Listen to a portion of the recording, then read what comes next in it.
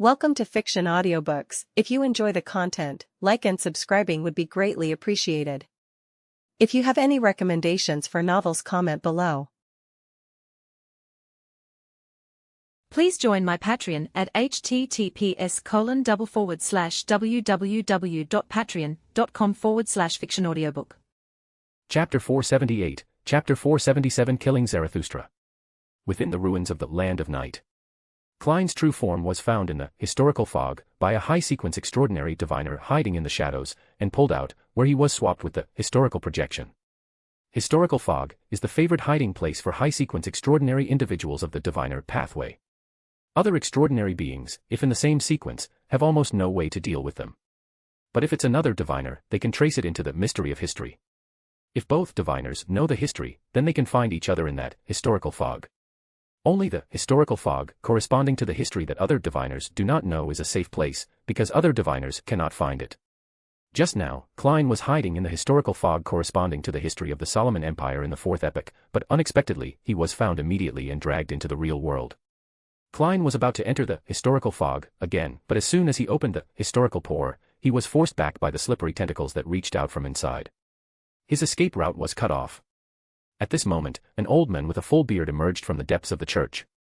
He wore a black robe with a hood, his eyes were as dark as a surface of water, and his white beard was long and thick. Little Zarathustra.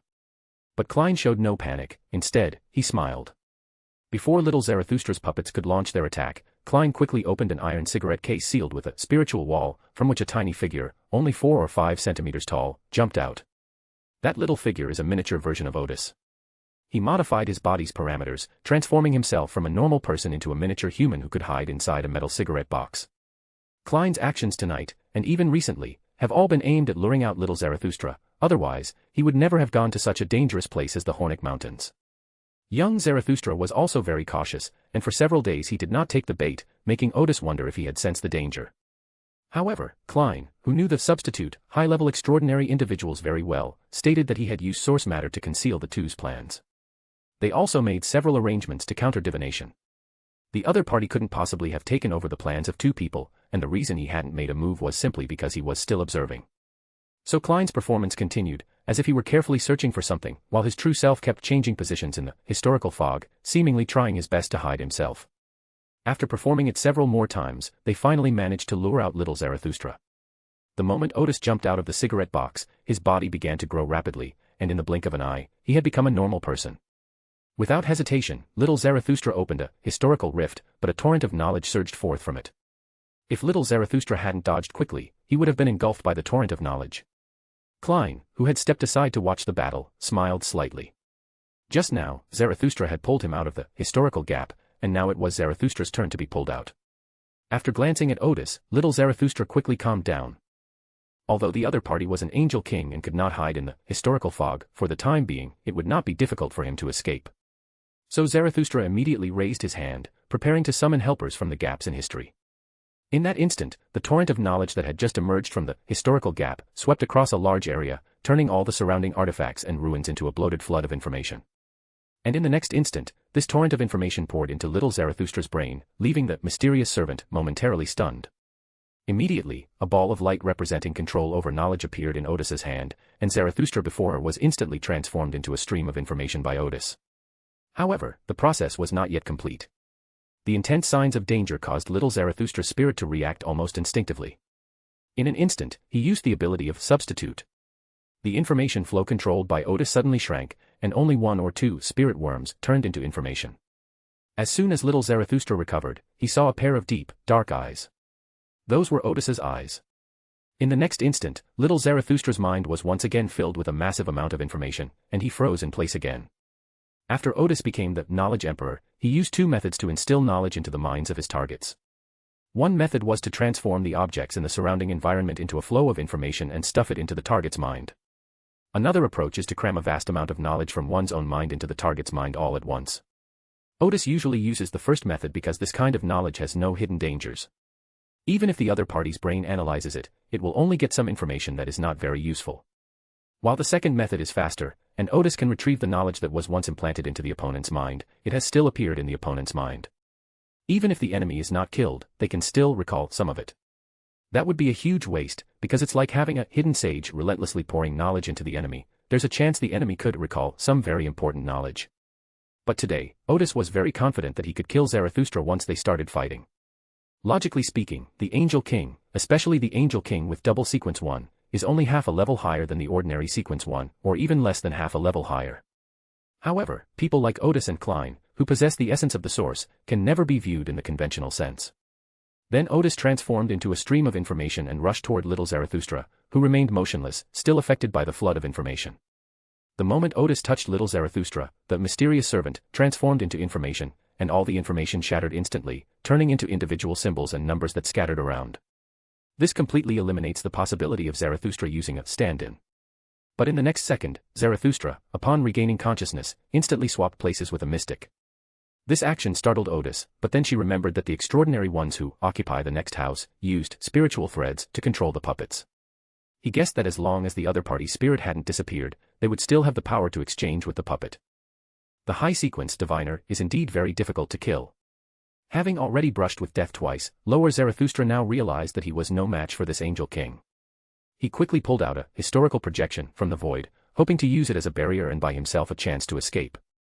Perhaps due to the urgency, the historical projection that little Zarathustra pulled out had long, slightly wavy chestnut hair, blue eyes, a high nose, thin lips, and two neatly groomed mustaches, and wore a dark red coat with rust gold thread. It was Emperor Roselle. Odis held the ball of light in one hand and snapped his fingers with the other. Just as the stream of information was about to appear around him, Emperor Roselle paused for a moment. Suddenly, he opened his mouth, and a small stream of information emerged from it. This stream of information drifted along an illusory line toward little Zarathustra. Upon seeing the information stream, little Zaratu, who was preparing to escape, immediately broke out in a fine sweat. Sleeve's spiritual senses can tell that Roselle is completely out of her control and is even attacking her. That illusory line is actually a mystical connection between him and Roselle. It was only then that little Zarathustra realized that he had been careless in his planning and had actually summoned a high-sequence, historical image of the Hermit pathway in front of the Knowledge Emperor, who was also the Angel King of this pathway. This is tantamount to showing off one's spiritual thread in front of him. While quickly severing the maintenance of Roselle's historical image, Zarathustra immediately summoned another historical projection, a middle-aged man with a large robe, black hair, blue eyes, a square face, and a dignified demeanor. This is the Hand of Order, William Augustus, the founder of Rune. The other party raised his hand, about to strip Odis of his extraordinary abilities. But Odis took the lead and brought out the 0-02 brass book of Terensis from the wilderness of knowledge. The book opened to its first page, and illusory text quickly appeared on it. Summoning historical projections is forbidden here. William the first raised hand immediately became ethereal and vanished without a trace.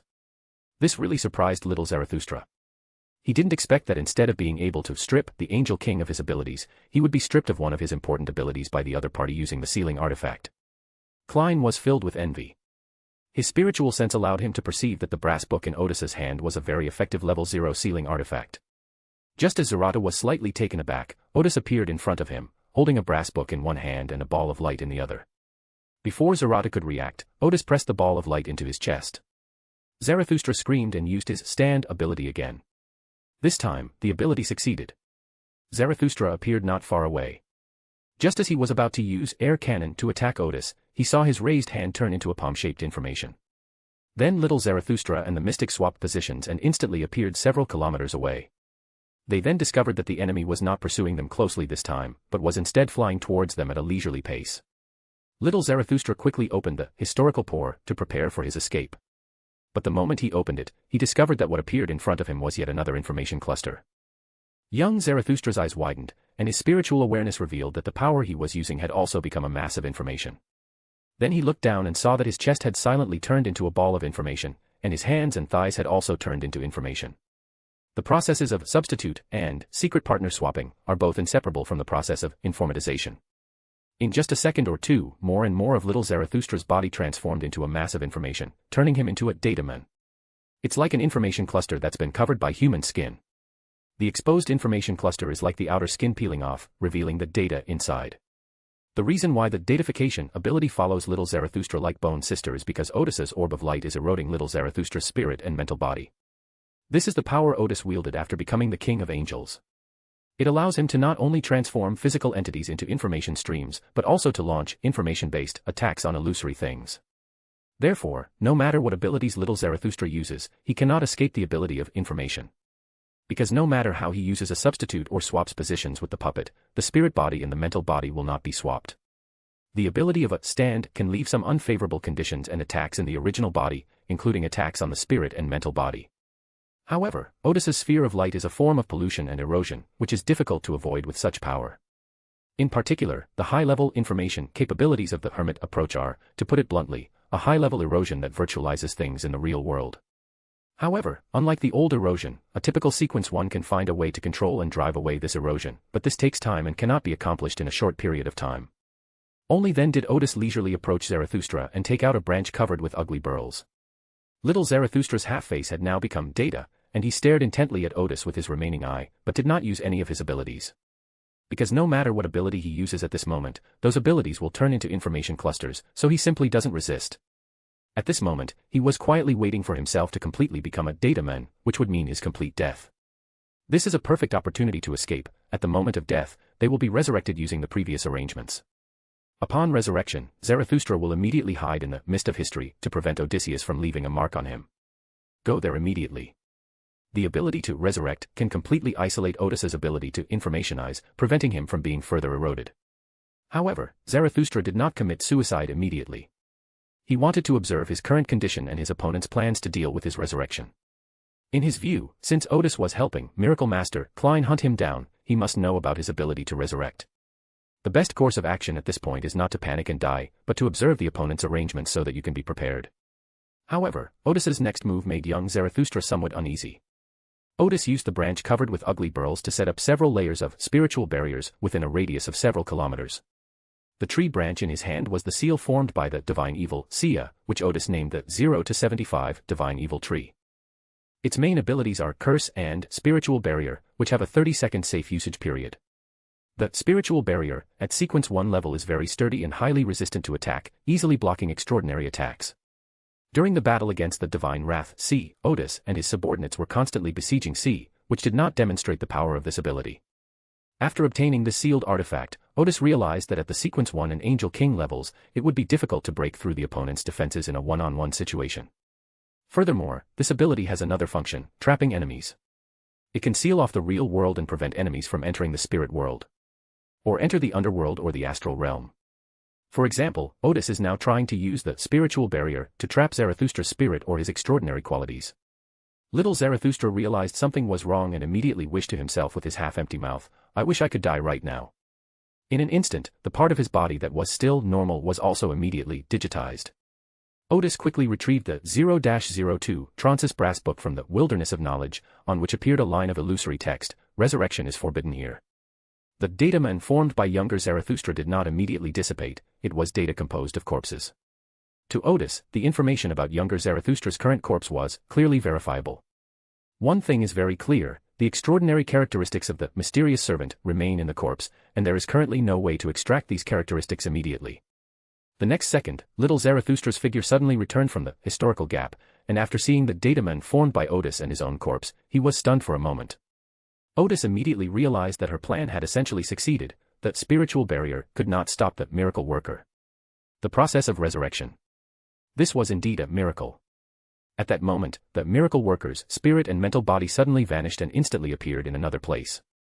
However, because resurrection is forbidden here and is sealed by a spiritual barrier, the resurrection process of Zarathustra's body did not begin immediately. If little Zarathustra could hide in the source castle like Klein, he could wait until the enemy had to put away 0-02 before starting the resurrection process. However, in the Sequence 1 state, even the Divine Kingdom was only in its infancy, with nowhere to live. The resurrection plan was quickly drawn to the extraordinary characteristics. Because the most important step in resurrection is for extraordinary characteristics to enter another vessel from the physical body, and this process is temporarily prohibited, but the resurrection process of the spirit and spiritual body has already begun. Therefore, the historical images that temporarily carry the spirit and spiritual body of little Zarathustra will come looking for them on their own. Little Zarathustra quickly waved to the dataman, and his extraordinary abilities swiftly moved toward him. Once a historical image possesses extraordinary characteristics, it can become a true mini-Zarathustra. Odis, of course, could not miss this opportunity. He immediately teleported to the side of little Zarathustra's historical projection, and struck him with God's abomination wood. The moment it was smashed, the ugly burls on the god's tree suddenly transformed into hideous human faces. They opened their mouths, tearing at little Zarathustra's spirit and offering him one vicious curse after another. Ah! Little Zarathustra screamed as his chest ruptured, and tumors resembling piles of rotten flesh grew on his spirit body. Some of these tumors immediately burst open, oozing yellow or black liquid. Some of the tumors transformed into faces that were either evil or painful, each one bearing a striking resemblance to Zarathustra himself. These human faces struggled and roared, as if trying to break free from their original form. Before regaining its extraordinary properties, it was merely a historical projection, and could not withstand such a blow. It was immediately cursed to death and turned into a pool of black liquid. The process of transferring extraordinary characteristics has stopped again. 2 or 3 seconds later, little Zarathustra's projection reappeared here, racing against time to recover the extraordinary properties. Suddenly, an information stream appeared behind Odis, and this information stream immediately transformed into the shape of a normal arm. Immediately afterwards, Odis used this newly grown arm to retrieve 0 from the wilderness of knowledge. 74-inch Sword of Honor, a massive twilight-colored greatsword appeared above little Zarathustra's head and immediately fell, puncturing the historical projection like a balloon. Later, Zarathustra appeared twice more. Once, he was stabbed to death by Odis with the Sword of Starlight, and the other time, he was killed by Xingtian, whom he recreated. The historical projection of little Zarathustra, which was killed, did not immediately disappear. Instead, it roared at the sky, and the roar caused the surrounding spiritual barrier to tremble noticeably. Then, a face full of resentment and despair was imprinted on the spiritual barrier, as if it was trying to break through the spiritual barrier but ultimately failed. In the next instant, the extraordinary properties within little Zarathustra's body were rapidly released. Odis breathed a sigh of relief, which meant that the mysterious servant was truly dead this time. Sleeve may still have a backup plan for resurrection, but that kind of resurrection is not the resurrection in the Miracle Master ability, but rather a resurrection after complete death using some arrangements outside of her abilities. Just in case, Odis quickly extracted the opponent's characteristics and gave them to Klein. Klein immediately incorporated the special features into Source Castle. Odis quickly put away the 0 to 75 divine spawn wood, as its safe usage period was about to expire. Then he put away the brass book of 0-02 Terransost, and the prohibition and the surrounding spiritual barrier disappeared instantly. Klein remarked, after being promoted to King of Angels, his abilities have become much stronger. Odis said frankly, it's mainly due to the help of the source matter. Furthermore, his level 0 sealed artifacts were able to completely trap Zarathustra and prevent his resurrection. Those sealed artifacts played a crucial role. Just as the two were about to leave, a voice suddenly came from the ruins of the Night Kingdom. That's brilliant. They even know how to deal with diviners like that. I've learned something new. The moment they heard the other person's voice, Odis and Klein turned pale, as if they could see the guy wearing a monocle made of crystal and dressed in a black classical robe. Ah, monk. In the next instant, Odis and Klein, one hid directly in the wilderness of knowledge, and the other in the mist of history, running to the end of the mist. Amon, standing some distance away, adjusted his monocle. They ran away already. He grinned and said, I didn't mean to attack you. Amon was telling the truth. The reason he was here was because of little Zarathustra's caution. He was afraid that Klein's appearance in the Night Kingdom was a trap. So, before attacking Klein, Zarathustra told Amon about Klein's location. If this wasn't a trap, that would be perfect. Even if we can't kill Klein, we can still use up one of his resurrection opportunities or affect his condition. If it's a trap and you can't escape, then try to delay as much as possible. Trust that Amon won't keep you waiting too long. When the moment comes that Amon attacks Klein, Zarathustra will be able to escape. Although Amon was telling the truth, no one would believe him. Odis, hiding in the wilderness of knowledge, belatedly realized, why did I have to run away? He is now also an Angel King, although he is a dual sequence 1 Angel King. But when he encounters an opponent like Amon, he is considered to have the strength to fight. He shouldn't run away immediately. Thinking of this, he smiled wryly and thought to himself, this is definitely a conditioned reflex formed from hearing too many of Amon's stories. Taking a deep breath, Odis used the wilderness of knowledge to return to Azhara. He will be very busy from now on, because a new round of war is about to begin. October arrived in the blink of an eye. Following a conflict between believers of the Church of the Eternal Sun and the Church of the God of Knowledge and Wisdom, Lenberg declared war on the Republic of Intis, citing the need to protect the legitimate rights and interests of believers. The Republic of Intis responded immediately and also declared war on Remberg. Following this, the Kingdom of Rune, a former ally of Lenberg, joined the war, indicating that it had formed a military alliance with Intis. Less than an hour later, the Church of the Goddess of Night announced that it would remain neutral. The parties involved in this world war acted swiftly and decisively. Apart from Fussac and Fenaport not immediately making a statement, Intis and Rune both seemed ready to fight with all their might. At this time, it had been only 1 year since the end of the last World War. Republic of Intis, Suet Province. Minutes later, Rembrandt and Intis declared war on each other. Ian, a maintenance worker at the textile factory, was smoking as he repaired an old steam-powered textile machine. Just as he found the cause of the malfunction, he heard a commotion outside. The female workers in the workshop dared not leave their workstations and could only look out from their workstations. Ian hesitated whether to go out and take a look, but if the factory manager found out, he would get a good scolding. "Ian, come quick," another repairman called from the workshop doorway. "Look, what's that in the sky?" "A shooting star." Ian made one last effort and quickly walked to the doorway. He saw several points of light in the sky, with a long tail trailing behind them. Those tails grew wider as they went further back, eventually disappearing into the sky. "I know, that's a jinx." At this moment, a worker said confidently, "I heard that's what a jinx looks like." "Nonsense." At this point, the workshop director joined the discussion. "Broom stars are all single, how could there be a group of them?" Chirp. At that moment, air raid sirens sounded over this major textile manufacturing town. Everyone paused for a moment before recalling the previous air raid drill. The workshop foreman shouted, "Quick, turn off the machines and get to the open field." Ian slung his tool bag over his shoulder and ran outside. After running out of the factory, he couldn't help but glance at the lights in the sky again. Suddenly, 3 lights changed their trajectory and seemed to be flying towards the ground. Only then did Ian realize that the air raid siren earlier was meant to protect against these points of light. What exactly are those things? Chapter 479, Chapter 478. The Second World War begins. Trier, the capital of the Republic of Intis. The residents of this international metropolis did not have their lives disrupted by the sudden war. Or rather, they were well aware that the war was taking place on the southern border and would not affect the capital for the time being. Moreover, thanks to the Intis government's consistent propaganda, they have considerable confidence in their own defense capabilities. At this time, the Intis government had nearly 1 million soldiers, and it was said that it had also formed many heavy infantry regiments and church knightly orders.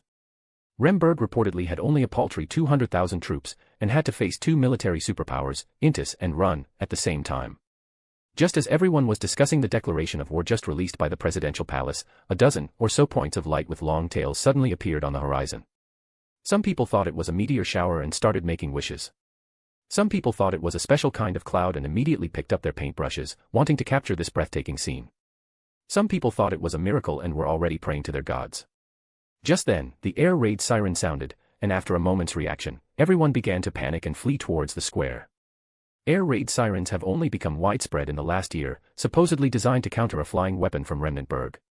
For several months, newspapers had been reporting on this, reminding everyone that if an air raid siren sounded, they should immediately run to an open field, because the enemy's primary target would be buildings. Therefore, it was crucial not to hide inside buildings. This conclusion can only be attributed to their unfamiliarity with Air Force tactics. At that moment, the people running suddenly noticed that the light spot in the sky was getting bigger and bigger. Then they realized that it was not that the light spot was getting bigger, but that it was falling towards the ground, towards Trier. Just then, a small sun suddenly appeared in the sky, and it passed by those points of light. But the next second, the little sun was covered by a thin layer of black gauze, and it seemed not as bright as before. What ordinary people don't know is that it was a battle at the angelic level. The angels of the Church of the Eternal Sun hoped to stop those spots of light, but they were intercepted by the Demon King, Fabuti, who appeared later. Then the angels of the Church of the God of Steam and Machines and the Republic of Intis took action one after another, and 2 other angels of Lenberg followed suit and intervened as well. As a result, a fierce battle broke out in the sky above Trier. Those dozen or so points of light, or rather those dozen or so missiles, crossed the angelic battlefield and swiftly attacked their designated targets. Remberg's missile technology has made significant progress, and its missile base in the Ol province can now reach virtually the entire territory of Intis. This is also why Odis was so determined to conquer the province of Olay, even though it is several hundred kilometers away from Trier. Moreover, the mountains and rivers present a barrier, making it not the best direction to attack Intis. However, this extended the Remberg missile base by more than 100 kilometers. Most of the dozen or so missiles were intercepted by Trier's demigods and exploded violently in the air. These missiles exploded normally, without flames or ice. Because there's no need for any extraordinary offensives, normal explosions are enough to achieve the tactical objectives. At this time, most of the extraordinary forces of the Republic of Intis were on the front lines, and there were simply not enough extraordinary forces in the rear to intercept those missiles. Even Trier didn't have enough extraordinary power. 2 of the 3 angels rushed back immediately after receiving the news. So 3 missiles still hit their targets accurately, 2 hit military camps and facilities, and 1 hit the Ministry of Defense building. The moment the explosion occurred, everyone in Trier felt as if the ground shook. The 3 targets that were hit were completely destroyed, and a large number of soldiers died. The shockwave from the explosion shattered windows and lampshades on streetlights in the surrounding blocks, and many people screamed in fright at the sudden blow. Finally, the smoke from the explosion and fire was visible throughout Trier. At this moment, the battle between the angels and the sky also ended, and the Fabutus quickly escaped and left the skies above Trier. Several minutes passed before the residents of Trier realized that the war had spread to Trier on the very first day of the conflict. Not only Trier, but all military targets behind Intis were subjected to saturation attacks. The so-called saturation attack means that each target is attacked by 3 to 5 missiles. Most targets are only protected by middle sequence, extraordinary individuals, and are unable to intercept the missiles in advance. Thus, within half an hour of the start of the battle, Intis's military system was paralyzed by missiles. Fortunately, news spread slowly in this era. The soldiers on the front lines were unaware of what was happening in the rear. Only a dozen or so divisions suddenly received orders to be transferred to other defense zones. The real purpose was to withdraw and establish temporary outposts, quickly build new logistical lines, and continue to provide logistical support to the front lines. Fortunately, several months before the war began, Intis had started deploying troops to the border and transporting a large amount of strategic materials. The soldiers will not go hungry for at least a month. So when the soldiers at the front learned a few days later that the rear had been attacked, the new supply line was almost completed. Presidential Palace of Intis. President Calvin Payne looked at the room full of senior generals and staff officers with a gloomy gaze. Some of them still had bandages wrapped around their heads or bodies. The missile attack had taken Intis by surprise, and many of Intis's generals had been killed or wounded. President Calvin took a drag of his cigarette before saying, so, in other words, although Lenberg declared war, it did not immediately attack the borders of Intis and Lone. That's right, said a staff officer with bandages wrapped around his head. Even Lenberg didn't launch missiles at Roon. The president tilted his head and rubbed his forehead, asking, what are the thoughts of the Eternal Sun Church and the Steam Church? They all believe that the less Remnantberg attacks, the more likely they are plotting something, and we should be cautious. The president flicked his cigarette, damn it, now you know to be careful. Olay province is more than 600 kilometers away from Trier. More than 600 kilometers away. Their missiles just happened to hit the military camp in the city of Trier. Could the Steam Church provide such a weapon? Or could the Eternal Sun provide such a weapon? The generals and staff officers stood tall, not daring to breathe too loudly. After venting for a while, President Calvin calmed down. These missiles not only bombed those military bases, but also the backbone of the Intis soldiers. Our original plan was to use a large number of ordinary soldiers to compensate for the lack of extraordinary puppet soldiers and extraordinary weapons. Now look what's happened, what morale is left on the front lines. The generals still dared not say anything. President Intis, who was elected after the war, was the most powerful president in recent decades, or rather, the president who was most adept at using his power in recent decades. When Remmenberg was chosen in Portekaiser, the president only had executive power, but he quickly used his influence to win over a group of members of parliament and turn them into his confidants. Such actions usually mean that the president has given up huge benefits, but this is not the case.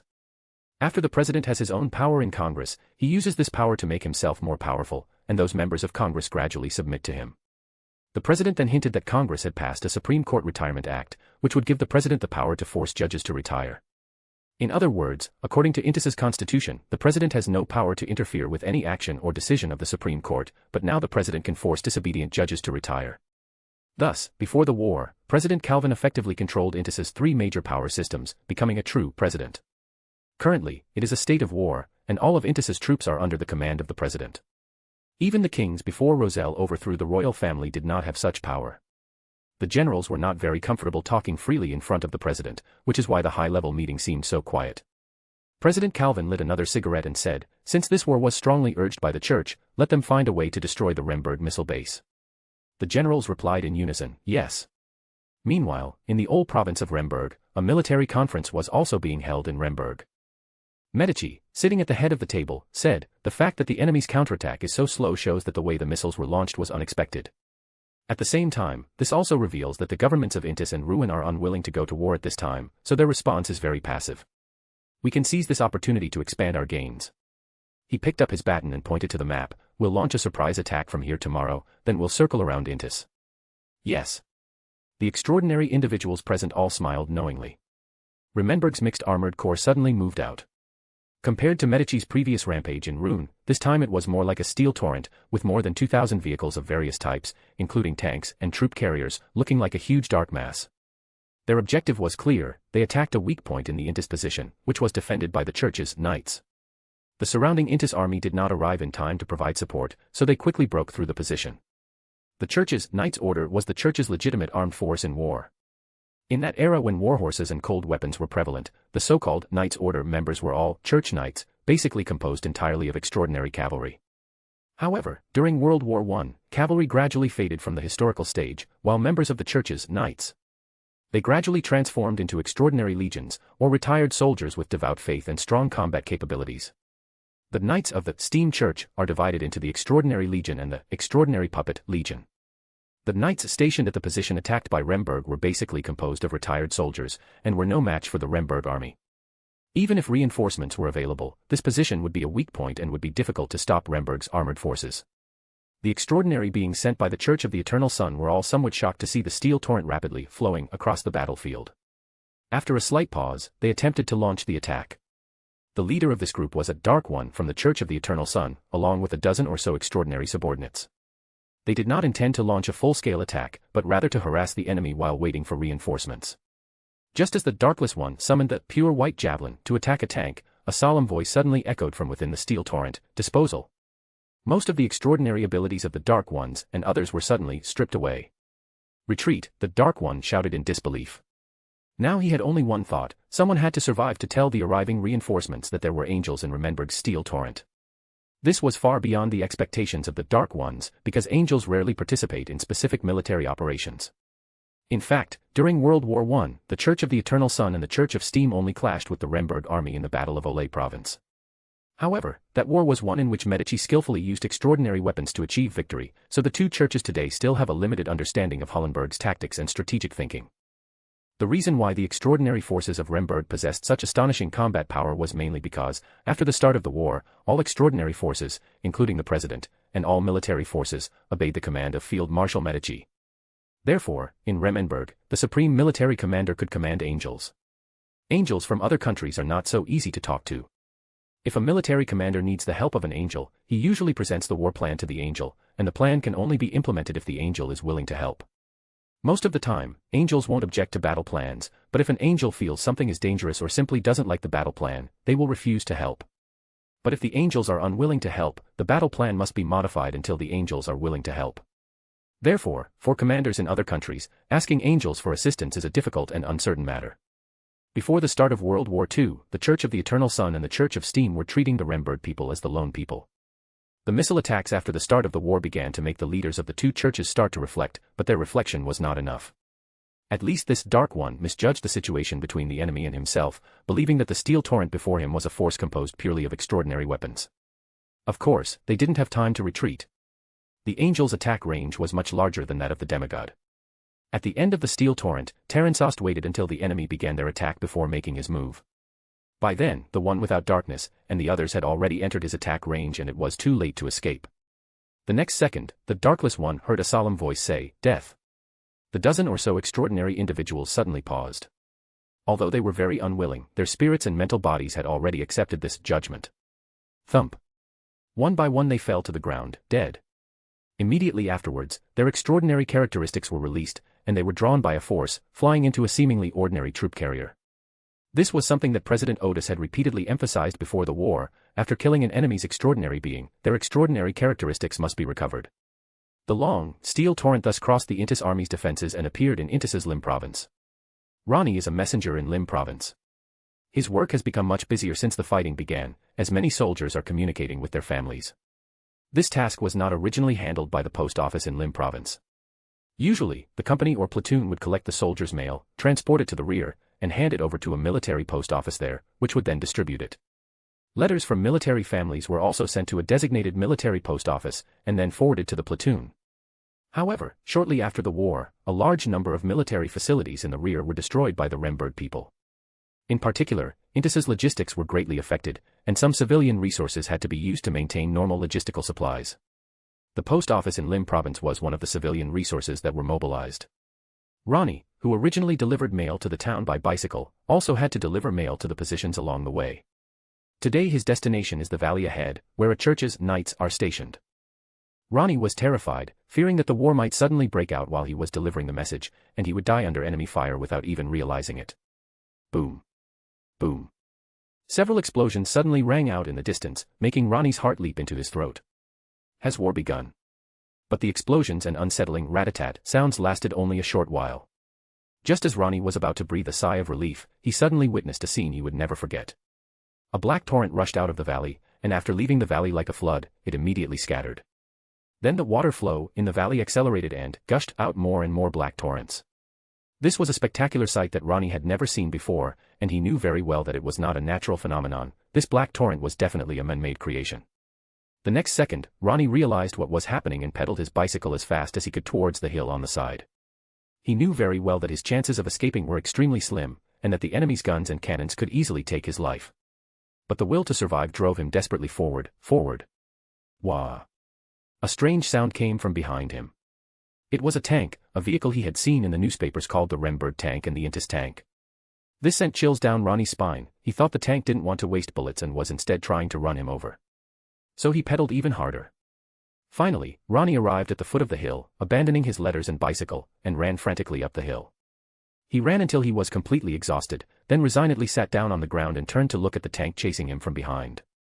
Only then did he realize that no tanks were chasing him at all. The Remberg tanks had simply driven past him from behind, and even though they were so close, the Remberg soldiers hadn't fired a shot at him. To him, all of this was somewhat unbelievable. During the recently concluded First World War, the Lim province of the Republic of Intis was one of the main battlefields, where battles were fought not only against Lemberg but also against Rune. As a postman, Ronnie had witnessed and heard of many tragedies on the battlefield. The soldiers of Intis did not treat the civilians of Rune as human beings, and neither did the soldiers of Rune. To prevent leaks, civilians encountered on the enemy's marching route would be shot. At that moment, Ronnie touched his head and realized he was perfectly fine. As he watched the steel-colored tanks bearing the Remberg flag speeding past, Ronnie once again felt that the surging torrent was magnificent enough for him to brag about for a lifetime. Most of the central plateau is a wasteland overgrown with weeds. Even the cultivated land has already been harvested, leaving only low haystacks. There is too little rainfall here, making it unsuitable for crop growth. If this place had no strategic significance, it would still be the territory of the Highland people.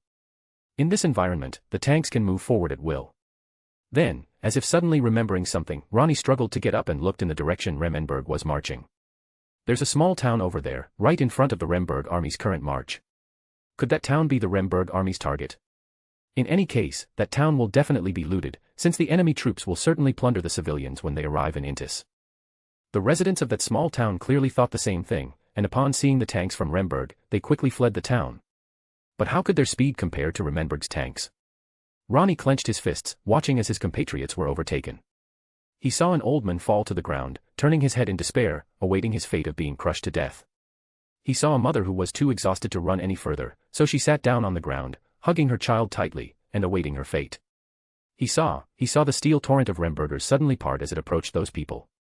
It's as if these people are stubborn rocks in a torrent, with the water flowing past them on both sides. The old man lying on the ground saw tanks suddenly part a few meters in front of him, without running him over. He stood there, stunned, and for a moment forgot to dodge. The mother stared blankly as tanks passed by, as if in a dream, while her child in her arms laughed and reached out to grab the tanks on either side. After that, when they caught up with no one, this torrent of steel would make way for them. Ronnie, standing on the hillside, suddenly felt a chill run down his spine. After about half a minute, he burst into laughter. A torrent. A torrent. Shouting, he rushed down the mountain, picked up his bicycle, and chased after the steel torrent. He didn't know why he did it, he just remembered chasing the spring breeze, the summer raindrops, the autumn leaves, and the winter snowflakes when he was a child. Although Intis was somewhat reluctant to launch an offensive against Lemberg, the sudden invasion of Lemberg's army into Lim province was a different story. They reacted quickly, with the surrounding defense forces and extraordinary individuals immediately going to intercept this torrent of steel. As a reaper of the hunter path, the extraordinary Gil travels to a position under the guidance of a demigod to rendezvous with allies and carry out a blocking mission. This position was temporarily designated, and when Jill arrived, the soldiers were still frantically digging trenches.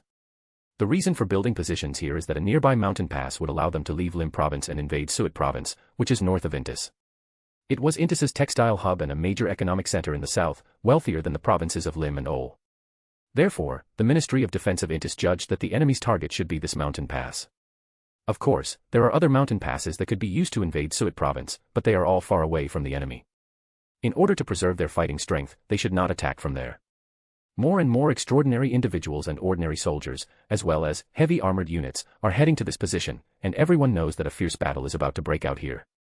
Intis's heavy armored regiment is actually the extraordinary puppet force. However, Intis's heavy corps was inferior to Remberg's in both numbers and command system. Therefore, after realizing that war might break out in the near future, the Ministry of National Defense put forward the concept of human wave tactics. Use a large number of ordinary soldiers to make up for the lack of heavy troops. In order to avoid low morale and potential rout, a large number of soldiers underwent special training. As for what the training entailed, the soldiers and officers who participated had forgotten. However, as long as they volunteered for special training, they could get a raise, so they were all willing to go for the training. In reality, the so-called special training involved implanting a special command into the soldiers' brains. This command had no effect under normal circumstances, and the soldiers would behave the same as before. But when they are required to fight desperately, that command will be awakened, turning them into warriors who will only obey orders from their superiors and will not be afraid. This was a secret, large-scale application of the Steam Church's Helmet of Wisdom, after it copied Remmenberg's design. They waited from morning until afternoon, and then from afternoon until evening, but the enemy never came. Tens of thousands of soldiers have already gathered here, and hundreds of Intis's military extraordinaries and church extraordinaries have also assembled. At this moment, the commander of the position shouted, "No need to dig any more trenches. Rest for half an hour, have dinner, and then march overnight towards Townley. We have just received orders from the Ministry of National Defense. All military units are to immediately assemble in the direction of Tarney, where they may encounter enemy forces. There is a large logistics base in Lim province that was previously bombed by missiles, but a large outpost has just been rebuilt." The commanders at the position immediately realized that the day's digging had been in vain, and the enemy's target was clearly not Suet province. The half-hour rest was the last bit of rest time the commander could buy for the soldiers. Otherwise, the soldiers had been busy all day and would have to march through the night, so they simply couldn't handle such high-intensity operations. Even with this short rest period, a large number of soldiers will fall behind during the subsequent raid. The Reaper, Jill and the Heavy Legion assembled first and set off first. They had been rushing towards Townley for over 2 hours when, just as darkness fell, the demigod at the front suddenly shouted, "Scatter! The Rembergers are coming." Chapter 480, Chapter 479. A nation's faith destroyed by the steel torrent. The Reaper, Jill, paused slightly upon hearing the warning from the demigod ahead. Weren't the Rembergers supposed to go to Townley? How did they end up here? But Jill reacted quickly and immediately followed orders, running towards the surrounding hills to spread out and defend against the enemy. Immediately afterwards, he heard a whooshing sound as something cut through the air, a sound like a dragon's roar, incredibly powerful in the darkness. "It's a rocket!" Someone shouted, but the next second, orange sparks exploded above everyone's heads, beautiful like fireworks with a terrifying beauty. The demigods either blocked or detonated Remmenberg's rockets. Jill only paused to watch for a moment before continuing with her work. Although the actions of the people around them were somewhat chaotic, they were orderly despite the chaos. After all, those present were some of Intis's more elite extraordinary beings, and most of them had participated in World War I. After an initial passive defense, the church's demigod finally made his move, raising a small sun in midair that illuminated the entire wide valley. Then the demigods began to organize the extraordinary ones, planning to launch a counterattack from both flanks after they had finished assembling. At that moment, someone noticed that it seemed as if snowflakes were falling from the sky. Seeing these snowflakes, everyone's intuition warned them of danger. Danger was certain, after all, it was caused by an attack from enemy rockets. Everyone has heard of the snow and ice attack capabilities of the Remnantberg rockets, but no one expected that this weapon could actually change the weather in a certain area instantly. In October, which is already quite cold, it should be easy for it to snow. So, after the enemy's attack, it started snowing in the valley. But just as the snowflakes were about to fall, the demigod of the Church of the Eternal Sun suddenly shouted, "Get out of the valley. There's something wrong with these snowflakes." As he spoke, he tried to make the small sun in the sky turn pure white, hoping to purify the snowflakes, but he despairingly discovered that he couldn't do it. This is the fallen rocket, designed by Odis after Fabudi joined Odis's camp. Even if it is intercepted, the aura of corruption will permeate the surrounding area after the rocket explodes, falling to the ground as black snowflakes, negatively affecting the extraordinary beings in the vicinity, who must constantly fight against the aura of corruption. Too much of this decadent aura will affect the state of an extraordinary person, and may even cause them to lose control. It will be much easier to attack this group of extraordinary individuals once the time is right. But today's fallen rocket attack is different from Odis's design. When those fallen black snowflakes fall on the extraordinary or near them, the extraordinary beings immediately fell to the ground, struggling in agony, and soon they were covered by a black, viscous liquid, emitting terrifying roars. A few seconds later, the black, viscous liquid stood up. As the liquid receded, the extraordinary being transformed into a demon with curved goat horns, a pair of bat wings on its back, and evil symbols on them. With sinister smiles, they summoned great swords imbued with the scent of sulfur and hunted down the extraordinary beings around them. At this point, in addition to using the abilities of the Sequence 6-level demon, they can still use their original extraordinary abilities, a type of demon that was rare even in the 5th Age. The reason they are so rare is mainly because the Demon King disappeared during the 5th Age, and these demons were essentially transformed by the Demon King himself. At this moment, Demon King Fubuti was in the formation of the Steel Torrent, and under his influence, the fallen rocket underwent a qualitative change. More and more extraordinary beings turned into demons, and the situation gradually spiraled out of control until even demigods began to turn into demons, at which point the extraordinary beings of Intis were utterly defeated. Jill the Reaper possesses a sealed artifact that allows him to maintain a state of spiritual abundance even when he is under the moon. Although there was only a crescent moon in the sky, his spirituality remained abundant. So he kept merging with the flaming spear and using the power he projected to escape. The speed was very fast, and the enemy's first targets were obviously the demigods, which allowed him, a Sequence 5, to miraculously escape from the valley. From a distance, in the wilderness, a flaming spear is seen moving swiftly forward. Jill felt the fear constantly watching him from behind, so he dared not let his guard down and could only run for his life. Just as that terrifying aura swept over, a clear, hazy light appeared before Jill and suddenly descended in front of him. A tall, handsome young man with long chestnut hair, blue eyes, and a striking appearance emerged from the dim light. This was Benova Gustav, an angel of the Church of the God of Steam and Machinery. Benova's eyes suddenly brightened, flashing with illusory mystical symbols. Looking into Gil's eyes, he knew what had just happened without asking. Renberg actually sent angels to deal with these extraordinary beings. This seems somewhat unbelievable. It's not that angels can't attack demigods, but rather that angels generally don't act rashly in extraordinary battles. Because they represent the power of a nation or organization, they generally only act when they have important strategic objectives or are engaged in a battle with an enemy. Moreover, whoever makes the move later is more likely to gain the upper hand. Normally, in a temporary extraordinary legion like the one Jill just belonged to, the enemy would send out demigods and a corresponding number of extraordinary beings to attack. After the battle started, whichever side couldn't hold out first would ask the angels for help. In World War I, there was never a battle of this kind where the enemy would send out angels right away. This is actually one of Medici's tactics. While Lenberg is at a disadvantage in terms of the number of extraordinary beings, he is temporarily evenly matched with his enemy in terms of the number of angels. Another crucial point is that all the angels in Remberg obeyed the President's orders, unlike the angels in Intis, who obeyed the Eternal Sun and the God of Steam and Machinery, respectively. Their official extraordinary angels, while nominally obeying the President's orders, are generally beyond the President's control and can only request their assistance. This is Lenberg's greatest advantage, and Medici will certainly make the most of it, allowing the angels to continuously attack those below the angel level. Even when the enemy's angels arrived to provide support, the enemy's extraordinary beings had already suffered heavy casualties. Just like now, the Church's angels have come to our aid, but of the hundreds of extraordinary beings from before, only a few have survived. This is the power of an angel. Demigods and ordinary extraordinary beings are no match for them. Upon learning of the situation, Benova Gustav pointed at Gil, and a hazy light immediately appeared around Gil. This light can conceal your movements. Run. Jill didn't know who the person in front of her was, but her intuition told her that she could sense the pressure emanating from him, so she took a deep breath, nodded, and quickly left.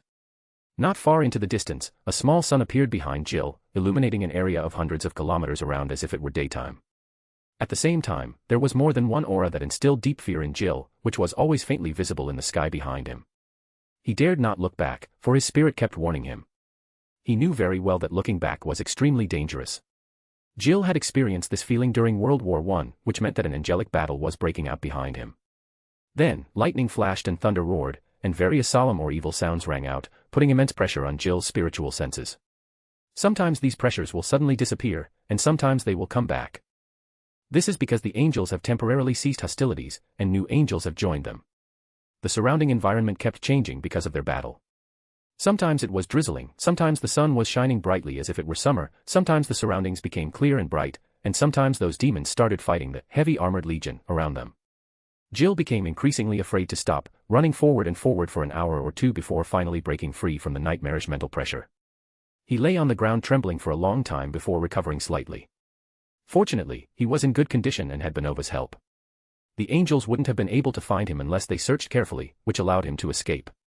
But as he fled for his life, he didn't know how much longer he could hold on. Perhaps in a minute or two, he would lose control.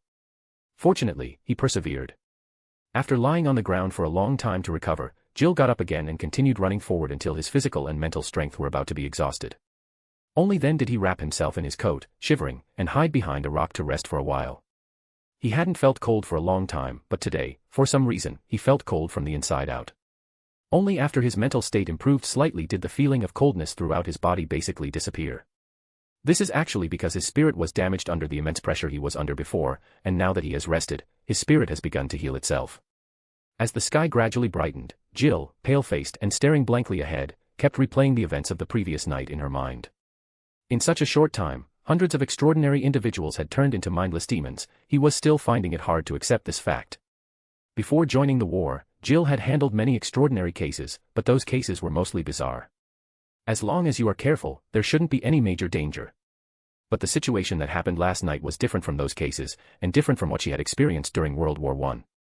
It made Jill feel powerless, and no matter how hard she tried, she could not change the course of the war.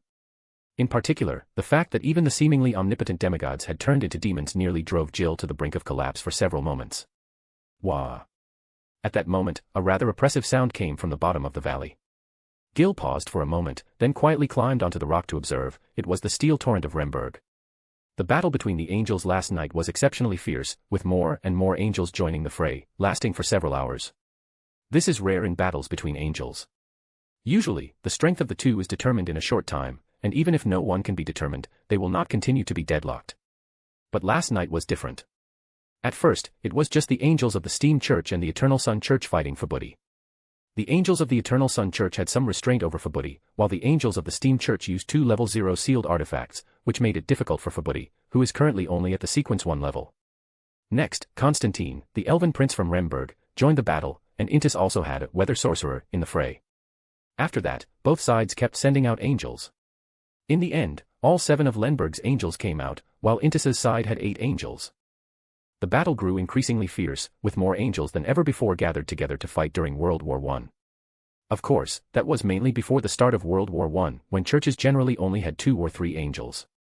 After the war started, each church used its reserves of extraordinary traits and traits from adjacent pathways for the general promotion of official extraordinary beings, with each church promoting 1 or 2 ambassadors.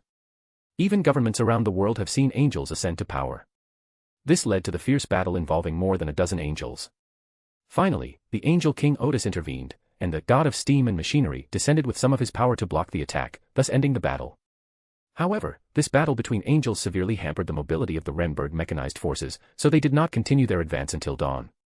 Even with Benova's help, Gil on the mountain remained undetected by the angels amidst the torrent of steel. He watched the surging torrent of steel silently, and suddenly felt a sense of powerlessness. Jill suddenly realized that as a Sequence 5, who a year ago was a highly capable and backbone force of various extraordinary organizations, he was now no match for such a torrent of steel, even without the extraordinary beings within it taking action. Just as a bitter smile appeared on Gil's face, the Remberg tank at the head of the column suddenly opened fire. It turned out that the Intis army had taken advantage of the Remberg's steel torrent losing its mobility the night before, and had mobilized a large number of soldiers to dig out positions using the surrounding terrain to launch a blocking attack. Jill saw that a single shell from the Lingbo cannon had completely obliterated an entire position, and the soldiers stationed there were vaporized by the blast. Fortunately, the demigods quickly helped to stop the spirit wave cannon from firing. At this moment, the rocket artillery phalanx behind the Remberg armored forces had completed its preparations, and a roar like a dragon's roar rang out again, providing fire cover to the positions in front. Meanwhile, the Intis army had clearly conducted some tactical simulations in recent days, with heavy armored regiments, extraordinary tanks, and extraordinary squads launching attacks from the flanks. Thanks to their efforts, the steel torrent in Remmenberg finally came to a halt. At this moment, many troop carriers with special markings suddenly rose to the surface in the steel torrent, about 2 meters higher than the other troop carriers, and then a long and thick antenna extended from above them. A bright light immediately emanated from the top of the antenna, where a large amount of spiritual energy gathered. At the same time, a large number of troop carriers opened their rear doors, and many extraordinary puppets carrying various weapons got off. These extraordinary puppets raced toward the flanks of the steel torrent, many of them weapons that Jill on the mountain had never seen before. At this moment, Jill was still some distance from the battlefield. Because of his hunter's eyes, he was able to see the entire battle situation clearly. He saw some extraordinary puppets, in pairs, one holding a cylindrical weapon while the other loaded it with ammunition. A weapon that Jill had never seen before was launched. This weapon, called the Extraordinary Rocket Launcher, fires small rockets that leave a long trail of smoke, which struck an enemy tank. Boom. The violent explosion engulfed the tank, turning it into a pile of scrap metal. This surprised the extraordinary individuals of Intis. Based on the information they had obtained from various countries during World War I, tanks were definitely weapons that could play a huge role in the future. Therefore, while Intis was researching extraordinary puppets, another important research project was tanks. In their research, tanks can be seen as mobile fortresses, whose steel armor is difficult to penetrate even by extraordinary machine guns. Therefore, the Intis military placed high hopes on tanks and allocated a great deal of resources to produce these steel behemoths. Unexpectedly, Remberg had a single soldier weapon capable of destroying tanks. The key point is that these individual weapons do not require assembly and can be fired instantly, which is extremely important. Both the portable spirit wave cannon and the extraordinary machine gun require a certain amount of assembly time, which is equivalent to giving the enemy a warning. During the assembly process, they will be the enemy's main target. Once assembly is complete, the enemy will be on guard and will be targeted. Things are different now. The extraordinary puppet can be launched simply by kneeling there. The key is the use of extraordinary ammunition, which is simple to load and can be fired every few seconds at an extraordinary speed, as long as ammunition is available. Because the launch process and angle are so flexible, it is impossible for extraordinary individuals to defend against them. Soon, several tanks and dozens of extraordinary puppets were destroyed. Unfortunately, the Lemberg army also used this weapon to attack the extraordinary ones, causing considerable casualties among them. Then, another cylindrical weapon of the Lemberg army's extraordinary puppets was ready. The Intis recognized this weapon. That's a mortar, which can be extremely powerful in close-quarters combat. Intis's army was also equipped with this weapon, but the mortars in Remberg were different. Their shells were accompanied by lightning. The extraordinary effects of freezing and burning are equally difficult to defend against. These weapons, along with neutron cannons, extraordinary machine guns, and extraordinary machine guns, completely blocked the enemy rushing down the hillside. In the next instant, a thin spiritual membrane suddenly covered Remberg's steel torrent, and the Intis's extraordinary machine guns and other weapons could not attack Remberg's troop carriers, rocket launchers, and other equipment. This spiritual membrane is a protective shield emitted by the troop transport vehicles with antennas, which can effectively block most enemy attacks and provide protection for the equipment that needs protection. Meanwhile, the offensive of the Remnantberg extraordinary puppets had already left the protective shield, so they were unaffected. The battle quickly became intense, but it was clear that Intis was suffering greater losses. Just then, the spirituality of the extraordinary beings of Intis seemed to realize something and looked up at the sky. 3 enormous ships pierced through the clouds and appeared in the sky, putting immense psychological pressure on the soldiers and extraordinary individuals on Intis's side. Immediately afterwards, heavy attack aircraft took off from the 3 aircraft carriers, launching either cluster bombings or precise missile strikes, which shook the formation of the Intis forces. The next second, even the extraordinary ones could not hold on. This was the first time they had experienced such an air-ground integrated attack. They were stunned and disoriented by the bombing, and the survival rate of extraordinary beings below Sequence 5 was very low. On the other hand, Remberg's side only deployed a few demigods, and did not send out any extraordinary beings of lower ranks. Intis's encirclement campaign, which involved a large number of forces, was a complete failure. The commander-in-chief issued a special order to 2 of the divisions, instructing them to block the extraordinary puppet in front of Remberg. The soldiers, who had already wavered, suddenly lost their fear and grabbed their weapons to launch a counterattack. These more than 10,000 people, with their own flesh and blood, managed to buy more than 10 minutes, allowing the extraordinary individuals, the heavy armored corps, and the tanks that had already penetrated deep into the battlefield to withdraw from the battlefield. After that, the various armies began to withdraw from their positions in an orderly manner. From the distant mountaintop, Gillis saw that the steel torrent of Remmenberg had begun to flow again. The battle just now also caused some losses to the Remberg army, but the Remberg army completely destroyed the equipment and extraordinary puppets with bombs, and then quickly regained its mobility. Jill looked at the steel torrent that had swept over Intis's position, at the rivers of blood on the battlefield, and at the battlefield where people had no choice but to use their own flesh and blood to preserve their strength. A sense of powerlessness filled Jill's heart once again. Can this country withstand such a torrent of steel? Just then, the sun finally rose. Jill felt much better after basking in the sun for a while. He sat on the rocks on the mountain for a long time, and finally, as if he had made up his mind, he walked towards the distant city. However, Gil has no intention of returning to the team. In his view, Intis has lost all hope. The Second World War, which had just begun, was far more intense than the First World War, and it was not a pleasant experience. He did not want to go through what happened yesterday again. On the border between Remberg and Lone, the Lone army launched a general offensive against Remberg while the main force of Remberg was fighting in the province of Lim and Intis. The Remberg, extraordinary puppet, on the position calmly operated the extraordinary machine gun and extraordinary machine gun to block the invading enemy. Since Rune didn't have as many tanks as Intis, he had to send the Punishment Knight, who had tank-like defense, to the front lines. After a fierce battle, the Rune army finally reached the front of Lundberg's position. Just then, the extraordinary puppet suddenly launched a countercharge. Karen, the Punishment Knight, who was at the forefront, crashed directly into one of the extraordinary puppet and broke it in half. However, the upper body of the extraordinary puppet suddenly locked Karen with its arms and activated the self-destruct system with a beep. After the deafening explosion, Karen, whose body was covered in a faint black light, was somewhat wolfish but not seriously injured. Fortunately, he reacted quickly enough and used the Punishment Knight ability to defend against the opponent's explosion. At this moment, he saw an agile arbitrator wielding a cold weapon, desperately resisting the attack of 3 extraordinary puppets. Suddenly, one of the extraordinary puppets grabbed the arbitrator's weapon, while another extraordinary puppets locked one of the arbitrator's arms, thus restricting his movements. The third extraordinary puppet threw a punch with enough force to smash the arbitrator's head. Exile. Karen exiled the extraordinary puppet, who had thrown the punch to a distance of more than 10 meters. Imprison. After imprisoning another extraordinary puppet, Karen threw a punch, death. It punched an extraordinary puppet so hard that it turned it into scrap metal. Then Karen grabbed the extraordinary puppet that had been imprisoned, snatched it, and slammed it hard against a huge rock, smashing the rock into several pieces. The extraordinary puppet was also shattered. The arbitrator gave Karen a grateful smile, but the next second several spurts of blood gushed from his chest. He was punched and had several holes as thick as a wrist. Karen turned her head and saw that it was the extraordinary puppet that she had just exiled who had accurately fired the extraordinary machine gun at the arbitrator. The arbitrator didn't even have time to give his last words before collapsing to the ground and convulsing.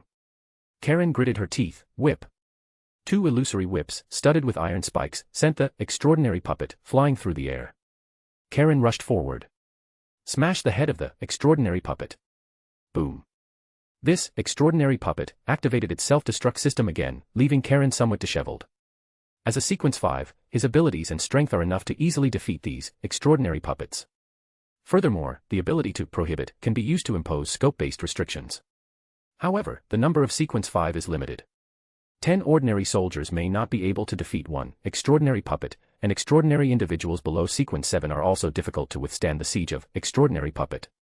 Therefore, the Rune army paid a heavy price to finally capture this high ground. Of course, there were no prisoners, only a pile of spare parts. Karen looked at the position that had just been captured, and the parts that might still be of research value, and he couldn't help but wonder, was it worth it to exchange so many precious lives for this position and these parts? But he didn't have time to think about it, because they immediately received orders to assemble. While Remberg's main force was in the north, Rune's main force was launching a joint attack from several directions on Nyrok, a key military town that Remberg had seized from Fenaport years ago. When Karen and her group arrived, tens of thousands of troops had already been assembled in Nylek City, all of whom were Rune's elite forces. After making thorough preparations, they began their attack on the city, only to discover that it was an empty city. There was only one person. There wasn't a single extraordinary puppet. At that moment, Karen's spirit seemed to sense something. She suddenly looked up at the sky, where there was a huge, umbrella-like flying object. The handle was aimed at Nylek City and emitted a bright spot of light. Everyone had a bad feeling. At that moment, a beam of light that looked scorching hot shot out from the umbrella handle, striking the ground like a divine judgment. Karen saw that several demigods who went to block the light were completely dissolved by it. Chapter 481, Chapter 480 Medici's Blitzkrieg. High above the city of Nylek. Remberg's new weapon, White Dwarf 1, is undergoing its final charging phase. This is a fully automated, large-scale weapon that requires no human intervention. Only illuminated lights indicate the charging progress and weapon status, along with flashing data that silently issues commands.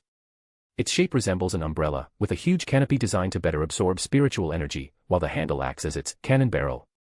Actually, it wasn't a cannon barrel but a depressurizer. Because the required concentration of spiritual energy was too high, if the energy wasn't depressurized, it could easily undergo a reaction similar to nuclear fusion. This was the final choice Odis made. He had also considered handcrafting a nuclear bomb, and he had even succeeded. However, in addition to being more powerful than normal nuclear bombs, extraordinary nuclear bombs also cause extraordinary disasters after their explosion. First, the creatures that survive the nuclear explosion will mutate within a very short time, transforming into highly aggressive beings who have almost lost their reason. Extraordinary beings are not spared either, and their mutation rate is even faster, resulting in monsters with even greater power. At the same time, because the extraordinary nuclear explosion will break down the barrier between the real world and the spirit world, a large number of spirit beings will flood into the real world, causing a second wave of attacks. Then came the third wave of attacks.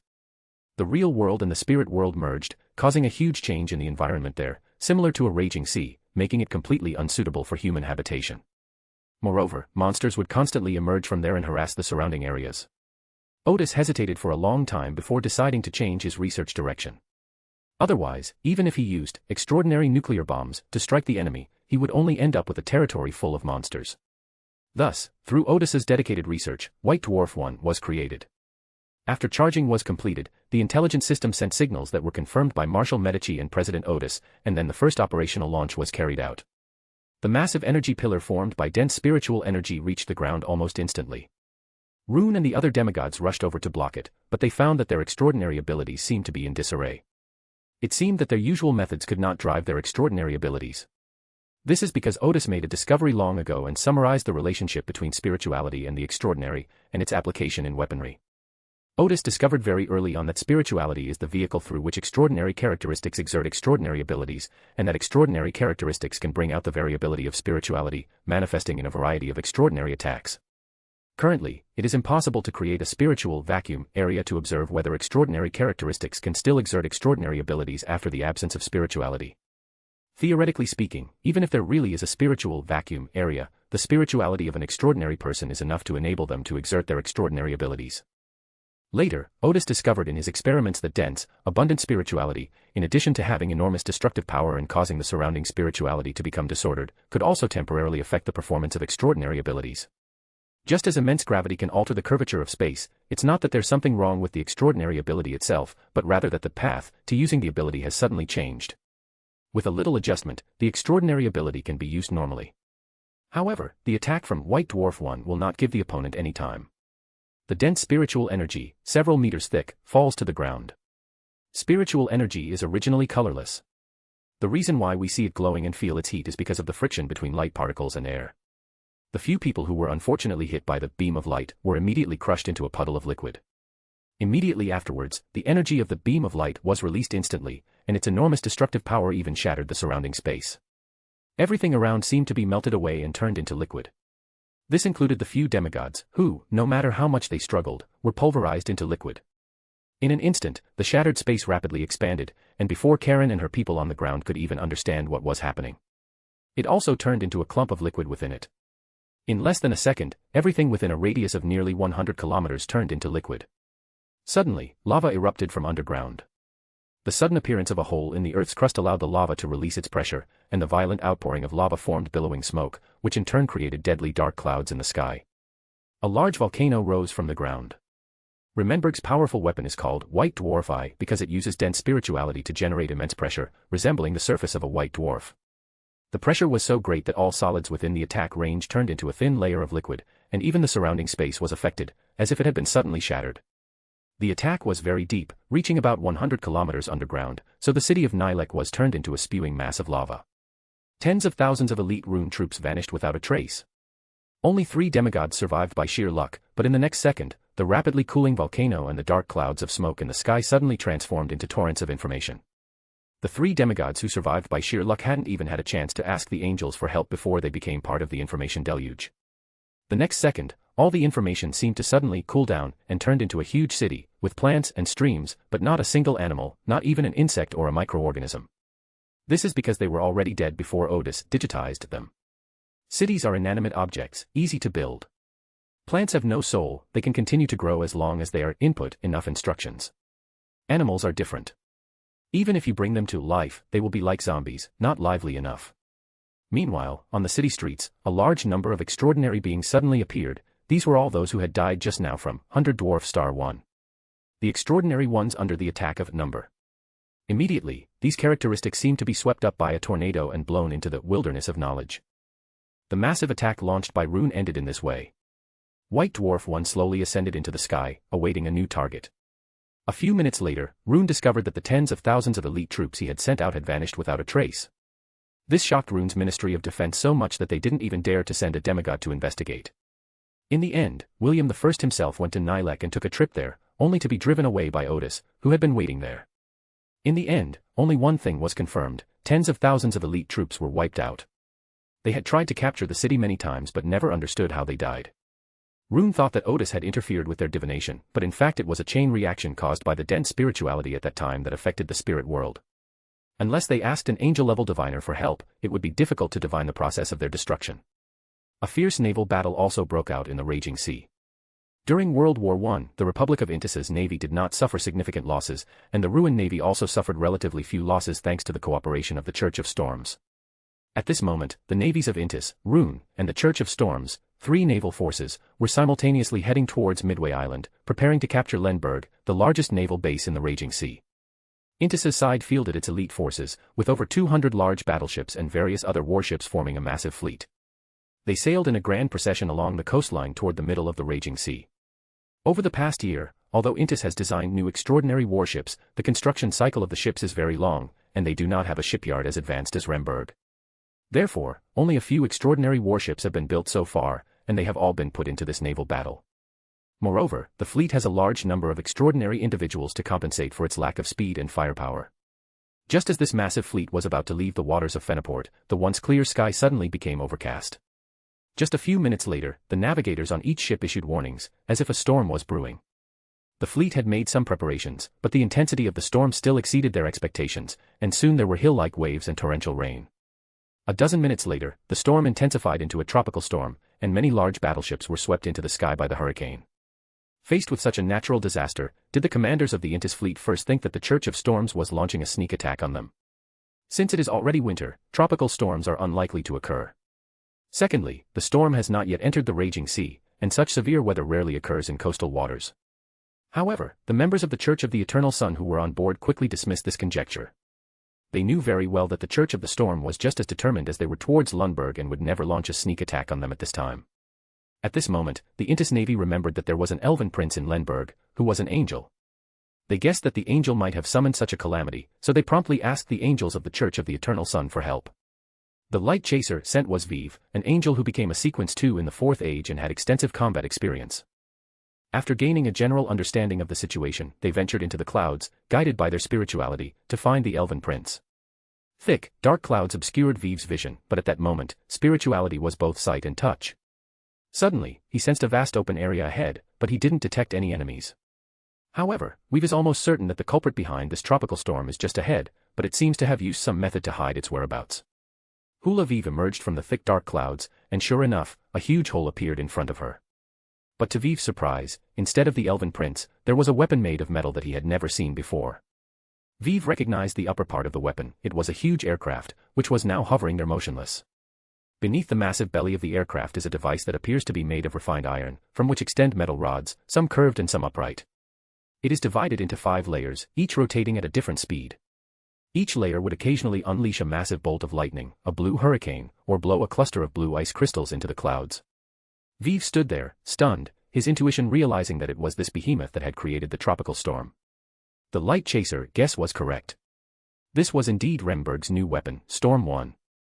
Odis originally intended to name it Leodorus 1, but felt that it was inappropriate to use that name while the Lord of Storms was still around, so he chose the name Storm 1.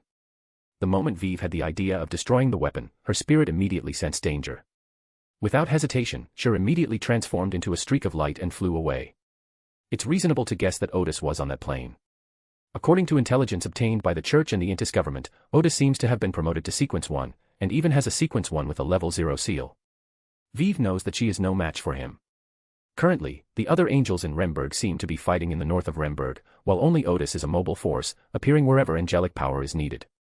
If Vive hadn't found this place, Odis probably wouldn't have exposed himself and let the tropical storm continue. Although the fleet was protected by demigods, a natural disaster of this magnitude was enough to inflict heavy losses on it. Of course, if demigods from the Church of Storms were to arrive, the losses could be mitigated. Vive retreated outside the clouds and immediately informed the Steam Church and the Intis government. They then sent angels, and by the time the 3 angels entered the clouds together, the large plane had already flown away. The 3 angels each used their abilities to quell the tropical storm and take inventory of the Intis Navy's ships. More than 10 warships have been destroyed and more than 30 warships have been damaged. Moreover, both the fleet's crew and the extraordinary individuals had expended a great deal of energy in the process of fighting the tropical storm and urgently needed to find a port to rest and recuperate. The most speechless were Fenapot. When they learned that the tropical storm might have been caused by Remberg's new weapon, not excluding the possibility that it was created by Odis, they knew that Remberg must have done it on purpose. This natural disaster occurred in the waters off Feniport, causing enormous damage to 2 of the country's ports. This was clearly a warning to Feniport, as it once again opened its territorial waters to the Intis navy. 3 hours later, at the Storm Church's fleet headquarters. This is the only church that possesses its own massive fleet. Their ships are not very large, and there are not many weapons on their decks, because the church's extraordinary beings are the most powerful weapons at sea. In the distance, they saw a colossal object appear in the sky, the Remberg aircraft carrier. In an instant, the entire fleet went on high alert, and several demigods quickly flew into the sky to take the initiative to engage them. At that moment, their exceptional eyesight allowed them to see that 5 hexagonal metal pillars suddenly extended from the bottom of the aircraft carrier. These metal pillars were divided into several sections, with the tips becoming thinner. The angle at which the metal pillars extend is clearly the result of meticulous design. Their tips converge precisely, leaving a small hole in the middle, no bigger than a palm. The next instant, a pure white light emanated from the point where the 5 metal pillars converged, and this light fell instantly. It instantly passed through the demigods of the Church of Storms and struck the fleet on the sea. Immediately afterwards, a huge, arc-shaped pure white light formed on the sea surface. This light rapidly grew larger, covering the surrounding sea surface for hundreds of kilometers. Then the light seemed less solid, and like a burst balloon, it emitted intense light and high temperatures that could boil large areas of the surrounding seawater. When all the light disappeared, the Storm Church demigods in midair saw a giant crater appear in the sea. That portion of the seawater seemed to have suddenly disappeared. Of course, the Storm Church's fleet also disappeared. This is an offensive weapon carried by an aircraft carrier that artificially created a small-scale, nuclear fusion reaction. However, it did not reach the yield of an extraordinary nuclear bomb. Even so, all matter within the attack range was transformed into heavier matter by the fusion reaction. Under such an attack, the demigods didn't even have time to pray for the angels' help. In the end, only 2 demigods survived the light and fled from there. Meanwhile, the surrounding seawater continued to flow back into the big pit, where the seawater had disappeared, forming a spectacular whirlpool.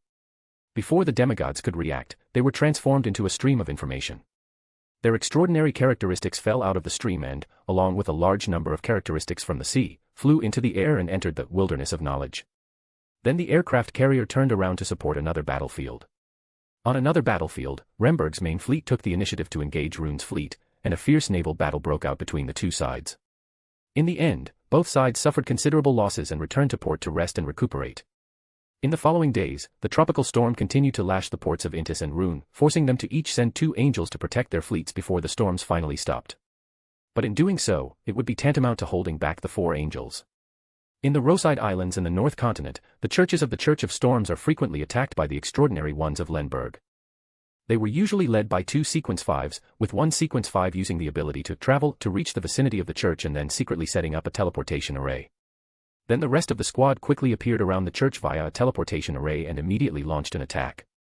Each attack would last no more than 10 minutes, because the demigods of the Church of Storms would be able to arrive to provide support within 10 minutes. The attack did not cause significant casualties, but it kept the Church of Storms busy dealing with it. With the orderly withdrawal of Intis's military forces from Lim province, the first phase of World War II temporarily came to an end. On the northern battlefield, Remberg achieved a great victory, wiping out several enemy divisions and, more importantly, causing heavy casualties among the Church of Intis and the military's extraordinary members. Moreover, this victory was achieved right under the noses of several enemy angels. In the central battlefield, tens of thousands of Rune's elite troops were wiped out in one fell swoop. In naval warfare, the area where the Storm Church excels, Lenberg, despite being at a clear disadvantage, managed to take on 3 opponents and gain a certain advantage. Of course, this is inseparable from the protection of Odis and the Lord of Mysteries. Intis, Rune, and the Church of Storms tried to send several angels to besiege Odis on the raging sea, but the Lord of Mysteries descended and almost killed their angels instead. However, this attack was not entirely fruitless, at least they learned that Odis was now the king of angels. After both sides had a week to rest and recuperate, Remberg launched a new offensive. Medici knew very well that most of the central plateau region was now in Remberg's hands. Although they seemed to have the advantage, they were easily attacked from both the east and west by Intis and Rune. Medici then took advantage of the enemy's slow troop deployment and launched a new offensive. They did not intend to defend Lim province, but rather to do everything possible to strike at the enemy's manpower. Reed, the priest of light, is an extraordinary being of the Church of the Eternal Sun. He didn't know what others thought, but after the Battle of Lim province, he had a different perspective on this campaign. In terms of the number of extraordinary beings, Remberg is not superior, but few are willing to admit that their extraordinary weapons make up for it well. This was evident in the first round of battle, where the Church's extraordinary ones suffered heavy casualties, with half of Reed's dozen or so subordinates killed. People developed a fear of Remmenberg's steel torrent, because those Remmenberg soldiers were not afraid of death at all, and they were very difficult to kill. Reed, who was in the tavern, looked at his men, who were all ashen-faced. Before the war, they had boasted that they would use the war to advance at least 2 ranks, but now they were either quietly smoking or drinking in silence. However, most of them had indeed been promoted once. To be precise, as long as they hadn't made any major mistakes in previous battles and met the conditions for promotion, they would be given potions. The reason is simple: many extraordinary individuals died on the battlefield, and some of their extraordinary traits were taken by the remnant bird people. A portion of the waste has also been recovered. The recovered traits should be used immediately to enhance the strength of our extraordinary members.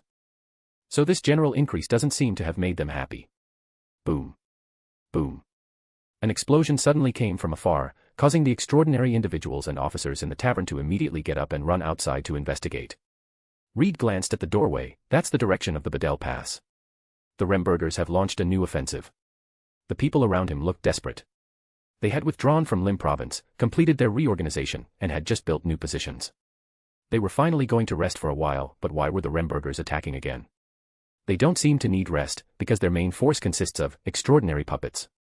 In any case, the Podlar Pass is a vital passage from Lim Province to Suit Province, and we should do our best to rush there to provide support to prevent a repeat of the Remberg steel torrent in that economically developed province. When they rushed back to their position and awaited orders from their superiors to send them to provide support, they learned that Podlar Pass had already fallen. Then they received another message: Dockery City had also fallen. It was another passage to Suit Province. Reed's extraordinary squad received orders to retake Dockery City, as their location was relatively close to the city. When Reed and his men arrived, they found that there were no enemies left, and they quickly retaken the place.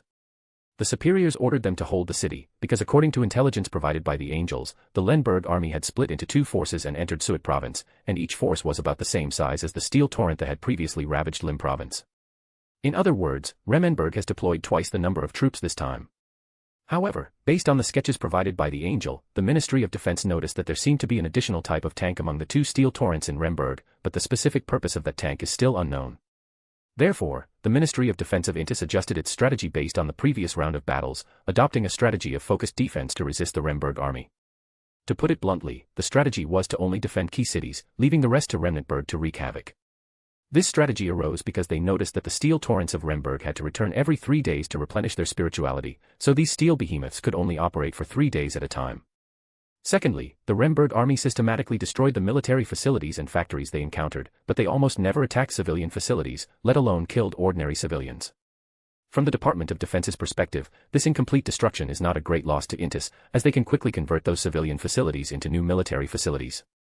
Therefore, the Ministry of Defense's new strategy is to let the Remberg army wreak havoc in the Suit province, and then intercept and pursue them when they retreat. If we can hold back one of the steel torrents and exhaust their spirituality, we will gain a massive amount of spoils. The ideal was beautiful, but when Reed and his men were building trenches in Dockery, they received news. Lipsborg has fallen.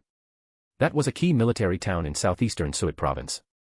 Its fall cut off the retreat of more than 20 divisions that had been withdrawn from Lim province. Then Reed and the military commander sent to garrison the area received orders to launch a counterattack on Lipsburg. This struck them as odd. If the enemy could only hold out for 3 days, why not follow the original plan and wait until 3 days later to launch a counterattack? Unbeknownst to them, in addition to capturing key military towns in Suit province, the Remberg army also attacked all military supply points in southern Suit province with missiles and rockets. In other words, the supplies for the more than 200,000 troops south of Lipsburg were basically only what the company and platoon had. This outcome is also attributed to the modernization of military reforms in countries like Intis, where most military supplies are no longer in the hands of divisions or regiments, but are instead uniformly managed by the logistics department. Division-level combat units only have the right to supply a few items that can be purchased with money, such as food and winter clothing. Military supplies such as firearms and ammunition are allocated by higher authorities. This is a relatively advanced military reform. Even if there is a mutiny or revolt, the soldiers have limited weapons, so the impact will not be too great. But now an awkward situation has been created. The supplies for more than 200,000 troops have been destroyed, and the iron torrent of Lenberg has stopped moving and has all gathered in Lipsburg. The Ministry of Defense of Intis then realized that Lenberg's target was the more than 200,000 troops. Therefore, they immediately ordered the more than 20 divisions whose retreat had been cut off, as well as the extraordinary ones there, to launch a counterattack on Lipsburg, while simultaneously mobilizing a large amount of military force to attack Lipsburg from another side. Reed and his men only learned of the destruction of most of their military supplies during the counterattack. They also understood Rheinberg's intentions and launched a desperate charge against Lipsburg, otherwise they would have been trapped in the southern part of Suck province. After 3 days and 3 nights of bloody fighting, Reed's squad suffered heavy losses but finally broke through the enemy's blockade and crossed Lipsburg. These extraordinary squads are all right, they can recover their spirituality after a rest and continue fighting. Once the ordinary soldiers ran out of ammunition, they almost completely stopped resisting. The bloody battles of the past 3 days have made the members of Reed's squad increasingly silent. After breaking through the blockade, they glanced back and saw that within a dozen kilometers south of Lipsburg, all they could see were the bodies of Intis soldiers. The Intis army paid a heavy price, with less than a quarter of its forces breaking through the encirclement. At this time, the Ministry of Defense of Intis also learned about the role of the new tanks in the Lemberg army. It turned out that they were all transport vehicles. It was full of ammunition and energy storage crystals, and the combat vehicles were similar to those used in Lim province. Clearly, from the very beginning, the Remberg army intended to use this tactic to strike the Intis army. Reed and his men had no time to rest and continued their retreat south, hoping to encounter friendly forces as soon as possible. After searching for 2 days, they finally met their allies. But before they could even rejoice, they heard another piece of bad news. Bonagiro, the capital of Suit province, had fallen. In other words, Reed and his men would have to break through another enemy blockade before they could retreat to safety. With no other option, after a brief rest, they had to continue their raids. After another 5 or 6 days of bloody fighting, when even the extraordinary ones were starting to falter, Reed's squad managed to break through the Lemberg army's blockade once again. However, after they rejoined their allies, they learned that the Remberg army had already captured Stromsgodberg, a major military town in northern Suit province. Another layer of Lemberg's army blockade appeared in front of them. Looking at the extraordinary individuals gathered around him, Reed knew very well that they no longer had the confidence to break through the enemy's blockade once again. So Reed decided to try his luck in the western province of Lexington. The blockade by the Reichsberg army there might not be too tight.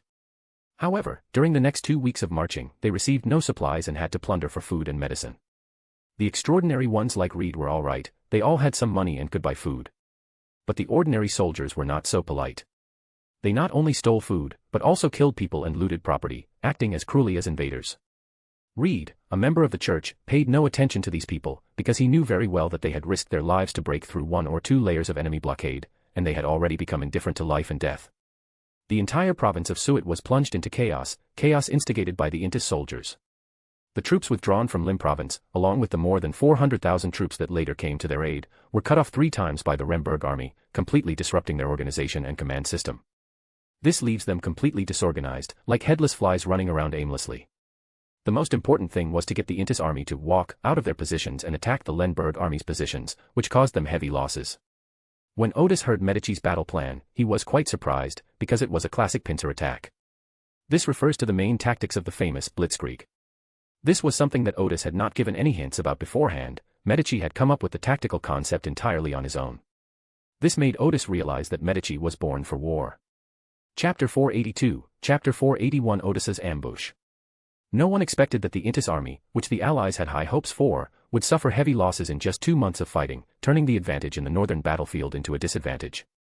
So far, the Remnantberg army has not suffered any major losses. The key point is that, so far, none of the extraordinary members of the Church of the God of Knowledge and Wisdom have joined the war. After this phase of the battle concluded, the popes of the Church of Storms and the Church of the Eternal Sun, as well as the pope of the Church of the God of Steam and Machines, held a secret meeting. The 3 major churches quietly adjusted their strategy toward Remmenberg. Or rather, the church no longer believes that the governments of Intis and Rune have any chance of defeating Remberg. Major General Lawrence Zarathustra of the 8th Infantry Division glanced at his 2 companions, Finn Houston from the Church of the Eternal Sun and Rory Hunter from the Church of Steam. They were hiding in a ravine, waiting for nightfall before making their move. They had a common mission, to explore a forest north of Azhara and see if there were any traces of the Lundberg Beyonders. This mission is very strange. The 3 of them have discussed it, and it seems that their superiors want to confirm whether there are any important military facilities or extraordinary facilities in that mountain valley. Therefore, we must be extra careful on this mission. In the past few days, these 3 Sequence 5s have been resting during the day and acting at night. As night fell, the 3 made their final preparations, quickly left the ravine, and continued their journey. But strangely, a warm breeze suddenly came from ahead. It was already December, and there shouldn't be any warm winds in the northern continent. The three men quietly lay in ambush, and seeing that everything in the surrounding farmland was normal, they continued on their way. After walking for a while, we were surprised to find a small town ahead. We could vaguely see a train station on the side of the town. They each thought back, but couldn't recall any town at that location on the map. However, now was not the time to investigate the town, so the three of them decisively changed direction and decided to bypass the town. But after they walked for a while, they found that the town had reappeared in front of them. The three experienced investigators became serious. They knew they had encountered something extraordinary. And it's a very high-end one at that. So they decided to turn back and return to the original valley. After walking for a few more minutes, the town appeared in front of them for the third time. Just as they were discussing countermeasures, a train suddenly came from afar and stopped at the town's train station. From a distance, they could see many passengers getting off the train. This left the three of them somewhat confused about what kind of town this was. Based on their experience, if the entire town is involved in a high-level extraordinary event, it should not have any contact with the outside world. Strangely, however, a train entered the town. Lawrence and the other two discussed it and decided to use the train to leave. So they cautiously approached the town, and in the darkness, they could vaguely see the town's name written on the entrance. Utopia. A strange name. However, the three of them didn't have time to explore the town. They quickly walked past the edge of the town and headed to the train station. Upon arriving at the train station, Finn Houston of the Church of the Eternal Sun whispered, "I know that man smoking on the platform. His name is Reed, and he's a senior deacon of the church. Why is he here?" Lawrence and Rory Hunter of the Steam Church looked at Finn. Finn immediately understood what they meant and walked alone to the platform, calling out from afar, "Reed. Houston." The high-ranking deacon, who had narrowly escaped Rembrandt's pincer attack, threw away his cigarette and exclaimed, "What are you doing here?" Finn simply stated, "I'm on a mission." Leon nodded, said, "Oh," and pointed to the town, saying, "Shall we go grab a drink together?" Finn stepped forward and asked in a low voice, "How did you get here?" "You saw it yourself, of course they came by train," Reed laughed. "When does the train depart?" "It seems there's some kind of malfunction, the maintenance crew at this station is already working on it." Reed's smile faded as he realized something might be amiss. Finn continued in a low voice, "Where are you going? Who are the people in the car?" Reed knew that Finn was a captain in the Church Inquisition, so he answered seriously, "The destination of this train is Ijik, and our orders are to assemble there." As for the people in the car, they were all people who broke out from Suit province. Just as Reed had predicted, the enemy's blockade in the western Leston province was not as tight. About a week ago, after breaking out of Suit province, they encountered friendly forces, regrouped, and went in batches to Ijik in the rear to rest and reorganize. It is clear that Suit province cannot be taken back. Finn pondered for a moment before whispering, "I'm on a mission behind enemy lines." Reed paused for a moment, then looked surprised, "This is Remberg's station. When did they take over Lexton province?" But he quickly realized something was wrong, "This isn't Intis territory." Finn slowly nodded. Reed took a deep breath, lit another cigarette, and after calming himself down for a moment, he asked seriously, "What do you need me to do?" "Go ask the train conductor if the train can depart earlier," Finn said. Reed glanced at the town not far away. The train conductor has already entered the town. Finn took out a pure white sphere and handed it to Reed. "The Lord is with you." Reed took a deep breath and then smiled bitterly. He never expected that after going through so much trouble to break through the blockade of Lenberg, he would encounter such a dangerous situation. But not going was not an option. If they did not carry out Finn's orders, they would have to face trial at the Church's Inquisition upon their return. Reed had no choice but to accept the pure white sphere. "The Lord is with me." The sphere is a sealed object that can release a pure white javelin at the demigod level once. Reed forced himself to enter the town. After watching Reed leave, Finn approached Lawrence and Rory, about to briefly recount his conversation with Reed, when his intuition suddenly realized that something was off about Lawrence, though he couldn't quite put his finger on it. Lawrence Zarathustra suddenly smiled and asked, "What's wrong?" Reed entered the town. "I happened to run into a train attendant on the way, and after asking around, I learned that the train conductor was drinking in a bar." As Reed passed through the square, he carefully observed the pedestrians around him, noting a young man playing the lyre in the square. There were middle-aged couples taking a walk, and a few pigeons taking off and landing. Everything seemed normal. But since Finn is so eager to leave, there must be some danger here that he hasn't noticed. With that thought in mind, Reed pushed open the door and entered the bar, where he immediately saw the train conductor. However, it would be too rash to just go up and ask, so Reed went to the bar, sat down on a stool, and said to the bartender who was facing away from the customers, "A glass of our specialty beer, please." The bartender, dressed in a waiter's uniform, turned around and smiled, "Okay." Reed jumped up suddenly, because the bartender was none other than Finn, whom he had just parted ways with at the train station. The word Finn was on Reed's throat, but with his considerable experience in handling cases, he swallowed it back. His spirituality confirmed that it was Finn, not someone who looked very much like him. If Finn's name were called out at this moment, it might alert the town's eerie forces. The bartender asked with a smile, "What's wrong?" Reed, pale-faced, quickly calmed down and gave an awkward laugh. "I couldn't find my wallet just now, and I thought it had been stolen, but I found it in another pocket." People around him chuckled, and some of the drinkers joked, "Brother, are you already drunk before you've even had a drink?" This remark drew laughter from those around him. So Reed sat back down on the stool, smiling as he accepted his beer. While Finn was pouring drinks for other customers, he asked another bartender, "What's your name?" "Lawrence Zarathustra," said the bartender, who was also dressed in a waiter's uniform and skillfully wiping glasses. "How may I help you?" Reed quietly pointed at Finn and asked, "When did he start working as a bartender here?" "We were here when this bar first opened," the bartender, Lawrence, said with a smile. "Back then, the town had only just been built, and Finn Houston, Rory Hunter, and I came here together." Reed swallowed hard. "Oh, I see." He didn't dare drink a drop of beer in front of him, chatted briefly with the other patrons, and then left the bar. There were still some pedestrians on the street, but Reed thought they were terrifying, like monsters. He hurried toward the station, and as he walked, he suddenly started running. Reed arrived at the station quickly and searched the platform several times, but he couldn't find Finn anywhere. If it weren't for the pure white sphere the other party had given him, Reed would have wondered if he had just hallucinated. With trembling hands, he picked up a cigarette, took a deep drag, and then, as if remembering something, quickly stubbed it out. Back in the carriage. This train doesn't belong to this town, so it must be safe to ride it. Reed couldn't sleep at all that night, and by the next morning, only 5 or 6 people had returned to the previously full carriage. Reed watched as the crew ignored the almost empty carriages, and the train started moving again. As the platform slowly receded, Reed finally breathed a sigh of relief. Just then, he saw that the station master who was seeing him off on the platform was actually the officer who had sat next to him the night before.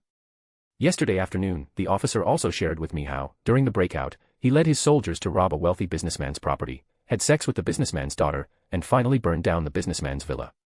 The train wasn't moving very fast at the moment, and the station master noticed Reed looking at him, so he smiled and asked, "What's wrong?"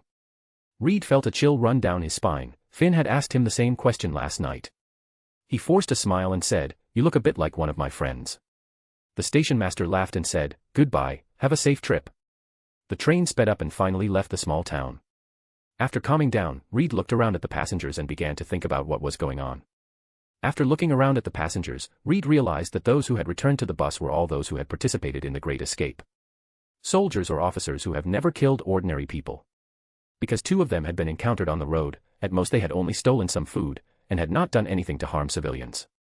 Those who remained in the small town, on the contrary, were the ones who had committed many bad deeds during the Great Breakout. Reed was able to leave that small town called Utopia thanks to his strict self-discipline and the fact that he never did anything excessive. Thinking of this, Reed smiled bitterly again, pondering how to explain it to the church.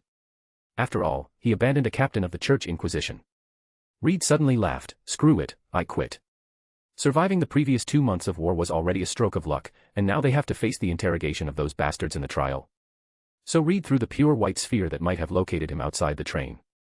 After confirming several times that the villages or towns on both sides of the railway were normal and that they had left the Utopia area, he took advantage of everyone's inattention and jumped off the train, completely bidding farewell to his official status as an extraordinary. Bonova Gustav, the angel of the steam church, and Vive, the angel of the eternal sun church, were the first to arrive at this unassuming mountain north of Azhara. According to important intelligence obtained before the war, since the beginning of this year, the official extraordinary beings of Lemberg seem to have attached great importance to patrolling this forest, and there are even angels taking turns guarding it. Not long ago, Intis's intelligence personnel finally confirmed that something extremely terrifying was sealed in this dense forest, and once released, it seemed to bring huge trouble to Lemberg. After extensive divination, it was roughly confirmed that the uniqueness of a certain path seemed to be sealed there. Therefore, after adjusting their tactics against Lemberg, the 3 major churches planned to send angels into the forest to seize the sealed artifact. After all, regardless of the method of uniqueness, it would be an outstanding level 0 sealed artifact. As for whether it will be difficult to seal, that shouldn't be a problem for the god of steam and machinery. The new tactic of the 3 major churches is to have the angels of Intis and Rune work together to engage in more battles at the angel level. The combined number of angels from the 2 countries and the 3 churches gives them a certain advantage. Therefore, they believed that they could leverage this advantage to try and eliminate 3 or 4 of Remberg's angels. At that point, Remberg's victories over the past 2 months would become less important. Over the past 2 weeks, after repeated confirmations by intelligence personnel, the approximate location of the seal's uniqueness has been determined. They then began their plan to seize the sealed artifact. Just as Benova was about to use his abilities to search for clues about whether any angels had been around, a familiar voice rang out, "Benova, what are you doing here?" The next second, a phantom figure appeared in front of Benova in view. Although they couldn't make out the face and clothes, Benova was certain that it was his sister Bernadette. Benova then said, "Bernard, I told you before that Odis Gard is dangerous. Leave Remberg quickly, or you will be hunted down by the 3 churches of the true God." Bernadette shook her head and said, "Take care of yourself first. Odis won't kill you because of me, but I'm not sure if he'll imprison or seal you away."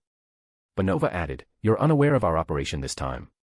Vive interrupted her, "Your Highness, hand over that level 0 sealed artifact." They believed Benova's answer might expose their plans. Bernadette laughed and said, "If you want it, find it yourself." As she spoke, her illusory figure vanished. Vive and Benova immediately signaled to their companions that Bernadette was clearly the angel guarding the seal. Since there was only one angel here, they could gather more people and find the seal first. The 2 celestial beings used their abilities to search the surrounding area, but found nothing unusual. Benova had no choice but to take out a sealed artifact, a large pair of binoculars. He put them on his eyes and looked around, finally spotting something unusual in a forest in a distant valley. Puffed. After taking off the binoculars, Benova's eyes suddenly burst open. Moreover, this sealing artifact seems to be contaminated by outer gods. Only extraordinary beings of the angel level or above can effectively avoid contamination when using it, and it cannot be used too frequently, otherwise it will also affect the angel's condition. Another negative effect is that users will lose their vision for up to an hour after use. Even angels are no exception. Although Benova's eyes returned to normal immediately, he still can't see anything. Fortunately, Benova could perceive his surroundings with his spirituality, so losing his sight wouldn't have a significant impact on him. After obtaining the exact location, they quickly headed to the valley. At this time, the Allied forces sent 3 more angels to support them: Sel Griffith, an angel serving the Republic of Intis, Stefano Weiss, an angel of the Church of Storms, and Gendel Weber, another angel of the Church of the Eternal Sun. Currently, the Republic of Intis has 2 angels serving it, though they are more likely to be cooperating with Intis. Intis is the only major country without a royal family. One of the 2 angels was promoted to angel when the royal family was overthrown, and the other was promoted to angel with the help of Roselle. They were not nobles, nor did they have any particularly strong political stances. The Republic of Intis had promised to try its best to meet their various needs, and their families also had many privileges. Therefore, they reached a cooperative relationship, and the 2 angels used the resources of the Republic of Intis to expand their own families. With these 2 angels, Intis possesses an extraordinary level of strategic power. At this time, the Allied forces had gathered 5 angels and headed to the valley where Benova had discovered the clue. Soon, their spiritual senses detected that a terrifying power seemed to be hidden deep underground. This is the place. Just as they were preparing to use their respective abilities to move the soil and rocks in the valley, Elbra, Trensust, and an angel from the Church of the God of Knowledge and Wisdom arrived. At the same time, Bernadette no longer hides herself, unleashing pale death to fight 2 angels alone. A battle between angels broke out swiftly. A dozen seconds later, William I and Fabti arrived almost simultaneously, and the 2 sequence ones immediately went to war. In the next minute or so, more and more angels from both sides arrived at the scene. First, Duke Nanuel of Rune and an angel from the Church of Storms arrived, while Hermes and another angel from the Church of Knowledge arrived from Runberg. Then another angel from the Republic of Intis and an angel from the Steam Church arrived, while Constantine and the 3rd angel from the Church of Knowledge arrived from Remberg.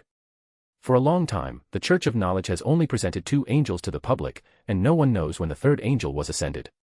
Not only the Church of Knowledge, but other churches did the same. Subsequently, the Church of Steam, the Church of Eternal Sun, and the Church of Storms all had a 3rd angel appear. The angels of the Church of Storms engaged in battle with Medici, who arrived last, while Orlando Green of the Church of Eternal Suns and Clement Daniels of the Church of Steam began using their abilities to dig through the soil and rocks in the valley. At this moment, more than 20 angels had gathered in this secluded forest.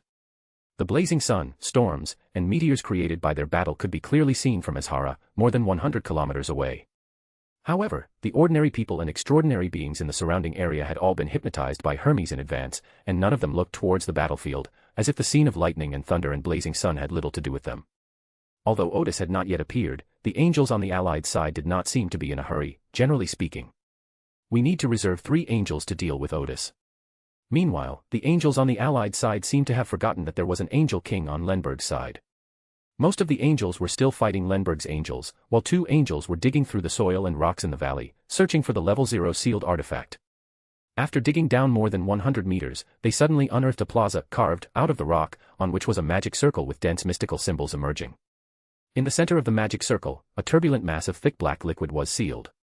Directly above the sealed object, there was also a sequence level 2 extraordinary property that continuously provided power to the magic circle. Is that the uniqueness that was sealed away? The two angels of the church were taken aback. Although they could sense the evil aura emanating from the sealed artifact, it didn't seem to have anything special about it. They then realized that the sealing they had performed might have put this unique item into a dormant state. Moreover, since this magic circle uses an angel-level property as its power source, there should be no problem with it. At this moment, two huge meteorites flew towards this side from the sky. When they got closer, two middle-aged men dressed in Fussac-style night robes emerged from the fireballs. These are actually two angels from the Fussac Empire. Immediately afterwards, two figures appeared on the horizon, each step they took covering 100 or 200 kilometers. Those are two angels from the kingdom of Fenaport. The three major churches' second new strategy was to negotiate with the Church of the Goddess of Night and the Church of the Earth Mother to keep them neutral. In addition, someone was sent to remind Fussac and Fenaport that there were no nobles in Remberg, and that all the nobles had been thoroughly purged and their property confiscated. Even more terrifying is that Remmenberg became even more powerful as a result. If they are allowed to continue to grow stronger, there will be no more royal family. Therefore, both countries dispatched their respective angels to participate in this operation. They plan to use their overwhelming power to seize the Level 0 sealed artifact while severely damaging the angelic power of Lenberg and the Church of Knowledge. At this moment, the 6 angels surrounded the square. After exchanging glances, they proceeded with their previously agreed-upon plan. Clement Daniels, an angel from the Steam Church, and Sovia Castile, an angel from Fenaport, stepped forward to find a way to break the seal. The other 4 angels stood guard in midair. At this moment, James Castilla, the Hand of Order of Fenaport, and the Weather Wizard of the Einhorn family both noticed that the angels of Lenberg did not show any signs of anxiety. Furthermore, the fact that Odis had not appeared made them feel that something was very wrong. Suddenly, Orlando Green, the angel of the Church of the Eternal Sun who had been waiting quietly, showed a surprised expression and shouted to the angel who was looking at him, "Come back quickly." Just a moment ago, the Eternal Sun, which was watching this place, suddenly warned Orlando, "There's something wrong with that guy." The warning from Eternal Sun came too late. Clement and Sovia were already hovering above France. They were about to attempt to extract the extraordinary angelic qualities that provided power to the two.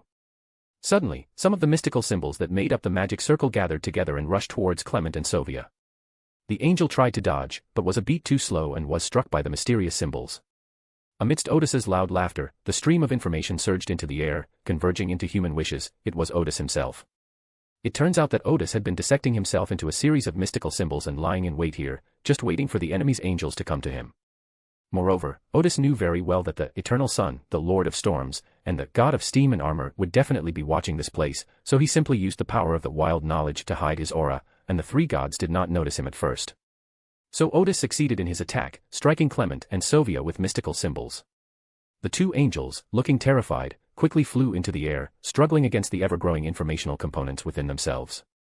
They first used various abilities to dispel adverse states, but when that failed, they changed the state of the mythical creatures, but it still didn't work, and the informational part continued to spread little by little.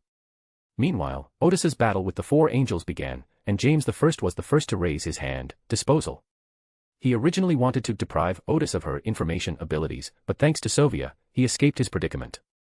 After using his ability, James I realized that he had stripped Odis of a few mystical symbols, which did not have much effect on Odis's true form. At this moment, using an information-based state, it evaded the attacks of the 4 angels, while simultaneously monitoring everything within 100 kilometers around it.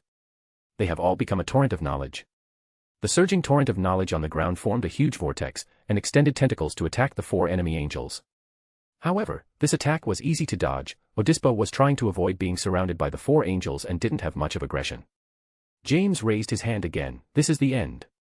Odis, however, arrived first and retrieved the 0-02 brass book of Terensis from the information stream. Here, Asia ends. End.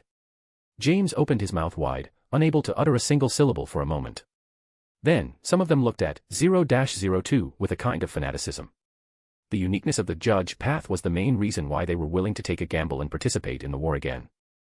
The reason why the Einhorn family's angel also joined the alliance was mainly because the 3 churches promised to work together to find Vermonda Champagne Soren and give the Einhorn family the Sequence 1 attribute on him. This is exactly what the Einhorn family needs. They have already completed the ritual of advancing to Sequence 1 through the First World War. However, the Sequence 1 trait in the family was suspected to have been stolen by Amon. This was a rare opportunity for advancement, and they certainly didn't want to miss it. Therefore, the three major churches being able to offer a Sequence 1 property is enough to impress them. That was a matter for after the victory, when the spoils were divided. At this point, the score of 0-02 was still in Odis's hands. It also had a significant suppressive effect on James I. The weather sorcerers of the Einhorn family each summoned their own longswords, stained with blood-red rust, and attacked Odis from different directions. Odis's information stream suddenly split into a small cluster, and from that cluster, a small iron tree suddenly emerged. This is the 0-73 Desire Iron Tree. That small information stream can control 0-73 to fight against one of the angels of the Einhorn family. This was an unexpected discovery for Odis while researching his own abilities. After becoming the king of angels, in his mythical creature state, he could separate his body into three small clusters of information streams. He could use these information streams to ambush targets or manipulate sealed objects to attack enemies. It's essentially a clone, but this clone shares a consciousness with Odis and is under Odis's command. Just as the battle between the four angels and Odis was at its most intense, Clement, the steam angel who was fighting against information in the air, prayed to the god of steam and gear, asking for divine power to free him from his predicament. Shio had already tried various methods and found that this was a problem she couldn't solve at all, so she could only pray for divine help. Shortly after the other person prayed, faint, dim lights suddenly appeared in the sky, which were not bright, clear, or colorless, and seemed to be composed of a vast amount of illusory things. These faint rays of light even blocked the sunlight from the sky, making it appear dimmer and creating the illusion that it had suddenly become dawn.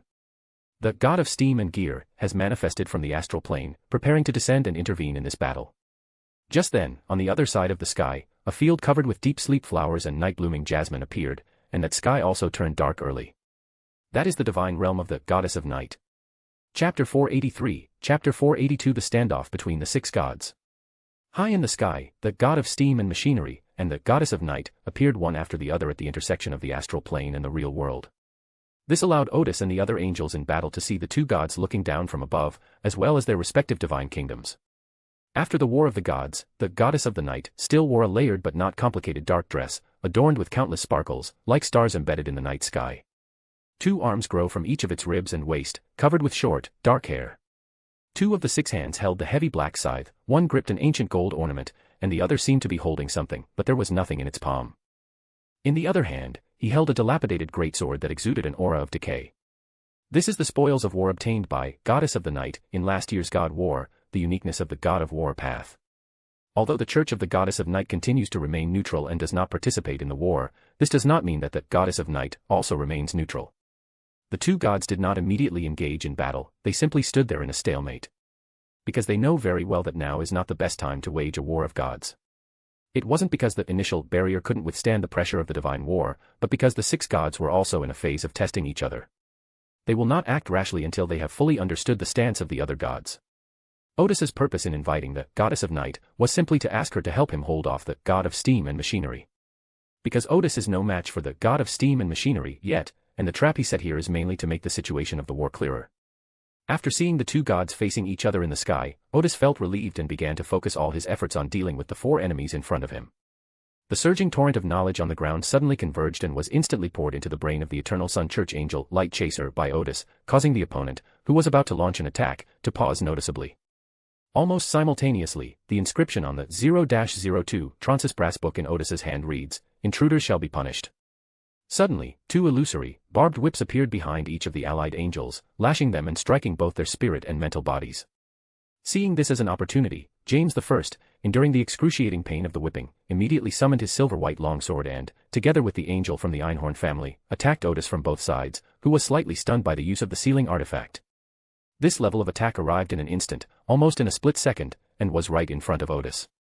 However, neither their weapons nor their extraordinary abilities could harm Odis. From Odis's stream of information, a branch covered in burls emerged, each burl resembling an ugly human face making a hideous expression. That was the 0-75 divine spawn wood. Odis used the sealing artifact to create a spiritual barrier that could temporarily block attacks from angelic levels. James I and the angel from the Einhorn family exchanged a glance.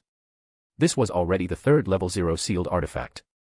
Very few people, even angels, would use multiple level 0 sealing artifacts, because sealing artifacts of this level, its negative effects are severe, and it can be fatal to angels as well. Of course, this excludes angels who follow the general knowledge path, as they can not only effectively seal away negative effects but also make good use of them. Odis's advantage is that he can use the seal of the wilderness of knowledge to give level 0 sealed items a certain period of safety. During this safe period, it will not cause him any harm. However, the attacks of James the first two angels were not entirely ineffective. In their view, they at least held Odis back, preventing her from attacking the light chaser. At this moment, the light chaser also woke up from his splitting headache and was about to join the attack on Odis when suddenly a twilight-colored greatsword fell from above his head at an extremely fast speed. The greatsword, which exuded a slightly decaying aura, pierced directly through the opponent's head and chest. The Sword of Honor, 0 to 74. The light chaser asked incredulously, just how many level sealed artifacts do you have? For an angel, being pierced by a greatsword from an angelic level through the warrior pathway would be a fatal wound. Taking advantage of the angel's surprise, Odis rushed to the light chaser and suddenly reached out a hand from the information stream, shoving the light chaser. The light chaser, pierced by the giant sword, instantly transformed into a humanoid information stream, which shattered and dissipated the next second. Odis chuckled and said, "The first one." His next target was the Einhorn family angel who was struggling with the Iron Tree of Desire. James the First finally realized what was happening. Withdraw. Their intelligence was wrong. Odis had been hiding his strength in the previous battle. He was no match for three angels who could hold him off. To prepare for today's trap, Odis had long ago sealed the uniqueness of the Abyss pathway here, and soon after, he began making the necessary preparations. Knowing very well where Lenberg's side was at a disadvantage, Odis used the uniqueness of the Abyss path as bait. When fighting other angels before, Odis had been hiding his strength. Moreover, he acted very well. Every time he encountered the three angels, he still used the sealing artifact and even gained a slight advantage. As expected, the other side fell for the trap and planned to use 4 angels to try to seriously injure Odis, while 2 angels would try to steal the level 0 sealed artifact. However, Odis's true strength was even greater than when he killed Zarathustra. It's not that my abilities have become stronger, but rather that my control over them has improved, making me even more powerful. Now, dealing with Sequence 1 opponents is much easier for him than dealing with Zarathustra. As for those Sequence 2 opponents, Odis even feels like he's fighting a Sequence 5 opponent while being a Sequence 4. The allied angels hesitated for a moment upon hearing James the First voice. After all, they belong to different factions and have different allegiances. They have gathered together now because they have a common goal, and it would be difficult for James the First to command the other extraordinary individuals. While they hesitated, Odis had already approached the angel from the Einhorn family. At this moment, some changes occurred in the sky. The sun suddenly became extremely hot, so bright that people throughout the western part of the northern continent could not open their eyes. That is the eternal sun. When one of the church's angels was killed, he planned to intervene and personally cover the escape of the other angels. Meanwhile, in the sky on the other side, a phantom tower appeared, each level composed of thick books. Each book has a brass-colored eye, which grows darker and darker as you go up, filled with an aura of madness, destruction, misfortune, and disaster. The tower stretches into the sky, as if it has enclosed the entire world within itself. The God of Knowledge and Wisdom has also made his move. Then, a simple stone slab appeared next to the tower, giving people a very lofty feeling. This is the Desecrating Slate, an item created by the God of Knowledge and Wisdom, using the power of the Chaos Sea. These two deities only met briefly, without immediately engaging in battle. Meanwhile, Odis in midair reappears as a figure, which seems to be drawing something on the ground. The patterns he drew were very ethereal, octagonal, and used horizontal and vertical lines to represent different symbols. Mystery reappears, Fushi draws the 8 trigrams. The reappeared Fushi drew the last stroke, and the simple Bagua immediately began to spin. The 3 angels, including James the First, who had not yet run far away, all stopped abruptly, as if they had suddenly gained a vast amount of knowledge and a new understanding of the entire universe and nature. For a time, they were immersed in the ocean of knowledge and enjoyed the pleasure it brought. By the time Odis came to his senses, he had already struck one of the Einhorn family angels with the god's curse wood. The opponent's spirit immediately tore its flesh apart, exposing it to the air. Spiked mouths grew from its spirit body, emitting a shrill scream.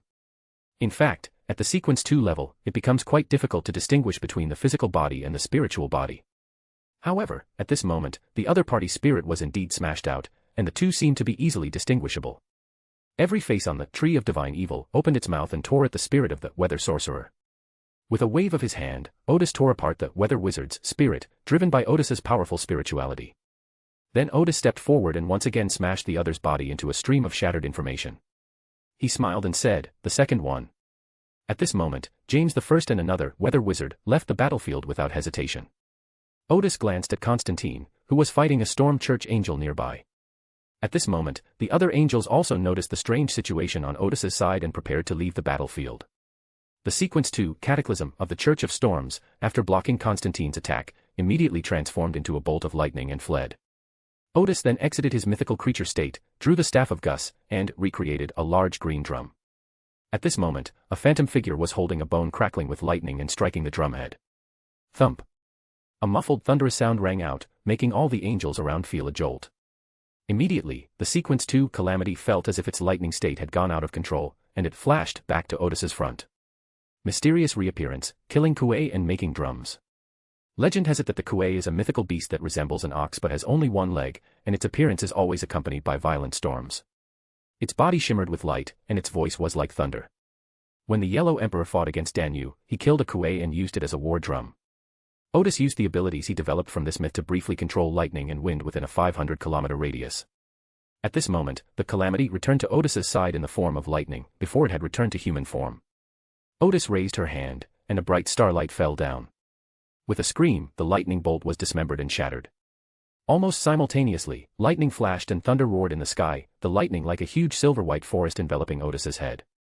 Then dark clouds gathered, and it seemed as if a tremendous storm was sweeping through the clouds. The Lord of Storms arrived too late and was unable to save the church's angels. In an instant, Odis felt an unprecedented sense of fear, a fear that came from the depths of the human heart, a result of the fear accumulated by the insurmountable natural disaster. Odis always felt that the seawater would pour down from the sky at any moment. But soon, across the stormy clouds, patches of herbs and fields of wheat appeared. Amidst the spiritually rich plants and springs, a plump woman emerged, holding a phantom infant in her arms. On her wooden staff, a withered crimson moon seemed to be inlaid. The Earth Mother Goddess also participated in this confrontation between the gods. This means that the 6 deities have now completed their final alliance. Moreover, the God of Knowledge and Wisdom seems to have a clear advantage. The Goddess of Night possesses the uniqueness of 2 adjacent paths, the Goddess of Knowledge and Wisdom holds the first blasphemous tablet, and the Mother Earth also possesses the uniqueness of the Moon path. Odis looked at the 3-on-3 confrontation in the sky, breathed a sigh of relief and smiled, the third one. Then he looked at Clement and Sophia, who had been ambushed by him right away. These 2 angels also wanted to escape, but at this time, a large part of their bodies had been informed and were no longer under their control. As a result, they were very slow and fell behind the other angels. When the 2 angels saw Odis catching up, they planned to turn around and fight him. But as soon as they turned around, they saw that a stream of information extended from each of Odis's palms and connected to the informationized parts of their bodies. Despair filled their eyes, but the next second, they were overwhelmed by a torrent of knowledge. Odis breathed a sigh of relief, the 4th and the 5th. Although it might seem like they were picking on the weak, today's results were pretty good. Unless things change during the final battle of the gods, the outcome of this world war is basically set. By this time, the other angels of the allied forces had already fled. Not every angel was as monstrous as Odis. If one angel wanted to escape, the other angel was basically unable to stop him. With the battle at the angelic level over, the confrontation between the gods became meaningless. As a result, the hazy light in the sky, the vast expanse of deep sleep flowers and night-blooming herbs, and other miracles all disappeared, and the sky returned to its normal clear state. The angels on Lenberg's side smiled one after another. They were all battle-hardened angels, especially Libella and a few others. They couldn't remember a single battle in which they had killed 5 angels at once. Thus, the strategies that the 3 major churches had just adjusted immediately suffered huge losses. As for the extraordinary, they no longer have any advantage. Following this battle, Remberg launched attacks on all sides, first continuing its offensive against Intis, and then beginning to attack other southern provinces. Another force began attacking the Kingdom of Rune, using the city of Nilek as its logistical base. Immediately following this was the declaration of war against Fursak and Fenipot. Although no new offensives have been launched yet, they have completely broken off all pretense of civility starting with this battle at the angelic level. Thus, after the new year, an astonishing scene unfolded in World War II. Remberg, fighting against 4 opponents, was still on the offensive. After the war continued for more than a month, all the politicians in the northern continent reached a consensus: this world war would not last much longer. At this rate, the steel torn from Rembrandt will reach the outskirts of Trier in at most half a month. Neither side engaged in any further high-level battles, they were secretly gathering their strength in preparation for the final showdown. At the same time, everyone realized that a new divine war would definitely break out at the moment of the final battle. Odis brought Bernadette to a small town built on an island. Bernadette's first impression of the town was that something was wrong with it. Odis stood at the entrance of the town and smiled, "This is it." In the morning, Odis said he had found a very nice restaurant, and the two of them went there for lunch to celebrate the victory in the war. Bernadette saw a wooden sign at the entrance that read, Utopia. So she asked, "Why did you come here?" Odis couldn't possibly be unaware that there was something wrong with this town, and that it was a big problem. Odis laughed and said, "My friend's town is opening, of course I have to come and support him." Bernadette paused for a moment, then said nothing more, and took Odis's arm as they entered the Utopia town. Bernadette quickly noticed that behind the lively scene around her, there was a strange atmosphere. These are secret couples. But Bernadette continued walking through the town's streets because she trusted Odis and felt no danger from him. The two chatted as they strolled to a restaurant. Bernadette noticed that the restaurant was called Taste of Home. It's a strange name, because usually restaurant signs would emphasize the taste of the dishes. Upon entering, Bernadette felt the decor was somewhat unfamiliar, with an exotic aesthetic. The two chose to sit by the window. At this moment, the waiter handed over the menu. Bernadette was slightly taken aback because the menu in her hand was different from the menus in a normal restaurant.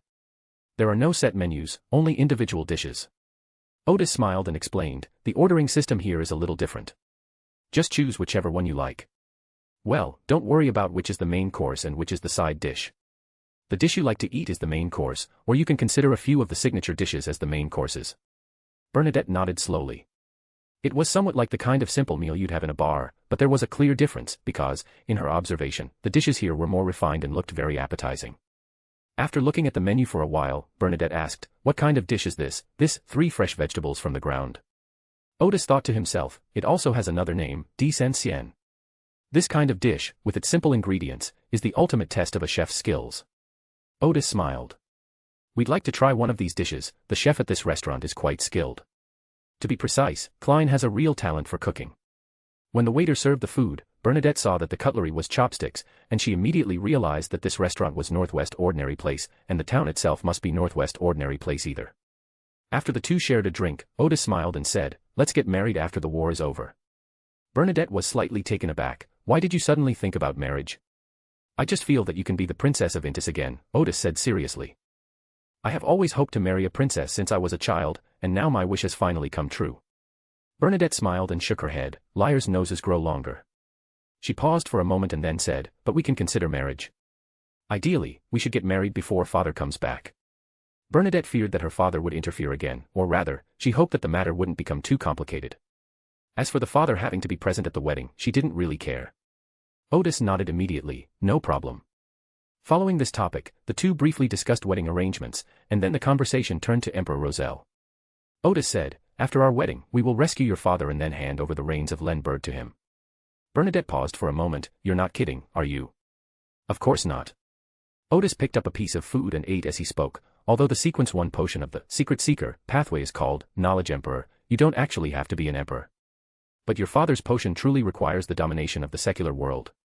Bernadette looked at Odis. "I mean, the war you won with great difficulty in the vast kingdom you built." "My aim has never been to build a powerful kingdom," Odis said. "My aim is to transform this world with extraordinary technology and free it from hunger and cold. Of course, this will inevitably lead to many new social problems, which are things that your father will need to solve." He put down his chopsticks, took a deep breath, and said, "After the war ends, I may have to leave for a while. Remberg, which has just ended the war, needs someone to take care of it, right?"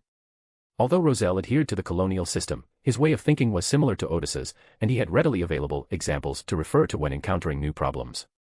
Bernadette's focus, however, was on something else. "You're going to be away for a while." "Yes." "How long have you been gone?" "What's the matter?" "How long I'll be gone depends on how things go," Odis said with a smile. "I told you about the outer gods before. In the future, I'm going to fight them. Once it becomes part of the past, it will be able to create a Sequence 1 level clone, at which point Odis will be able to return." The waiters and diners around paused for a moment, but quickly returned to normal. Bernadette paused for a good 2 or 3 seconds before saying, "Can't we not go?" "No." Odis's smile vanished completely. "Now that you have this ability, you must take on the corresponding responsibility. Then you must get married before you leave." "Certainly. I'll be waiting for you in Remenberg." Odis held Bernadette's hand, kissed it, and said, "I'll be back as soon as possible." While the outcome of World War II was already a foregone conclusion, Odis was busy with something else. To be precise, the Celestial was busy with something else. Based on his memory, Odis determined that the Celestial was welcoming the return of Mr. The Door. Of course, Mr. Door did not only return on his own, but also brought the fallen mother goddess with him. Odis knew that since the Celestial Master also knew about this matter, he couldn't possibly have not taken some precautions in advance. After confirming that the war had not changed much, Odis, guided by his spirit, went to the Roseide Islands to watch a play. At his current level, Odis wouldn't be of much help and would be easily influenced, so he didn't intend to get too involved in the matter at this time. Blue Mountains Island, within a primeval forest. Having made preparations, Welsh Abraham worried that holding the ceremony outside the city would be discovered by the official extraordinary beings, so he used a sealed artifact to teleport to a remote island. Now the Abraham family has been protected by the Fool and has finally emerged from the pain of the curse. Welsh was originally a core member of the Abraham family, but he was unwilling to give up his ancestors, so he searched everywhere for a way to bring Mr. Door back. He was quite lucky, he actually found the corresponding ritual. Although the offering for that ritual was a demigod of 3 different paths, which was impossible for him to complete, he was fortunate enough to find the corresponding mysterious being who was willing to offer him help. After setting up an altar in the island's jungle, the Welsh people lit candles and burned large piles of essential oils, hydrosols, herbal powders, and other items. After doing all this, he took 2 steps back, lowered his voice, and recited in ancient Hermetic, to manipulate the hands of time. You are the shadow that roams through destiny. The wind, the embodiment of deception and mischief, then rose and echoed through the dark forest. At that moment, Welsh felt an indescribable gaze cast down from above. The mysterious being on the other side of the altar is, of course, Amon. The original plan was to cooperate with Medici on the condition of having a conqueror trait. In that case, he wouldn't have appeared in the whole incident. But Amon did not expect that Medici would refuse his invitation to cooperate, and was only thinking about commanding the war in the North Continent. With no other option, Amon had to take matters into his own hands, guiding the Welsh society step by step to find the relevant clues and begin the ritual to break the seal on Mr. the Door. Although Verdun was there to shield Amon from the backlash of the ritual, he still felt something was amiss. Because he was going to provide assistance by hunting down the corresponding demigods, he was essentially involved in the matter. But this is all we can do now, because Klein is already preparing for the ritual to ascend to sequence 1, and we can't wait any longer. Upon sensing that distant gaze, Wilshi immediately lowered his head. Great God of Time. Amon suddenly chuckled. Wait a minute, what did you call me? God of Time. Yes, yes. Upon hearing the other party's voice, Wilshi felt his spirit and mental body tremble. He knew that this name might be inappropriate, but this mysterious being couldn't possibly be the God of Mischief, could he? Very good. Amon said with a hint of mockery. Continue. Welsh swallowed hard and said, somewhat tremblingly, your humble believer wishes to ask for your help. Amon really wanted to ask, how humble is it? However, to save time, he didn't ask. Verdun continued, I pray for your power, I pray that you help me complete the ritual to bring my ancestor Bethel Abraham back to the real world. All right, Amon said, but I will ask Mr. Door for the price of helping you complete the ritual. Welsh was stunned, they hadn't expected this to happen. He immediately replied, yes. As for whether Mr. Gate was willing to make the deal, Verdun never considered it. In his view, anyone in a sealed state would try every means to escape, and would certainly pay a considerable price for it. The candle flame suddenly shot up, forming an extremely dark and illusory doorway. The next second, something was spit out from behind the illusory gate. It was a translucent mass of flesh with slippery tentacles, and writhing worms crawling in and out of it. Immediately afterwards, something was spit out, a bird with a deformed head, each feather shimmering with a faint starlight, its body radiating insect-like brilliance. Welsh recognized that the strange bird was carrying a star worm, so it must be a monster with the characteristics of an arcanist. The strange lump of flesh from before should correspond to the trickster. Suppressing his inner joy, Verdun looked expectantly at the illusory door, waiting for the third sacrifice to be spat out. A second or two later, something was spat out from behind the door and landed on the altar. This is a crow that has fallen into a coma. Of course, it only looks like a crow. There is a black ring around its right eye, and every feather on its body is almost transparent with rings on it. With the offerings prepared, the Welsh community wasted no time and quickly modified the altar, inscribing the correct symbols. Then he stepped back a few paces and chanted in the language of giants, Great Gate of all gates. The guide to the endless starry sky. The key to all the mysterious worlds. I pray for your response, I pray for your coming into this world. Plump. The 3 offerings on the altar seemed to be crushed by an invisible hand, turning into 3 clumps of flesh and blood shimmering with different colored light. Then, guided by an indescribable force, this flesh and blood outlined one filthy symbol after another, slowly forming a door with writhing flesh, in the middle of which was a dark passage leading to an unknown destination. At this moment, the surroundings seemed to become very quiet. The next second, Wiles saw an arm made of spheres of light extend from the dark passage. The door has returned. Chapter 484, Chapter 483 Mr. Door returns. On an uninhabited island in the Rosyth Islands. An arm that was clearly not human was pushing its way out of the doorway of the altar. Verdu Abraham watched this scene with delight, but then he found his vision becoming strange, his two eyes rotating in different directions. The next second, he saw himself standing in front of the altar, his own facial features falling off one by one. Finally, he suddenly realized that he was already dead, killed by the curse of this ritual. At this moment, the arm finally squeezed through the gate of flesh and blood, and began to try to squeeze out the rest of the arm. In the darkness behind the door, thick bolts of lightning formed a storm that swept towards them, only to be swallowed up by a sudden surge of blood-red water. Finally, a colossal figure composed of pure spheres of light passed through the gate of flesh and blood. While strolling around Blue Mountain Island, Odis's spiritual senses seemed to be awakened. She looked at the shops along the street, and the doors and windows that were originally closed were suddenly opened by an invisible force. Amidst gasps of surprise, all the doors were opened, all the sealed spaces were opened at that moment, and all the seals were broken. Mr. Door's return also completed his ascension ceremony, triggering the ascension process. However, there's no need to worry about the unique seal on the Abyss pathway, because Odis used the power of the Wilderness of Knowledge, so the seal's power will only weaken, not disappear. Moreover, there are angels on duty there, so there won't be any problems. Odis's figure then vanished and instantly reappeared in midair. He saw black cracks suddenly appearing on the distant sea. Those cracks made the clouds and space look like broken glass, as if they could shatter at any moment. Odis knew that this must be where Mr. the Door had returned to, something was wrong with the space there. So he recreated the vermilion bird and quickly appeared in the sky above it, where he saw a huge figure made of spheres of light that was compressing and reassembling. Just then, a blinding ray of sunlight shone on the gate of flesh and blood, instantly carbonizing the trees around the altar, but nothing else around the altar changed. Immediately afterwards, a faint light emerged from the void and enveloped the forest, and the attempt to restore the altar to its basic particles also failed. Suddenly, a blood-red robe surged out from inside the figure, causing the figure to immediately become distorted. Mr. Door let out a low growl, and his blood-red robe billowed up as if he wanted to get rid of it, but the robe was connected to the blood-red tide surging within the gate of flesh and blood on the altar, and he was clearly unable to break free. The next second, crimson moonlight emanated from around the blood-red robe. Odis saw from afar that the moonlight shone around him, illuminating figures and faces. The blinding sunlight transformed into a young man clad in armor, and the hazy light became his eerie features. In midair, there was a shadowy female human and a dignified-looking middle-aged man. Eyes and a mouth seemed to grow out of the earth, forming a woman's face. Of the 6 gods, only the god of knowledge and wisdom was missing. These 5 deities were all trying to prevent Mr. Door from returning, but they all failed. The passage had already been opened, and at their level, they were simply unable to close it again. Suddenly a clear voice called out, "Bethel." The voice was so familiar that it caused Mr. Door, who was troubled by the blood-red robe, to suddenly pause. The 5 gods around them all thought they had misheard and looked up at the sky together. At some point, a man with a long beard and wearing an exotic robe appeared there. Holding a whisk, he stood there with a smile, stunning the 5 gods and the fallen mother goddess, who was trying to unleash her power. The sage is back.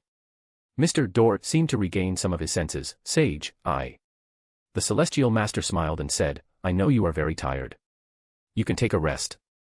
As he spoke, a pure white, jade-like bead flew from his palm and floated directly above the gate of flesh and blood, emitting a pure white, sacred light. The crimson robe that the fallen mother goddess had transformed into immediately dimmed considerably, and mouth sprouted from it, emitting piercing roars that even the surrounding gods found grating. Odis, watching from afar, couldn't help but take a deep breath. That's the dust-avoiding pearl. A sealing artifact that is extremely effective against the ancients who possess evil or corrupt powers. It's a pity, this is the 2nd time the celestial master has used it. After this use, it must be given to Adam. At that moment, a familiar voice rang in Mr. Door's ears. "Yes, you can rest now, rest forever."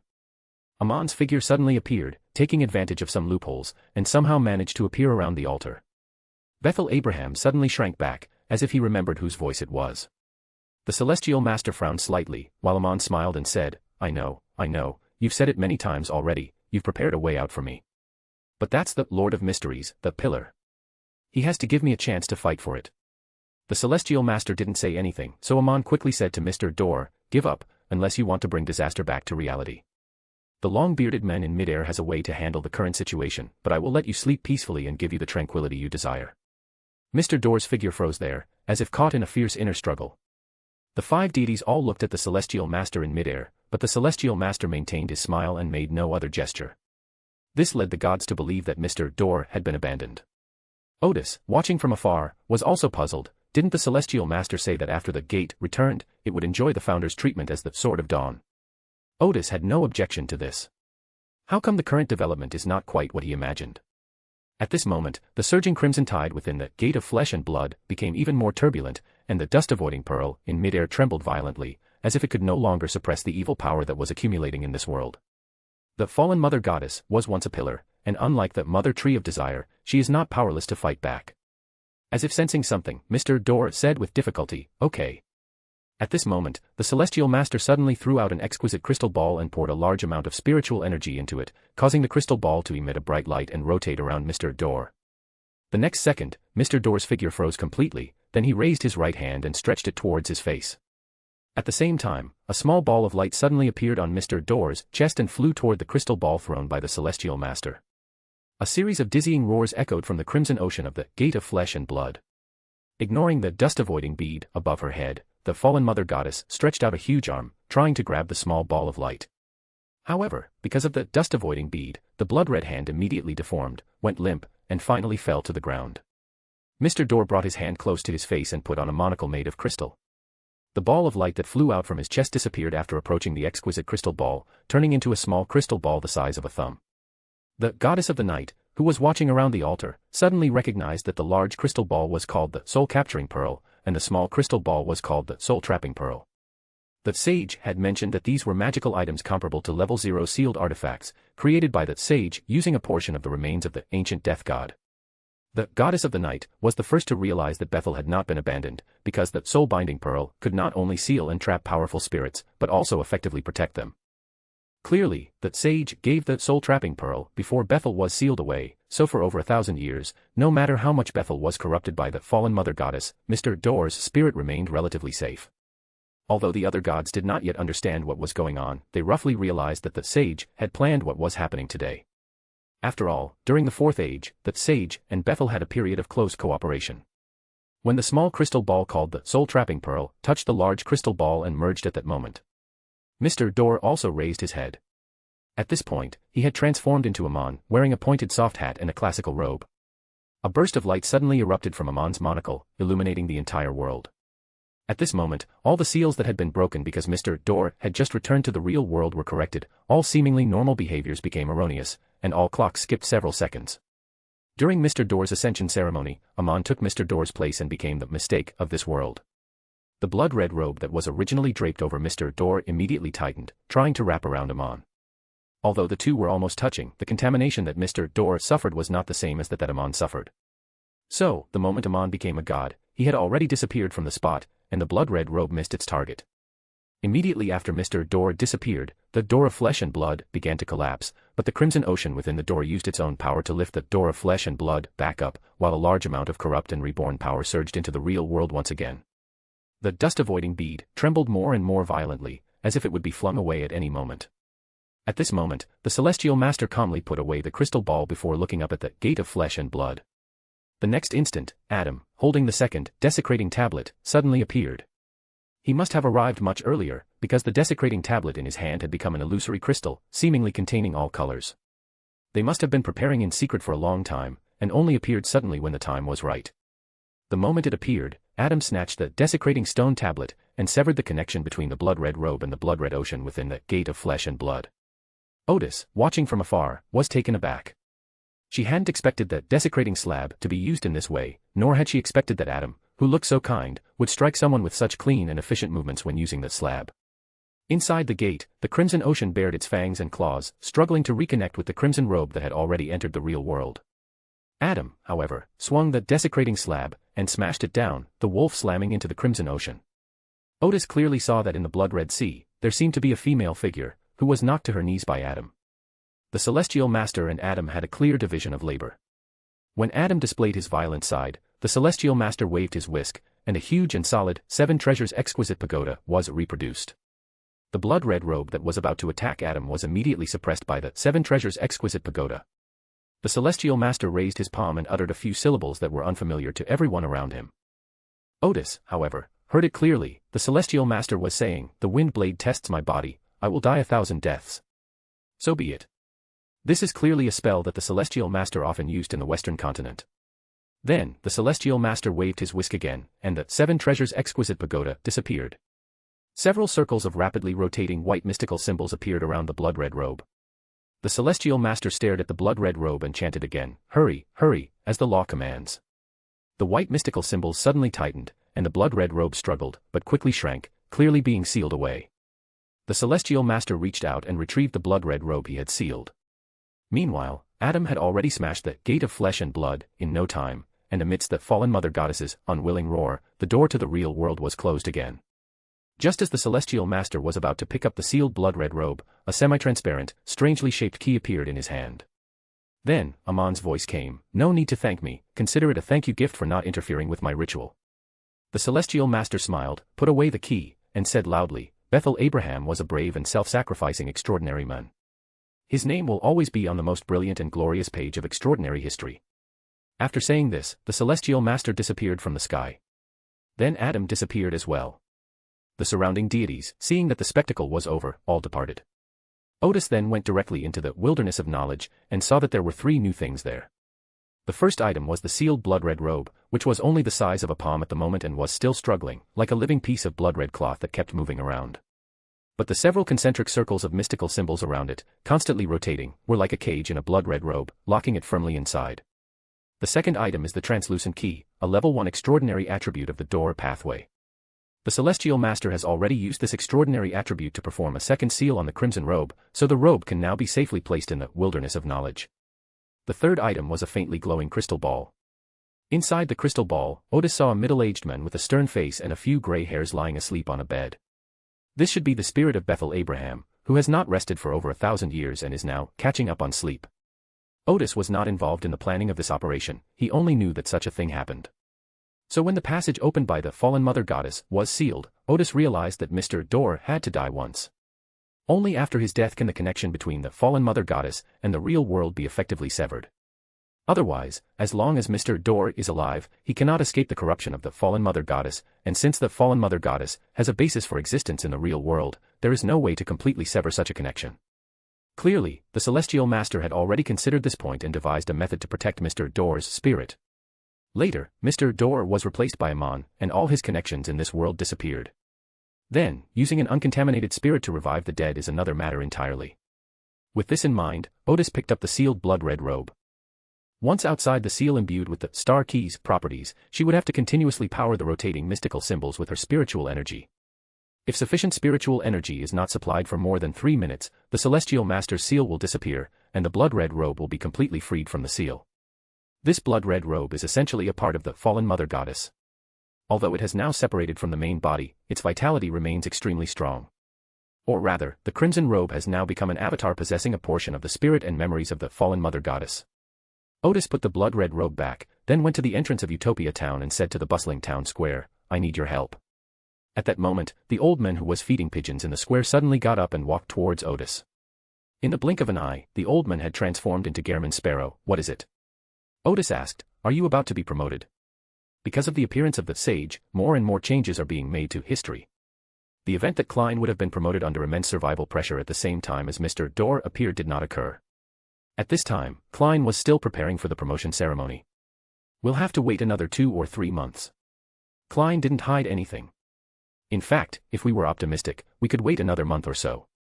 There were more and more stories about Utopia Town, and they had already left corresponding traces in the spirit world. "That's good." Odis asked casually, then added, "I would like to ask Mr. Fool to perform a divination for me." Klein paused for a moment. What kind of divination? The fact that the other party sought out the Fool directly, instead of him, clearly indicates that the divination they requested was beyond his level of expertise. "Take the position of hidden sage," Odis said. Now that hidden sage has completely hidden himself, and Odis can't find him at all. Clearly, the fallen Mother Goddess also realized that as long as the hidden sage could not be found, Odis would be stuck at the level of the Angel King, and the sage would be unable to regain his peak strength. Klein, sporting the face of Gehrman Sparrow, said, "I will report this to Mr. Fool. But you should know that since the title of Hidden Sage includes the description of hidden, the position is not so easy to occupy. Even Mr. Fool might not be able to divine the exact location." Klein estimated that they might not even be able to predict a vague location. The Lord of Mysteries, in cooperation with Adam, has just captured an avatar of the fallen Mother Goddess. Odis smiled slightly. As we discussed before, the hidden sage only gained sufficient activity with the help of the fallen mother goddess's corresponding abilities. Klein could hardly believe his ears. Had those two gods achieved another new victory? Had they captured an old avatar this time? It's about catching them, not killing them. The two are completely different. Thinking of this, he cleared his throat before saying, "This will greatly improve the accuracy of divination." Klein said again, "I will report to Mr. Fool at this time, but Mr. Fool may not have time recently." It wasn't that he didn't have time, but rather that he wanted to wait until he reached Sequence 1 before helping Odis claim the spot, as that would increase the accuracy. After all, Odis wanted to fight to the death with the other party, so the more detailed the information he obtained, the better. Odis understood what the other person meant. "All right, it's okay to wait a bit. Anyway, we've been waiting for this for several months." After chatting for a few more minutes, Odis took his leave. Gehrman Sparrow turned around and became the old man feeding pigeons again. He opened the bread in his hand and continued to feed the pigeons, as if nothing had happened. For some time afterward, Odis prepared to face the hidden sage. Every day he would go to the wilderness of knowledge and have the Taoist priest play the role of a hidden sage to spar with him. In addition, one should practice the state of separating 3 small data streams under the mythical creature state, and enable those small data streams to use other level 0 sealed items to cooperate with one's own battle. More than a month passed. On this day, Odis had just returned to the real world after completing her training in the wilderness of knowledge when her assistant delivered a report from the intelligence department. Odis took the report and glanced at it. It turned out that the intelligence department had noticed a number of new churches that had recently appeared in Intis and Rune. The deities in the church are said to be the creators who have taken responsibility for all of humanity's sins. Odis was taken aback. He thought to himself, the Eternal Sun and the Lord of Storms are really going all out to win this war. Clearly, this is an invitation to the true creator of the Forsaken Land. Then Odis smiled, and it seemed that Adam and the God of Knowledge and Wisdom must have smiled as well. Although he didn't know who the God of Knowledge and Wisdom was, he guessed that it should be related to the ancient sun god. This guess came from Odis's recollection of the banquet of betrayal when the pure white angel and the wind angel showed anger and a desire to kill the person who saw them when they realized that someone was watching them gnaw on the corpse of the ancient sun god. Only the cherubim remained unmoved and continued their actions. Furthermore, according to the clues Odis obtained in the ruins of the god War, the cherubim should have been switched before the ancient sun god fell. What if the cherubim are part of the ancient sun god? Or perhaps Odis himself is unsure of their state, since he remembers Adam as the divinity of the ancient sun god, and the true creator as the humanity of the ancient sun god. What exactly is that extra part? Odis couldn't quite figure it out either. However, according to the reliable information Odis has obtained so far, the God of Knowledge and Wisdom must have a close relationship with the ancient sun god. Therefore, during the banquet of betrayal, the cherubim had no psychological burden at all, because they were just taking back what belonged to them. Furthermore, Odis noted that Adam and the God of Knowledge and Wisdom never appeared at the same time. Just like this time, when the fallen mother goddess used Mr. Door to invade, the other 5 gods among the 6 gods all showed up, and they all seemed to be putting aside past grievances and working together against the common enemy. Of course, Odis was certain that Adam and the God of Knowledge and Wisdom were 2 gods, and that they did not appear at the same time because they had to take turns. Odis only estimated that they should not be in the same place at the same time, otherwise, some uncontrollable things might happen. This once again proves that the God of Knowledge and Wisdom has a deep connection with the ancient sun god. Inviting the true creator back at this point would be tantamount to inviting a wolf into the house. Of course, Odis knew this information, so he understood how ridiculous it was for the Eternal Suns to do this. However, in the eyes of Eternal Sun and Lord of Storms, such an alliance is normal. After all, they are both gods of the same path as God of Knowledge and Wisdom. Now the alliance of the God of Knowledge is very powerful, and they were completely at a disadvantage in the previous confrontation. Then the gods of other adjacent paths will surely unite to jointly strike at the God of Knowledge and his alliance. Especially after the battle at the angelic level ended, the allied angels suffered heavy losses, and they would definitely contact the evil gods. Perhaps they even contacted Adam. However, the only people they can contact are the true creator and the primordial witch. Other evil gods have the background of outer gods. Gods like the Eternal Sun probably won't actively contact these evil gods, but they can still do things like revealing some information about Lenberg to them. To put it bluntly, they want to use these evil gods with alien backgrounds as pawns. After putting down the documents in his hand, Odis looked at the battle reports of the past few days, then went to the huge map of the northern continent and looked at Trier. Within a week at most, Rembrandt's army will be able to reach the capital of Intis. At this moment, Odis was actually glad that he had made up his mind earlier and started the war as soon as possible. Otherwise, if we wait another year or two, and Intis and Rune are able to mass-produce tanks and extraordinary puppets, this war will not be so easy to fight. At this moment, Odis's messenger suddenly delivered a letter. I glanced at the envelope and saw that it was a letter from Klein. He quickly opened it, and sure enough, the letter said that the fool had time to help him choose a divination spot recently. Odis breathed a long sigh of relief. The day had finally come. Chapter 485, Chapter 484 Killing the Hidden Sage.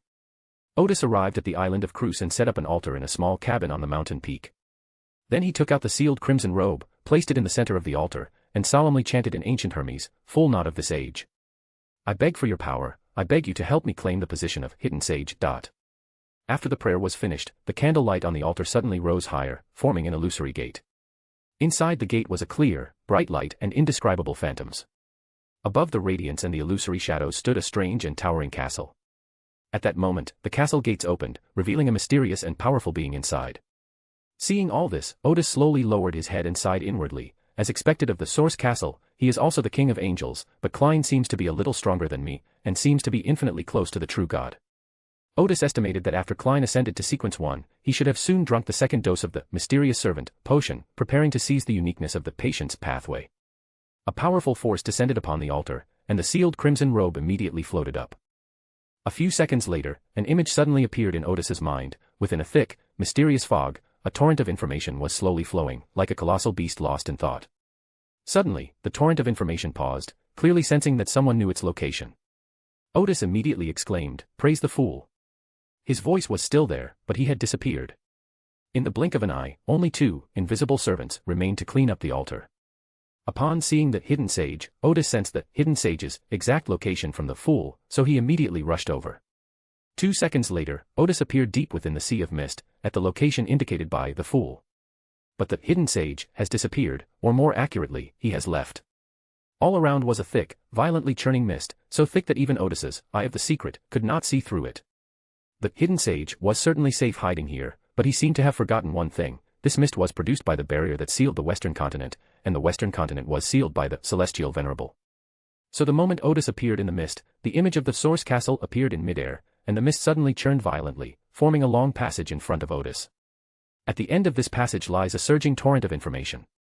Odis smiled slightly and immediately used his teleport ability to catch up. He knew that the hidden sage wouldn't easily leave this gray fog. It was an excellent hiding place for him, but for the patient, it was his backyard. The hidden sage seemed to realize that Odis had called for outside help and would have difficulty escaping in the short term, so he simply did not flee and immediately poured a large amount of knowledge into Odis's brain. However, this ability did not affect Odis. He transformed into a mythical creature, which was also a surging torrent of information, only this torrent was slightly smaller than that of the hidden sage. The next second, within Odis's mythical creature form, there appeared a data stream that was different from other information streams, consisting entirely of 0 and. That was the knowledge that the hidden sage had just imparted. After filtering it, Odis could temporarily manipulate these data streams. This was the benefit of having the power of the wilderness of knowledge to help him. Otherwise, Odis would definitely have been affected by the knowledge that had been imparted to him, or rather, by the uniqueness of the hidden sage's approach. Imparting knowledge is a probing attack by the hidden sage. Immediately, the surrounding fog swirls, and a stream of information plunges into the sea beneath the fog, turning the entire sea into an ocean of information.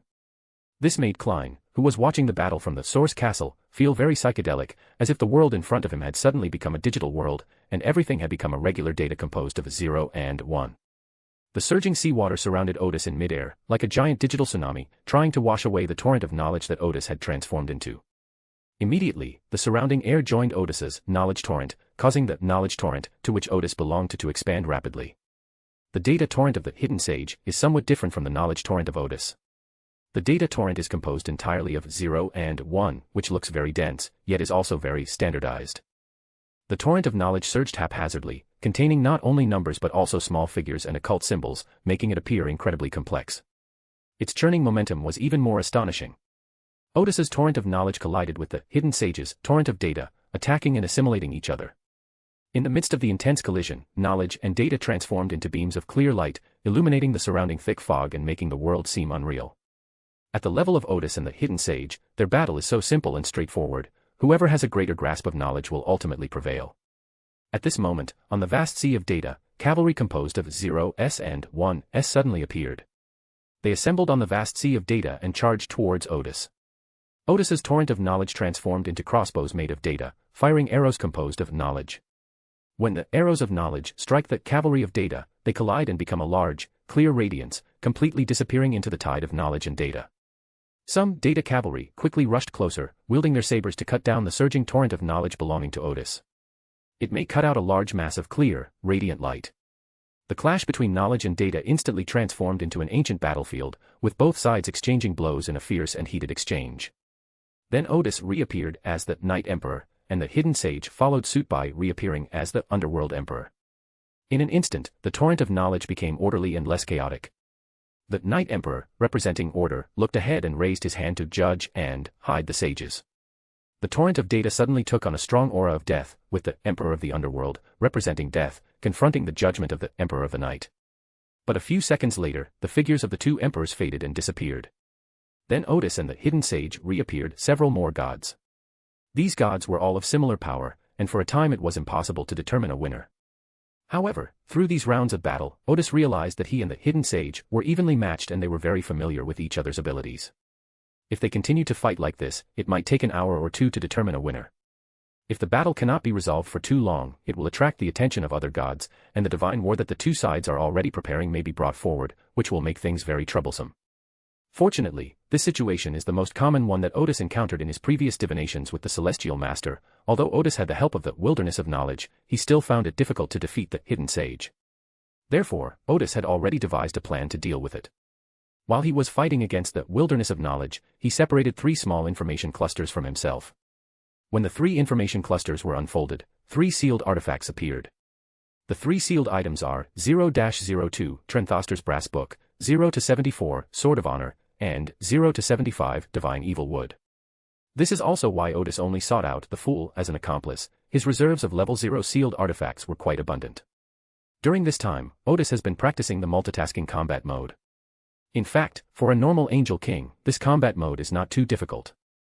The qualitative change that occurred after Sequence 2 has made the mind of an advanced extraordinary being strong enough to perform different operations simultaneously. For operational paths like Klein's, one person's spirit can support an entire town. However, Odis's divinity was too weak. In the past, this was his advantage, and there was no need to spend too much energy dealing with his divinity.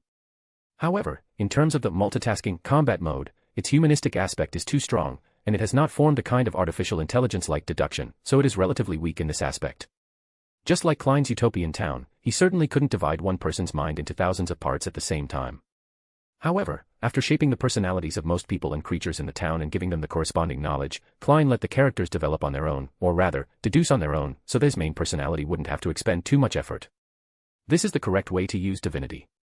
Odis's multitasking is not like that now. It is that a person's mind is truly divided into several parts, and one person has to do the work of 4 people. Fortunately, even the human aspect of the Angel King is strong enough. With some training, multitasking shouldn't be a problem, as long as he doesn't develop such a split personality. When Odis took out the 3 sealed items, an ancient line of text immediately appeared on the brass book. Use of the ocean is prohibited here.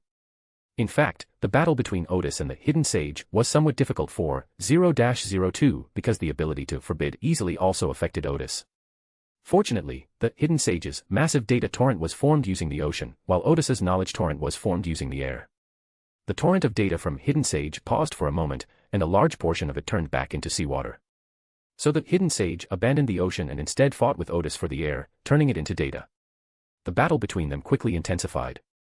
Not only must we fight constantly, but we must also compete for natural products that can be transformed into data streams or knowledge streams. Then, the Sword of Honor, 0-74, summoned a giant lightsaber.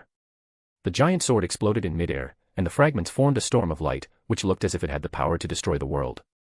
After the data deluge was struck by the storm of light, huge holes appeared. Odis's power seized the opportunity and pounced, instantly assimilating many data streams into knowledge streams. This made him realize that in extraordinary battles, the level of the sealed artifact is secondary, using the right ability at the right time is more important. For example, right now, Sword of Honor is clearly causing more damage to Hidden Sage. However, this is also related to the incorrect way of opening 0-02. The second rule of 0-02 is even more targeted. The power of abnormal creatures in this place is weakened, while the power of normal creatures is strengthened. This caused the data deluge of the Hidden Sage to shrink rapidly, because he was a uniquely activated life form, not a normal organism. Odis's power was enhanced. Although he was not a normal creature overall, his experience of time travel masked his abnormality, making him a normal creature. Therefore, Odis's vast knowledge suddenly became much larger, giving him a clear advantage in battle. Meanwhile, the third stream of information that Odis split off manipulated the God's Tree to continuously curse the data torrent, splitting the data stream and further weakening the hidden sage. Odis's solution was more effective than expected. If this continued, the disadvantage of hidden sage would become irreversible in a maximum of 1 minute. Just then, the space around Odis suddenly shattered, becoming dark and gloomy. Odis seemed to suddenly lose track of where she was and could not feel the passage of time. Everything around her was covered in a hazy light, and the grey mist from before had disappeared. This is the authority of the uniqueness of the Hermit path, the state of zero. Odis had discussed with the Celestial Master more than once that in such a state, everything is chaotic, everything is unknown, and all extraordinary abilities would be greatly diminished in such a space because even spirituality is in an unknown state. However, this is the most likely scenario in Odis's deductions, because it is an ability that the hidden sage will definitely use when Odis shows signs of failure or when he has a clear advantage. So Odis had already made the necessary preparations. He smiled slightly and reappeared a tall, phantom figure in the unknown chaos. Even at the level of the Angel King, only a phantom image can be reproduced, not a solid figure. The phantom raised a giant axe, and as the axe fell, all chaos became orderly, all the unknown became known, and time and space reappeared. Mysterious reappearance, Pangu creates the world. During previous rehearsals, Odis strongly suspected that Pangu was the image of the original creator. Although reproducing Pangu does not seem to be a direct reproduction of original, the symbolic meanings of the two seem to be similar. So even though he was at the level of the King of Angels, Odis still felt his spirituality rapidly fading away, and he had to concentrate hard to make the giant axe strike the hidden sage.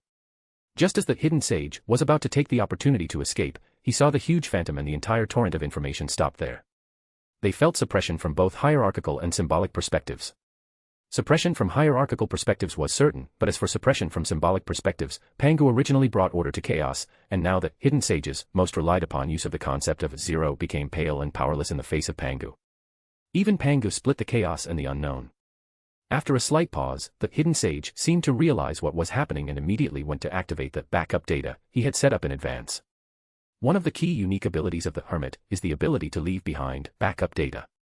When they realize that they will surely die under the attack of the enemy, they can activate the backup data in advance. Then the data flood in front of the enemy becomes a substitute, and the original backup data becomes the main body. Of course, you can also passively enable backup data. In any case, having the uniqueness of the Hermit path is equivalent to having several extra lives. However, this method cannot be used indefinitely. Each time it is used, the information will be corrupted or lost to some extent. After many uses, it will completely lose itself and become a torrent of information without any independent consciousness. However, the hidden sage underestimated the power of Pangu. Once the target was locked, the giant axe was bound to strike the hidden sage himself. The moment the hidden sage activated backup data, the torrent of data in front of Odis immediately shrank and looked much more static. The next second, Odis's vision blurred, and she suddenly found herself in an unfamiliar sea. This is Pangu bringing Odis here. Pangu's axe cleaved the sea, and the seawater rushed to both sides with a whoosh, instantly revealing the torrent of data on the seabed. That was one of the backup data prepared in advance by the hidden sage. Just as the hidden sage was about to activate another backup data, its giant axe struck the data torrent, creating mouths made of numbers that cried out in alarm. Without making a sound, the giant axe cleaved the torrent of data in two. The two torrents of data tried to converge, but they failed. With the disappearance of the Pangu Colossus, the hidden sage attempted to restart the backup data but found himself unable to do so because it was no longer complete. Pangu's giant axe not only split him in two, but also split the power 0 and 1 in two, and split the uniqueness of the path of hidden sage and Hermit in two. Because uniqueness represents the possibility of becoming 0, while the hidden sage that has become active is actually in the state of 1. Or rather, the uniqueness of the Hermit path is that it is a state of optional, while the hidden sage, although only a part of the consciousness of the sage, is also a state of existence. This is a use that Odis accidentally discovered when he was experimenting with the ability of Pangu creating the world. It can separate reality from illusion, and it can also separate the spiritual residue on extraordinary characteristics and uniqueness. For the next 10 seconds or so, hidden sage and uniqueness will be separate entities. The immense spiritual drain allowed Odis to catch his breath. He didn't have time to search for the uniqueness of the Hermit's path in the flood of data. He glanced at the sky and signaled to the fool to help guard this place. Then, taking advantage of the hidden sage's weakness, Odis extracted the data representing this evil god from the torrent. The data mass laughed, it's useless. You can't kill me. No god can kill me. As long as he doesn't die, he'll always be a problem.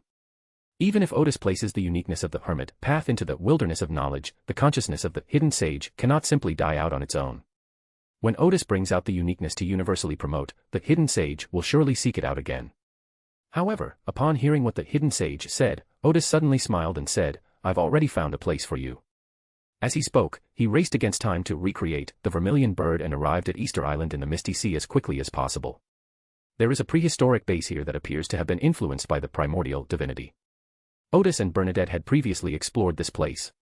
Odis reappeared in the base, flowing like a torrent to the room with the supercomputer. However, the supercomputer was already turned on, and it was powered by a spiritual generator designed by Odis, which was also equipped with a spiritual gathering array that could automatically gather spiritual energy, generate its own power, and provide a stable power supply. Odis smiled, and the supercomputer shell suddenly became ethereal, composed of streams of information. The hidden sage seemed to realize something and struggled desperately, but to no avail. Odis simply pushed it into the supercomputer. Then the streams of information disappeared, and the sealing array on the supercomputer shell was revealed. No. All the displays in the room were turned on, each showing a face made of data, its mouth wide open, shouting. Odis calmly produced a blood-like extraordinary property, a property of the Demon Pathway Sequence 2 Blood Duke, which Odis obtained after shattering a property of Filthy King.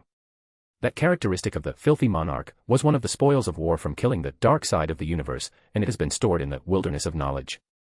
Odis, being an extraordinary being, would naturally shatter it, keeping a portion for himself. Now Odis has taken out one of the characteristics of Blood Duke, and used it to seal the consciousness of Hidden Sage.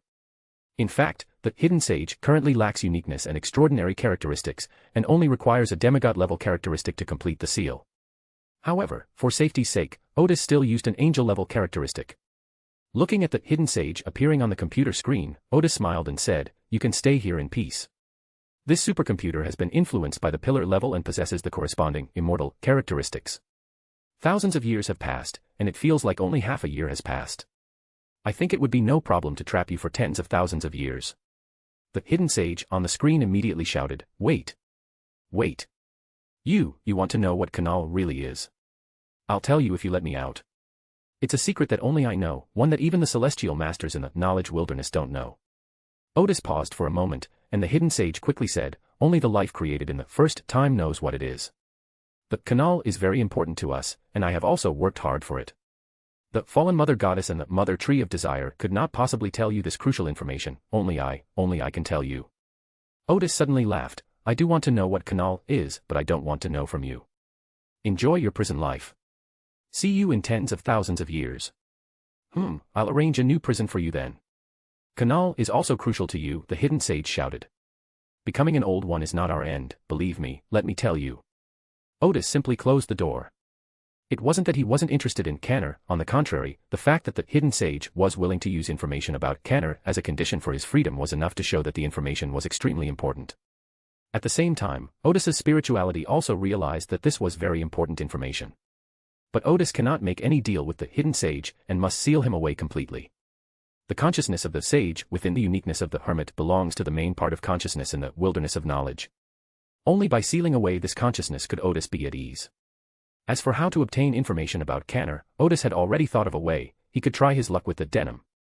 The hidden sage himself said that only the life created initially knew this secret. Besides the fallen mother goddess and the mother tree of desire, the child of chaos was also a life form created in the first time. However, this guy was so unlucky that he was sealed away for thousands of years and had no presence at all. At least the hidden sage never even thought of this guy.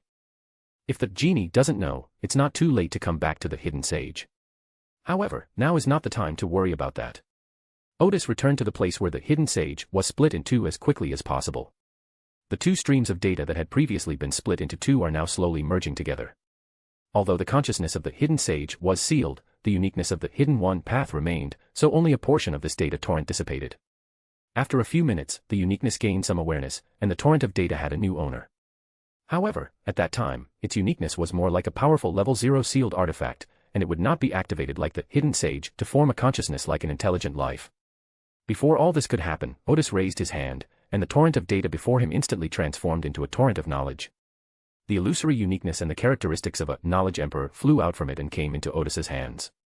Having obtained these two items and realizing that the divinity within them had decreased to a normal level, Odis finally breathed a sigh of relief. Odis then thanked Mr. Fool for his help, and only left the sea area after Mr. Fool had withdrawn his gaze. At this moment, the seawater that had just been split apart finally came back together.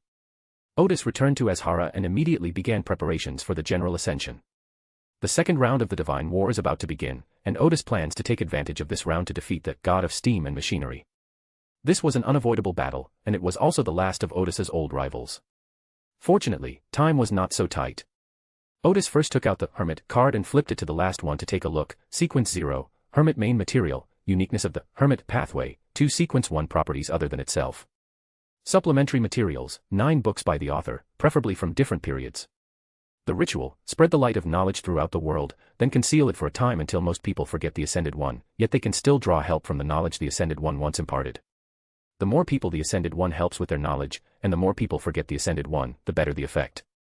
When Odis first witnessed this ceremony, he thought there was no hope for universal ascension before the end of the world. But after becoming Sequence 2 and gaining most of the memories, I felt that this ritual must have been tailor-made for me. Or rather, many of the Celestial Master's arrangements were made to achieve this ritual. Starting from the 4th epoch, the sages disappeared from everyone's sight. For more than 1,000 years afterward, thanks to the help of the god of steam and the hidden sages, the sages were almost forgotten, both in the world of ordinary people and in the extraordinary world. Of course, these two gods weren't so kind as to help Odis prepare the ritual. The god of steam kept the magic circle and mystical language out of the sight of the extraordinary, precisely to completely eliminate the possibility of the sages' resurrection. After all, the sages have made significant contributions in both areas, and the key is that the sages and their organization are the main disseminators of magic circles and mystical language. When people forget the sage's contribution, theoretically, the possibility of the sage being resurrected is largely eliminated. For over 1,000 years, the hidden sage has been striving to replace the sage, and therefore hopes that people will forget the sage. However, all of this made the ritual of Odis's ascension to godhood very solid, requiring no further preparation. As for the auxiliary materials, Odis had already prepared them long ago. Recently, he has been organizing his works written at different times, starting with Sequence 9, when he wrote the book, Herbal and Mystical Common Sense, because he was running a herbal shop. However, because it was not published, only some handwritten copies survive, and it is now recognized by many extraordinary individuals as one of the foundational books in the field of extraordinary studies. Later, in different series, Odis wrote 8 more works: the Compendium of Combat, the Complete Book of Magic, the Scroll, From Beginner to Expert, the Book of Stars, the Great Collection of Extraordinary Stories, the Book of Odis's Prophecy, What is a Sage, and the Encyclopedia of Knowledge.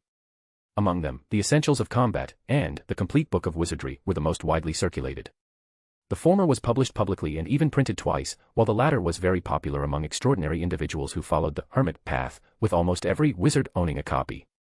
Having just sorted through these books, Odis's spirituality realized that because he had killed the hidden sage, the War of the Gods had begun ahead of schedule. There's no time to adjust our mindset, we must implement a general upgrade immediately. Thus, Odis brought with him the uniqueness of the Hermit path, the characteristics of a knowledge emperor, and supporting materials. They quickly arrived at a deserted island and immediately began their ascension to the rank of Hermit. Chapter 486, Chapter 485 Advancement to Hermit. On an uninhabited island in the raging sea. As soon as Odis placed the uniqueness of the Hermit path and the characteristics of a knowledge emperor next to the 9 works, they became a luminous, illusory liquid. This is the potion that grants advancement to Hermit. Odis took a deep breath and drank it down in one gulp. In that instant, Odis seemed to see a sage from a distant era walking toward him. He was dressed in a robe with an oriental charm, and looked serene and natural. As he walked, he spread a clear and bright light of knowledge to both sides. Odis felt himself instantly enveloped in the radiance of knowledge, as if the sages of the past were about to replace him. However, amidst the radiance of that knowledge, 9 stars suddenly flew out and appeared between the sage and Odis. That represented Odis's 9 books, leaving Odis momentarily unsure whether those 9 books were the ritual texts or supplementary materials. In theory, the ritual protects the consciousness of the Ascendant, while the auxiliary materials soften the Ascendant's properties. However, the Hermit's ritual would obviously cause the past self to erode the present self, while the 9 auxiliary materials could protect Odis well. Odis then realized that it was because his situation was rather unique, although he possessed the qualities of a sage. He possessed most of his memories and knowledge, but always felt that he and the sage were 2 different people. Therefore, Odis believes that the fusion of the past sage with his present self is a form of erosion, while the other Ascendants do not see it that way, they believe it is simply 2 selves becoming one. Fortunately, after a brief standoff with Odis, the sage transformed into a clear, radiant light that spread outwards. In that instant, Odis felt the light around her explode, and in the fusion of spirituality and knowledge, a radiant lantern appeared in her hand. The lantern is decorated with mysterious and extraordinary symbols. Although it is a common tool, it gives people a feeling of transcending reality. The bright light emitted by the kerosene lamp symbolizes the continuous dissemination of knowledge. Anyone or any deity near Odis can continuously acquire all sorts of knowledge. Of course, Odis can also choose to stop the process of spreading knowledge. Suddenly, Odis felt as if he had glimpsed 1,000 years in a single glance, as if he had experienced all of time from the Common Era to the Fifth Age. They have rich life experience and thousands of years of accumulated knowledge. He became a recluse in a seminary of the god of knowledge and wisdom. A bishop is teaching the use of garbular runes. Since the Church of Knowledge obtained the Gar rune, it has treasured it greatly and it has now been widely adopted throughout the church. He made a significant contribution to the spread of the Gar runes.